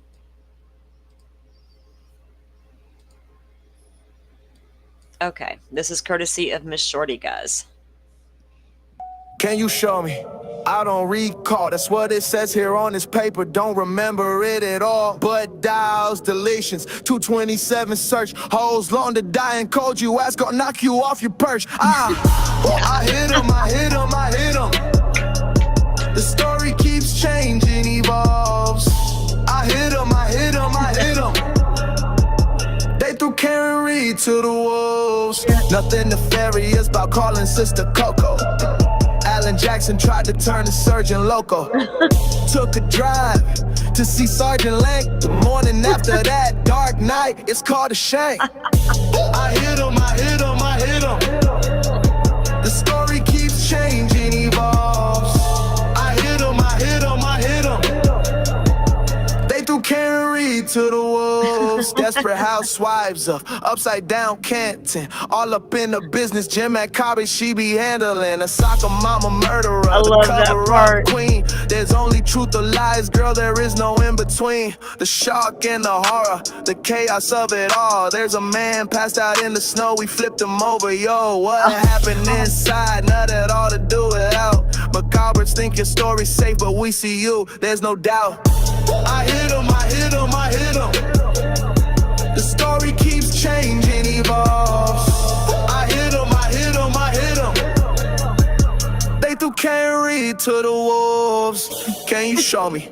I don't recall. That's what it says here on this paper. Don't remember it at all. But dials, deletions, 227 search. Hoes long to die and cold. You ask, gonna knock you off your perch. Free Karen Reed. And R.I.P. to John O'Keefe. Amen.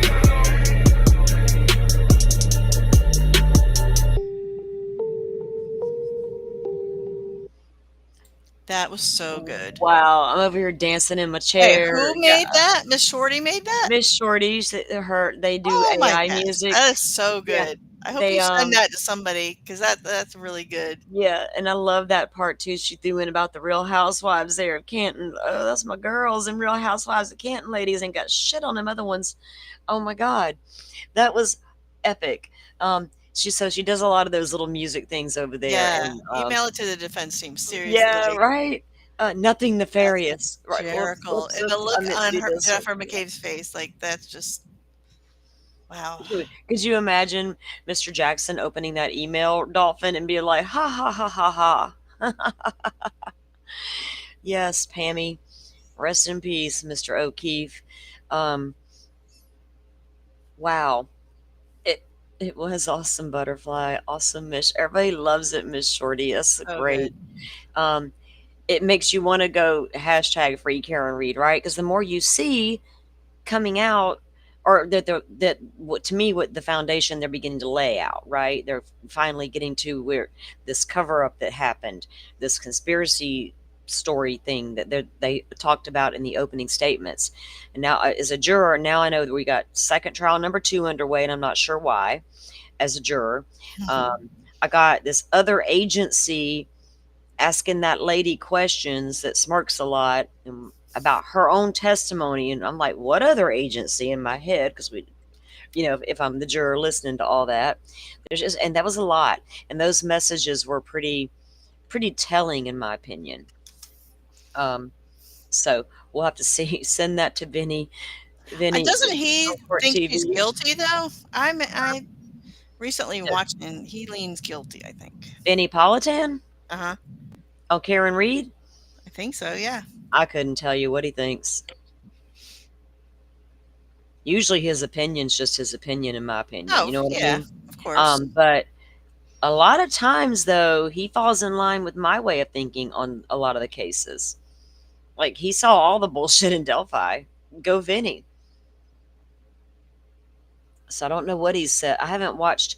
I feel like I watched one thing Court TV's put out in the evenings on this case so far, just covering whatever happened in court. But I honestly don't know what Vinny thinks about the case either way yet. I haven't really paid attention. Yeah, Well, you're yeah. right, Rachel. It is sad about John O'Keefe. Like, I wonder what he would think of all this. You know what I mean? Well, unfortunately, he's not the only case that has to deal with that type of stuff. Look at Sebastian Rogers, guys.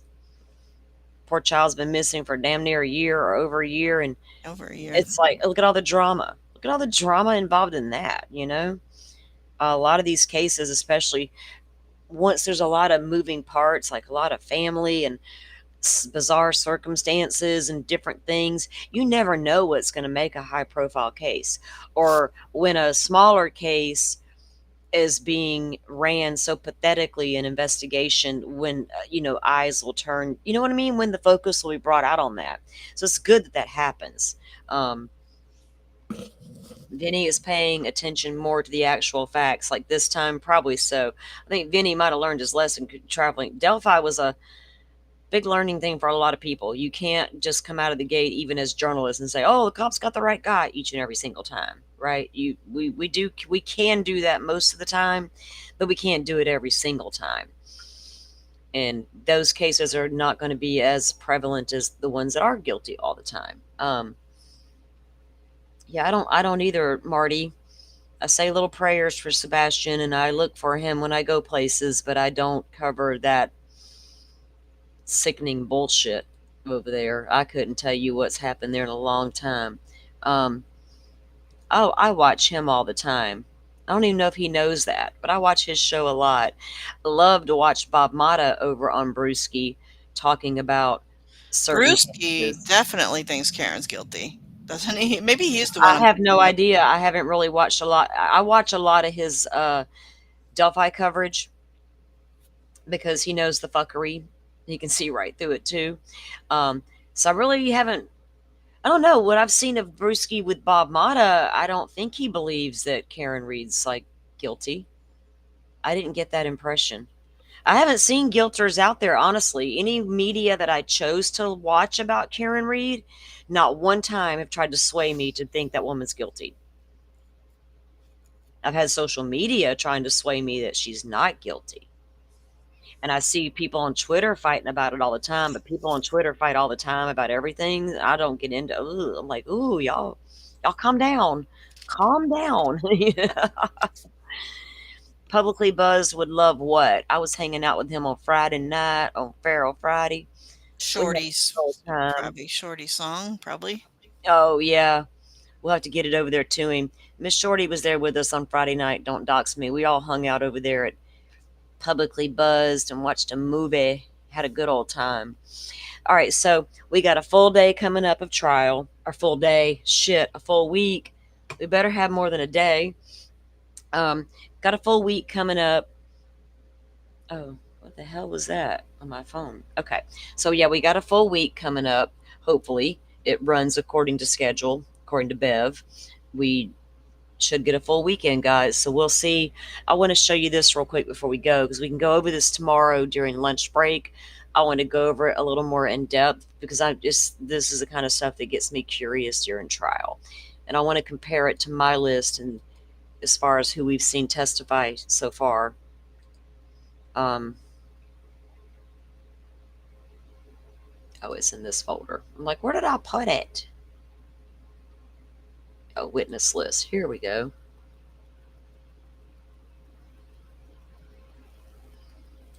Yeah, thank you, Pammy. You were there. It was good. It was a good times had by all, wasn't it? Even with our little crazy movie we watched. Even with a little crazy zombie shark movie. All right. Oh, screen would be helpful. You got look at the look on Karen Reed's face here. My God. She's like, Jim McCabe just said that? Bitch, what you thinking? Are you serious?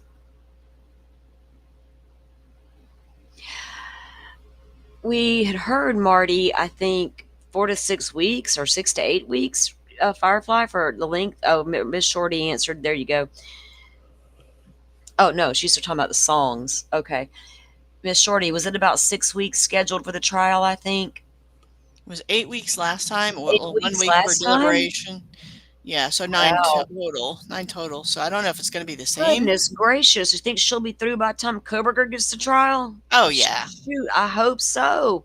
Yeah. I need a break, man. In between, as soon as Lori ended, I had to go right into this one. I'm okay. It's okay.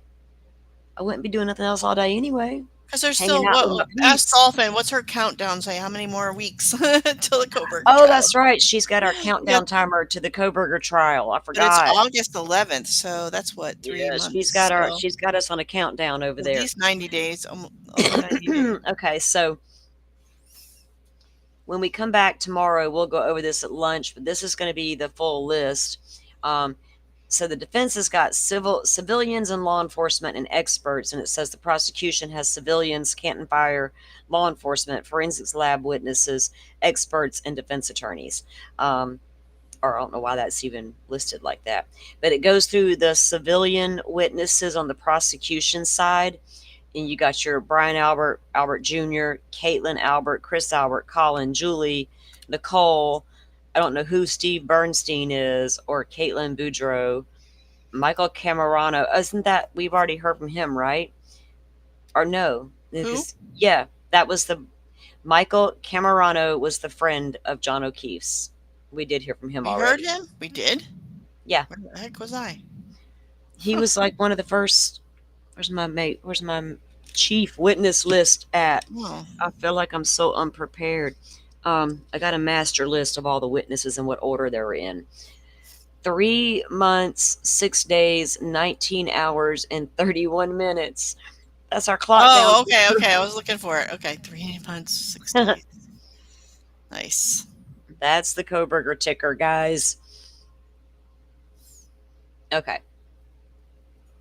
Yeah, Brewski. I like Tony Brewski. I do. He's about one of the only ones I don't watch very many people anymore, and he's one of the choices as I choose what I watch. Right. Choose where I go. Anyway, there's a whole list here of people. So Brian Higgins is on there for the prosecution. There's 2 juveniles listed, a KF and a PF. That's Are probably those the niece and nephew of John O'Keefe, right? Yeah, they didn't show their testimony last time because they're underage. They're minors. Right? Mm-hmm. Yeah, because they're minors. Julie Nagel, Ryan Nagel, Aaron O'Keefe, Margaret O'Keefe, Paul O'Keefe. Aaron must be the sister-in-law. Husband, yeah. Nathan Paul's Reed. wife. Yeah, Paul's wife.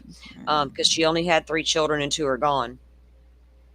Her daughter and her son. That leaves her 1 son and a daughter-in-law. William Reed, Kurt Father? Roberts. Yeah, he's also on the defense list. The father is. I know. I've seen him. Um, so Nathan Reed, William Reed, Kurt Roberts, and Kerry Roberts. We have not seen Kurt Roberts testify yet. Just Kerry. Steve Scanlon, Laura Sullivan, Marietta Sullivan, Rebecca Trayers, Michael Trotta, Gretchen Voss, and Natalie Wywicki Berschneider. Read all about her alleged role as an intermediate for Karen or for Reed and Kearney. I don't know what that's about, but okay, we'll look at that a little further on tomorrow. And then from the fire department, Jason Becker, which I think we heard from Becker already, Flamati, Matthew Kelly, Katie McLaughlin, Timothy Nuttall. We heard from Nuttall. We know Francis Wash, Daniel Whitley. We heard from him. Gregory Woodbury. Then there's a whole list of law enforcement people here. Proctor on there? Yeah, well, of course yeah. he is. There's no way he can't. Yeah, testify. you got Tully from the Mass State Police. You got Proctor's on there from the Mass State. Is Paul on there? Super Oh, Paul. yes. Hell yes. Super Paul's on there. Lieutenant O'Hara, Garino, we've already heard from him. Zachary Clark, yeah, the list goes on and on there. Then you got your forensics lab people, which I'm not going to sit here and go through all them yet. And then they're experts. They got there's a whole list of little experts there to come in on the, wait a minute. Why is Wolf listed down there on... Oh, these are the different experts for both sides. I got it. Okay. And okay, defense attorneys. So they name them. Then you got your defense witness list. This is the one. Get that out of here. So you got on the defense. You got Brian Albert, Caitlin Albert, Christopher Albert, Colin Albert, Julie Albert, Kevin Albert, Nicole Albert. Damn, right? You got the whole fucking family. Michael Wagner. Cheryl Woe, Paul Mikowski, Leslie Pearlstein, Rebecca Bazin, Officer Nicholas Barrows from the Dighton Police Department, Trooper Evan Brent from the Mass State Police, Sergeant Yuri Buchanek, I don't know, Mass State Police, however you say that, Buchanek, Lori Cahill, Trooper Zachary Clark from the Mass State Police, Christopher Curran, Kerry Curran, Nicholas Curran, Richard D'Antono from Canton, Officer Kelly Deaver, Boston PD, Stephanie Devlin, Trooper DeCiccio from the Mass State Police. Girl, gonna be some testimony. We don't. You're gonna measure. I'm going to need to hear them about accident crime scene because they're going to be the ones to talk about this vehicle involved accident. So maybe y'all got something to say. We'll see. I doubt it. Patrick Haggerty, Maureen Hartnett, Albert Jr., Brian Albert Jr., Brian Higgins. So they're also on the defense list. Some other people, I don't know their names. I don't recognize names. Another Canton Police Department personnel, officers. We got Allison McCabe, Jenniffer McCabe. So see, Jen is on the defense list. Matthew McCabe. So that's why I'm wondering if if the defense calls Jen McCabe back up, what is the purpose? Is it to get to more of the text messages, right? Because I need to know more about them conversations you were having. I'd like to anyway. Steve Nelson from the Norfolk County District Attorney's Office. That's interesting. The defense is calling somebody from the district attorney's office. Woohoo, well, I'm going to do popcorn that day. Andre Porto from the Massachusetts State Police. We have a Holly Price, Trooper Kathleen Prince, Elizabeth Proctor, former Trooper Michael Proctor. Kerry Roberts is also on the defense list. I think I just lost my list. It's a long list, look. Tully is on there, Proctor. We already heard from that. And Sousa's on there, Bell, Rosenworth, Army, Beatty. Some of them don't even have a professions list. They're just like, I don't know. John O'Keefe Sr. So he's on the defense list. I'm assuming is that John's father, right? a Lieutenant Fanning Yeah. from the Mass State. Here's an Matthew Kelsch from the FBI is on the defense list. Victim advocate. He's the victim's advocate, Shorty says, one of the people we were talking about. Okay. Yeah, so it's an interesting list of names, especially when you look at some of the ones the defense plans to call still, when it's their turn up to bat, so to speak. We still got a lot of witnesses left to get through at the same time. So long days, guys. Get all your shish done. If you want to listen in, do like I do. We all do. We multitask and listen in and do stuff. Now I'll sit here and stream. So I got all my groceries ready. I have everything ready around my house. I can just sit here and chill all week. That's my plan anyway. Hopefully my headset comes here in a little while so I can get it all hooked up for tomorrow. All right, Firefly, can you come back in the morning and join me for day 9 of testimony? Yeah, I think we're up to. Mm-hmm. We'll be up to day 9, guys. They start at 8 a.m. We'll have the fan action for that 15 minutes beforehand, make me dizzy and stuff. So while we're waiting on that to kick off, Firefly and I'll grab our coffee and come in and have a little chit chat and say good morning to everybody before we get going in the morning. Yeah. I'll get it set up later this evening and drop you the link over so you'll have it ready for in the morning.